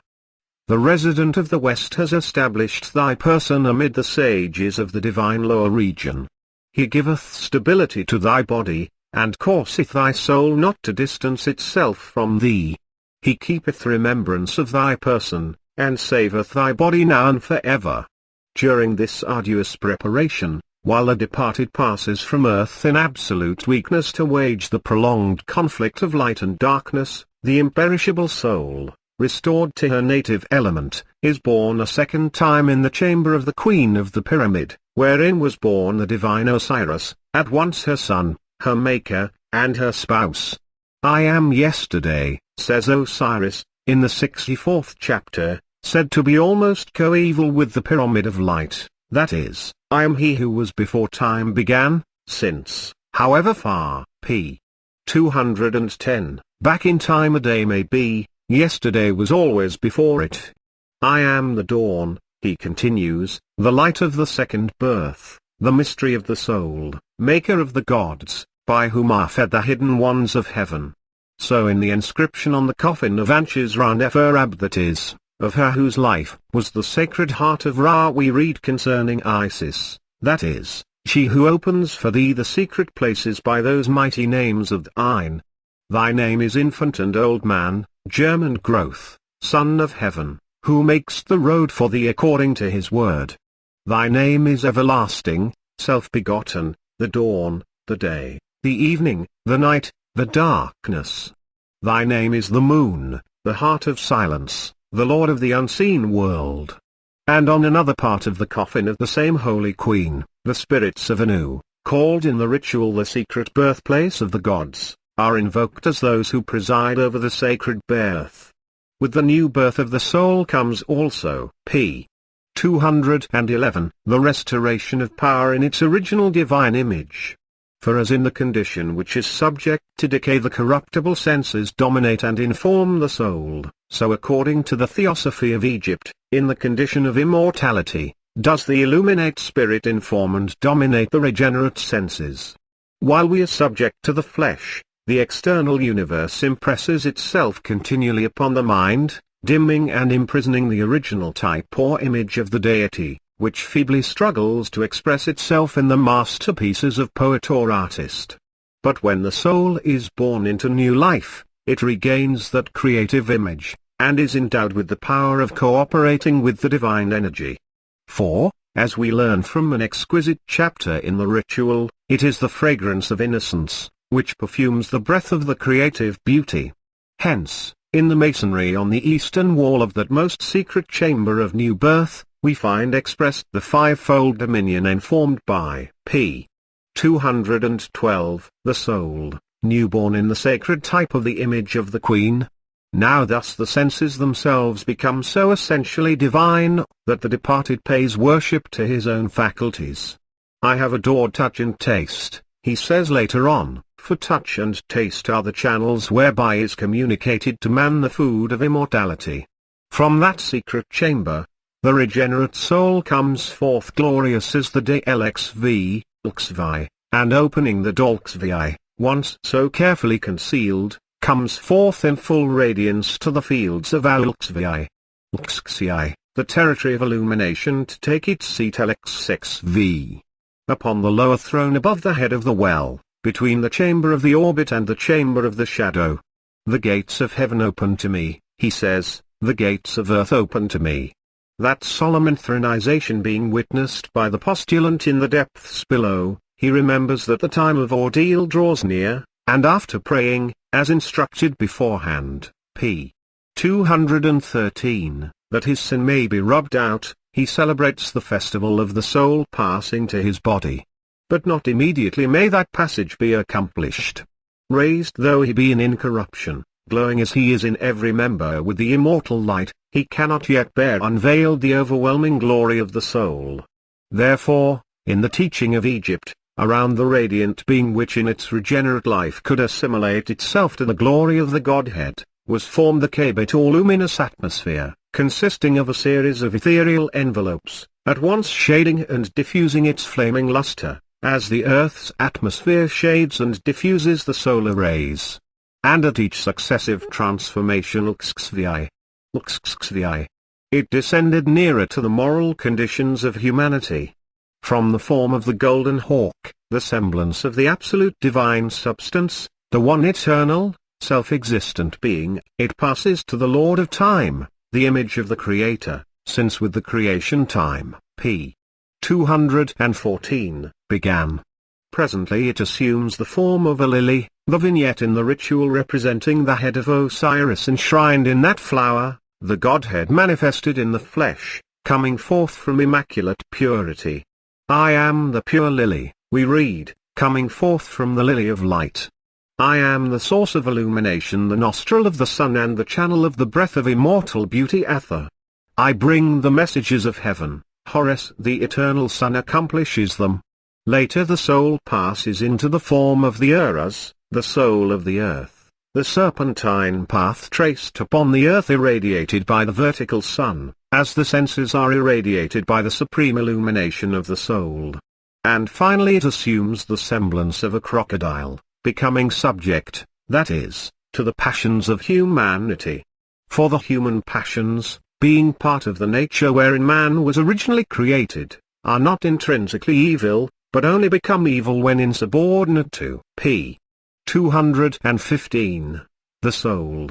And thus the crocodile, which attacked the departed before new birth, is rendered divine in the regenerate form. Therefore it was that the crocodile was held in high reverence by the Egyptians, for it spoke to them of the time when man should regain the mastery of his passions, and when the last barrier between himself and his glorious soul should be removed forever. Immeasurable as is the distance which thus separates the two beings which make up the perfect manhood, there is no hesitation or delay on the part of the soul. That radiant creature in its glory has not forgotten the frail companion in union with whom it dwelt during the days of its humiliation. Restored to its native purity, welcomed by the Almighty to a participation in His own energy, throned on its seat of absolute dominion, yet such is the ardor with which that soul returns the love of man, that like the Creator Himself it cannot rest satisfied with its own inexhaustible p. 216. bliss, but hastens to come down from its seat of power, that it may raise and glorify expectant humanity. And thus the vignette shows us the winged creature flying towards the postulant. Meanwhile the latter, from below watching its flight, prays in an ecstasy for the reunion. O bringer, he cries, O runner in his hall. The hall of truth, where the throne of the soul is erected. Great God, let my soul go where it desires. O conductors of the bark of millions of years, led through the gateway, clearing the path of heaven and earth, accompany ye the souls to the holy dead. The prayer is granted. Leaving its throne on high, and passing through its various transformations, the soul descends the ladder of the well, as in the papyrus of Ani. Then the divine protection is obtained, and, amid the living waters in the pool of the Persea, the tree of immortality as the ritual elsewhere calls it, the earnest desire of their p. 217 postulant is fulfilled, and he is reunited with his living soul. My soul is from the beginning, he says, from the commencement of time reckoning of years. The eye of Horus the divine Son made for me my soul, preparing its substance. The darkness is before them, the arms of Osiris hold them. Open the path to my soul and my shadow Kabit and my spirit, to see the great God within his sepulchre the day of making up the souls. If that knowledge is possessed, the ritual adds, he enters on light, he is not detained in the lower world. that priceless gift conceded, the postulant, though he cannot yet participate in the divine splendor until his ordeal be past, yet can he behold it openly from afar, and enter on his initiation into the sacred mysteries. Ascending, in the strength imparted to him by his soul, the ladder of the well, he offers a prayer to the divine teacher Xif, and, holding in his hand the sacred mysteries, he turns, p. 218, his opened eyes successively in the three directions which we saw indicated by the hieroglyph of the divine initiator Thoth. First he gazes down the opening where Thoth is, the chamber of the shadow, now no longer closed to his view, though not yet accessible to his person, and he beholds the secret wisdom which gives to truth its splendor ev, xvi, the countenance of the divine teacher, whose voice instructed the catechumen, and whose power protected the postulant. Then, as his eyes grow clearer, he offers a prayer to Anup xvi, the starry guide, who has led him thus far towards his heart's desire, and, turning towards the chamber of the new birth, he discerns the bark of Ra xvi, the vessel of God, foretold to him before his entry on the path by the divine teacher, the vessel which shall bear him safely across the deep waters. Even while he looks, the whole interior of the building is lit with a sudden glow, and the masonry, portraying each portion, p. 219, of the sacred vessel, reveals their mystical significance, which the initiate must know before permission can be granted to embark.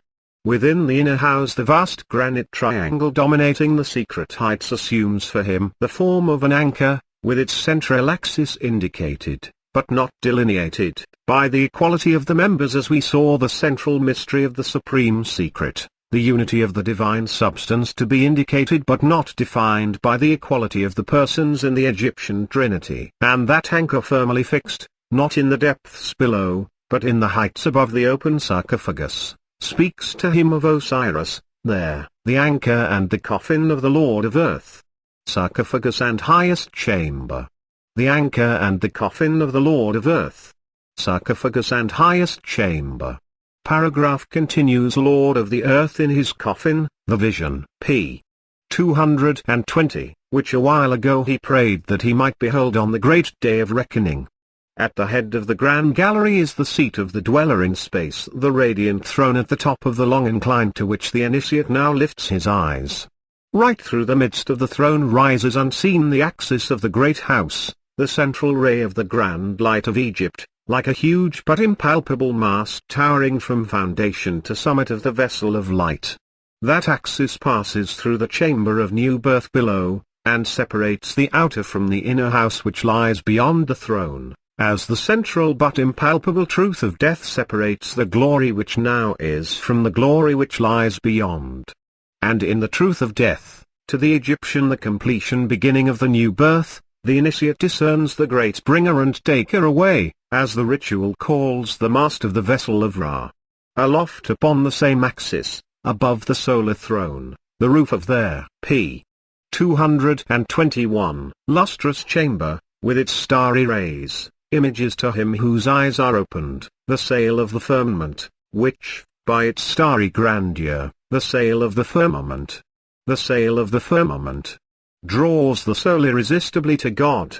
The well reflects to him the paddle shining in the invisible waters, as the image of the Creator shines invisibly in the waters of life. The planks, the rungs of the ladder whereby the soul came down to visit him, each guarded by a spirit of celestial intelligence. In the subterranean chamber he discerns the hold of darkness, and in the chamber of new birth the cabin, or secret place of the divine vessel. A remarkable instance of pyramidal illusion is supplied by the form of the cabin. For the roof proper was surmounted by another roof of the singular and apparently unmeaning shape given in the text. But if above the chamber p. 222, of new birth we indicate the throne of Ra, which immediately surmounts it, we shall have the cabin. The shape in question, so that the form implies the inthronization of the uncreated light upon the mystery of the Divine Mother, Isis. Chamber of new birth, surmounted by throne. Chamber of new birth, surmounted by throne.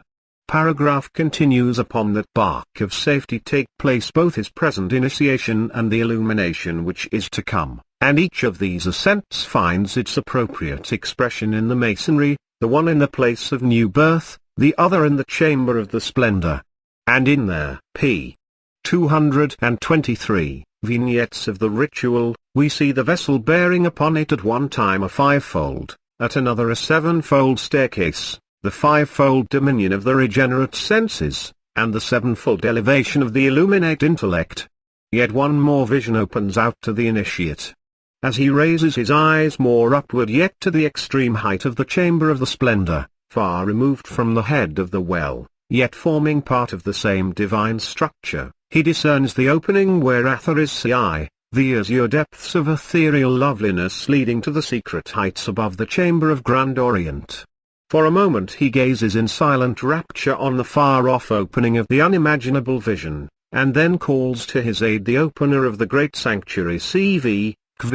O, assistant O, assistant.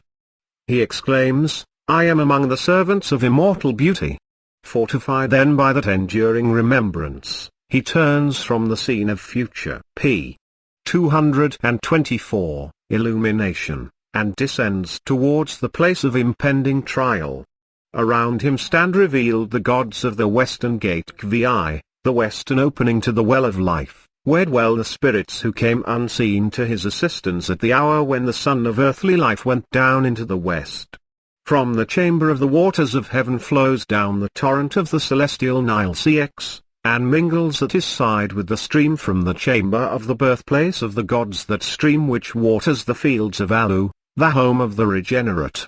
And high above, far as his quickened eyes can pierce, are assembled the bright companies of starry spirits from every quarter Ksif, to assist at his victory, his judgment, and his coronation. In the memory of that unfading vision, and the strength of those protecting spirits, the initiate enters and comes forth Ksvi, from the subterranean chamber of the fiery ordeal.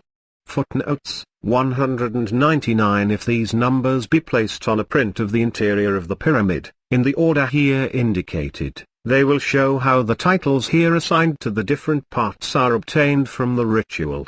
Next, Chapter 7. The illumination of the adept. Chapter 7. The illumination of the adept. Initiation achieved, and ordeal undergone, the character both of building and of ritual seem to undergo a transformation. Not that the air of mystery is in any way lessened, rather it deepens if possible, as we penetrate into the more secret parts.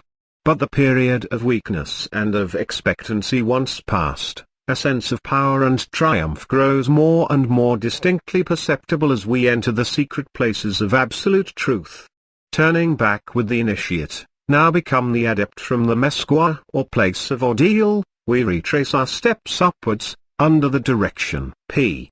226, of the celestial guide, who conducts us to the gate on the hill Ksvi, the lintel hidden in the roof far up along the passage of the star. In remounting the ascent the adept once more enters and comes forth CXX, from the gateway of the well, that he may again receive strength for the coming judgment. And as he approaches the hidden portcullis, which now he is called upon to pass, where sits in person the eternal wisdom, he recites for himself Kxxi, the unforgotten words wherein the divine teacher warned him of the hour now drawing near of entering into 13. Judgment and of issuing from thence. Arrived at the hidden portcullis Kxxi, carefully concealed within the roof, that arduous gateway reserved for the gods, the divine Osiris souls, the gateway which none can enter, except after coming out from the place of initiation. Obstruction meets him at every step. Alike in the ritual, and in the building, each portion of that most p. 227, mysterious gateway, the secret of whose masonry still remains undisclosed, refuses entrance to the upward path except to the adept. I will not let thee go over me, says the sill, unless you tell me my name. The weight in the right place is thy name, is the profound reply of the adept. For, as the raising of the portcullis depends upon the true adjustment of the weight, So also is justice the virtue without which the path on high remains forever closed. I will not let thee pass me, says the left lintel. So continues this strange dialogue, unless you tell me my name. Return of the true is thy name. I will not let thee pass me, says the right lintel, unless you tell me my name. Return of judged hearts is thy name. For without truth, and without self-judgment, no step can be taken of progress in the path of truth. CXXV. With that doctrine we may compare the golden words of Pythagoras, himself a pupil of the priests of Egypt. p. 228. Do innocence, take heed before thou act, nor let soft sleep upon thy eyelids fall, ere the day's actions thou hast 3 times scanned. What have I done? Where erred? What left unwrought? Go through the whole account, and if the sum be evil, chide thee, but if good, rejoice. This do, this meditate, this ever love, and it shall guide thee into virtue's path. But to him who has learned of wisdom, however long, however arduous the search, the entrance into truth cannot finally be denied. The hidden lintel is crossed, and the memory of that passage is forever kept sacred by the grateful departed. I have come through the hidden lintel, he cries triumphantly. Later on, I have come like the sun through the gate of the festival. The lintel crossed. The person of the divine teacher is disclosed, having before him the true balance of light and darkness. CXXV. The secret faces at the gate unveil themselves, and the adept stands within the double hall of truth in death and truth in life, of truth in justice and truth in mercy, of truth in darkness and, p. 229, paragraph continues, truth in splendor. Then, as he surmounts each obstacle besetting the entrance to the path which leads on high, and achieves the triumph over death, he beholds the long array of the judges of the dead, the celestial powers who take account of the moral actions of mankind, each supreme in his own province of the Holy Land, and to each in turn the adept, whose stains have been washed from his heart in the furnace of the ordeal, pleads his innocence of the sin of which that power is the special avenger. Very terrible are the images under which those heart-searching spirits are presented, terrible as the moral effects of our own transgression, when viewed by the inner light of truth. The eyes of fire, the passion which shrivels the intellect, the face of smoke, the pride that clouds the judgment, the crackler of bones, the sin which corrodes the entire manhood, these and such as these are the fearful insignia of the supernal powers. Most terrible of all is the spirit whose mouth, p. 230, is twisted when he speaks, because his face is behind him, the spirit of conscience, which keeps its dread eyes inexorably on our past, and speaks to us with mouth contorted in the agony of self-condemnation like the cry of the penitent, which echoes as bitterly now as when uttered 3,000 years ago, my sin is ever before me. Undeterred by that august tribunal, which as we learn at the threshold, none can endure but he who has truly judged himself, the departed, protected by the divine guardian, ascends the passage of the shadow where the light is eclipsed, and achieves through truth his victory over death. Gradually, as he draws near the low but unobstructed gateway, the glow of the splendor begins to appear, and he sees before him the sacred orbit of the circling earth defined by the 4 burning points of solstice and equinox, like a basin of fire surrounded by 4 jets of flame. In front of each of those cardinal points of their p. 231, heaven, are seated 4 divine spirits having the semblance of an ape, the form nearest akin to humanity. To those 4 universal guardians and heralds of truth, the justified praise, that he may be purified yet further from his transgressions. O ye, he says, who send forth truth to the universal Lord, nurtured without fraud, who abominate wickedness, extract all the evil from me. Obliterate my faults and annihilate my sins. Thou mayest go, is the gracious reply of the 4 heavenly teachers, we obliterate all thy faults, we annihilate all thy sins. In this manner, as the ritual declares, is separation of his sins effected after he has seen the faces of the gods. From henceforth death has no more power over him, and in rapture he returns thanksgiving to the supreme judges, the gods of the orbit, towards whom he now advances, and to Osiris on his throne as he stands at the entrance of the upper chamber, where the slight projection of their p.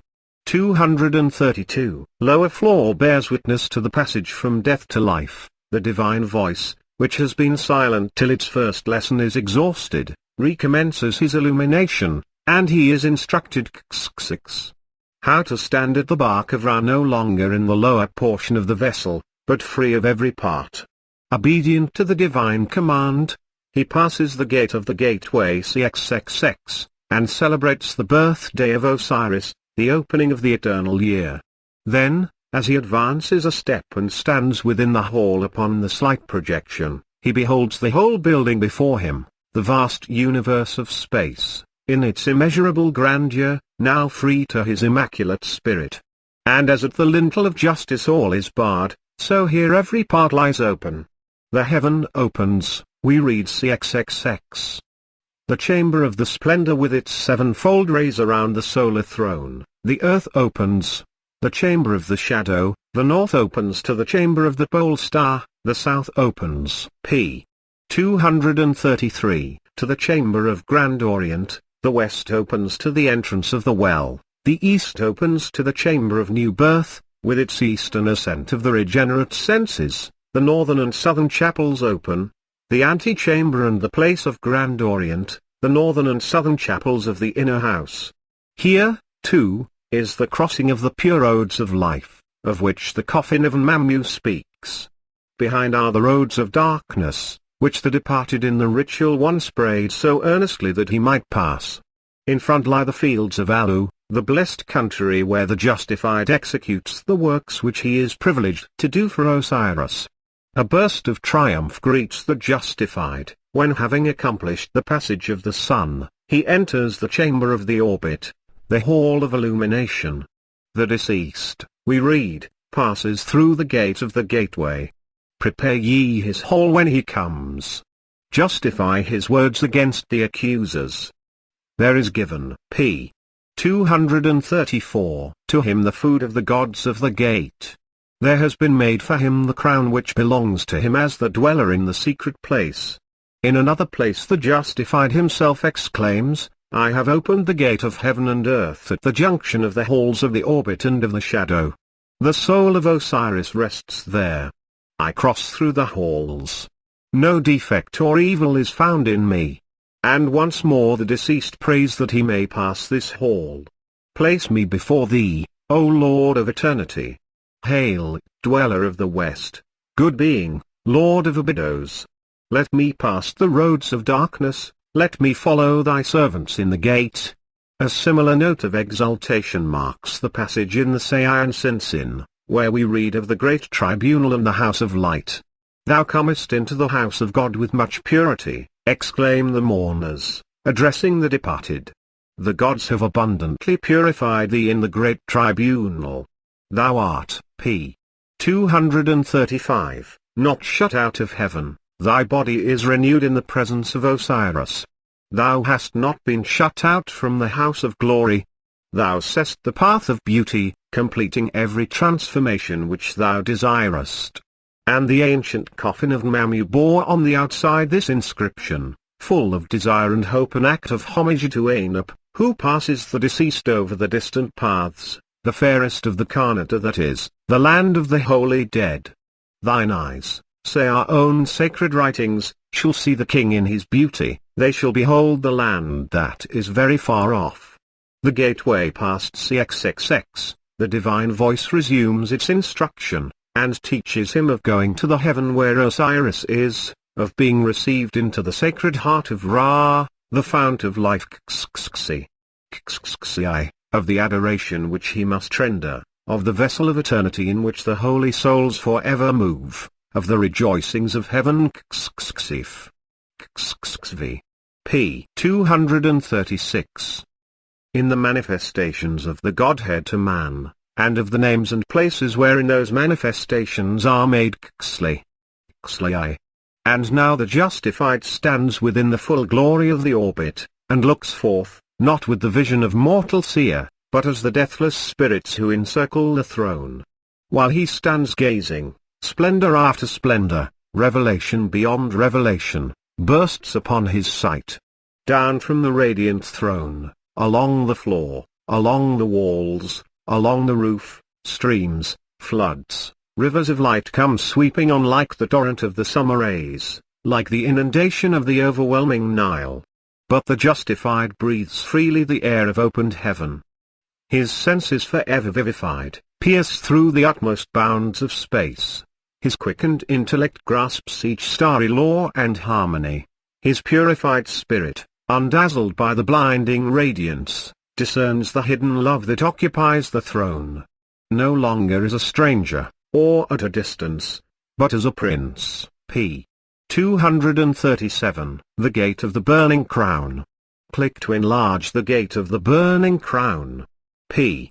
238. Admitted to the highest honor of the court, the justified takes his place in the very line of direct approach, while around and above him, the measureless expanse is filled with rank beyond rank of spirit ministers.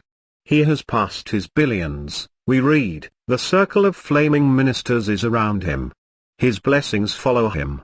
Come, says truth, and he approaches her Lord. At that gracious word of truth, the abysses of mystery reveal their most secret depths. First, the chamber of the shadow is lit by the irradiating brightness, and the illuminate discerns the nature of sin viewed in the light of truth. The 7 halls of death, each measured by its cycle of eclipse, lie open to him who has looked upon the face of God, and each name of mystery betrays the form of darkness. Babbling malice, that delights in overthrow, fire-faced anger, leaping on a sudden to the front, envy, the eater of dirt, hatred, silent and p. 239, paragraph continues vigilant, lust, the consumer, the overthrower in a moment, that lives off reptiles, pride, with its face of stone, sloth, that hardens irretrievably the heart, the final stopper of the rejected, all these betray their nature to him over whom death has power no longer. And he discerns as in the vignette the 7 avenging spirits, each armed with the 2 swords of physical and spiritual destruction. Mounting then the steep ascent, he beholds the mystery of judgment disclose itself in successive stages as the 21 gates of their space is measured by the years of light, as it speeds from Sothis, the gates which open only to the meek-hearted unfold before him. At each of the first 10 portals flows a celestial stream of sparkling waters, which shed their undying luster over the person of the illuminate. Ascending still towards the throne of Ra, at the 19th portal he is clothed with robes of power, and p. 240. At the gate of the burning crown, he stands beneath the royal arch of the planetary spheres. Immediately beyond is the stone of God, where he receives from the divine occupant a crown of illumination, the Atf crown of Egypt, fashioned after the zodiacal light of highest heaven. And behind the throne rises the final gate of peace with its 7 crowns of joy. But not as yet can the illuminate attain the infinite serenity which lies beyond that gate. Death and judgment are not the only secrets to be disclosed when the eye of faith becomes the eye of sight. The place of the divine birth, the chamber in the fields of Alu, must be visited before the illuminate become the master of the secret. And as he passes portal after portal of the fields he recites the titles of her whose habitation he now approaches: the mistress of holy awe, the mistress of heaven, the regent of the earth, the help of the meek-hearted, p. 241, the mistress of prayer, the light of the secret river. Then, having learned the majesty of its queen, he scans the 7-fold arch, the mystery of the transcendent heaven to hold converse with the 7 supreme intelligences who overarch the splendor of creation. Yet once again must the depths be sounded, and the secret places be traversed, before the illuminate can pass as master through the gate of peace. One secret of death still remains, most terrible and most inscrutable of all. While we are yet imperfect, we can gain some knowledge of the effect of moral death upon ourselves, and even form a faint adumbration of its nature when viewed in the light of absolute truth. But the mystery of its divine permission who can penetrate? If the Omnipotent be all good, why did he ever allow of evil? If he be all merciful, why does he permit his creatures to suffer? How can our actions be justly, p. 242, paragraph continues balanced click, when the forces which produced them were not of our own creation? Why are we to be made parties to the battle of light and darkness, when no choice was given whether we would exist or not? Why are the souls of just men secretly snared and overthrown? Whence comes the foul flux which is purged from man, and which causes all living creatures to shudder?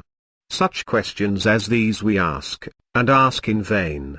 Yet if that darkest shadow, that horror which forms the depth of human agony, the enshrouding of the eternal justice in the blackness of utter eclipse, is still liable to arise and overpower the soul, how can man ever repose in safety, and what revelation or degree of glory will suffice to bring him peace? But that it too is destined to pass away in light, when the secrets are revealed, and illumination is transformed into union, who can doubt? So at least we read in the Creed of ancient Egypt, where, when there, p. 243, other mysteries of death and of judgment have been disclosed to the illuminate, when he has entered into the secrets of the new birth, and conversed with the supreme intelligences who watch before the tomb of Osiris, when time exists for him no more, and he understands the design of the eternal house, from foundation to consummation, he makes a final circuit of its secret places.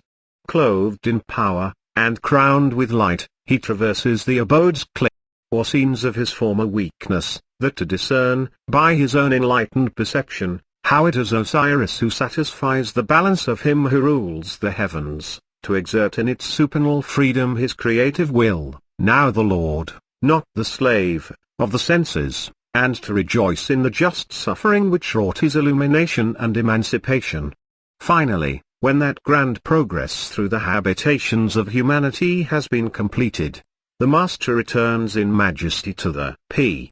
244 celestial company assembled in the grand lodge of the solar throne. Mounting beneath the royal arch of the burning crown, he treads the stone of God itself, and passes through the gate of peace, with its 7 crowns and titles of victory. Then, outstripping in his flight the power of mortal thought, he passes beyond the shining orbit of the earth, beyond the vast expanse of solar glory, across the awful chasms of the unfathomable depths, to far-off Sothis, the land of eternal dawn, the antechamber of the infinite morning. He has his star established to him in Sothis, says the ritual. And here the illuminate, now become a master, is instructed in the last mysteries which precede the universal glory, the mysteries of the divine sorrow, the tears of Isis Clei, whence comes the source of the celestial Nile, the fount of illumination to man. Here he passes within the triple veil, and is invested with the imperishable jewels of supernal luster Clei. Klxi. p. 245, 1 chapter and 1 chamber yet remain, the chapter of orientation, and the chamber of grand orient beneath the secret places of the Most High. Awake, awake, Osiris! So sing the mourners to the beloved departed, now glorious in the house of light, and united indissolubly with the divine being. Awake! See what thy son Horus hath done for thee. See what thy father Seb hath done for thee. Raised is the Osiris.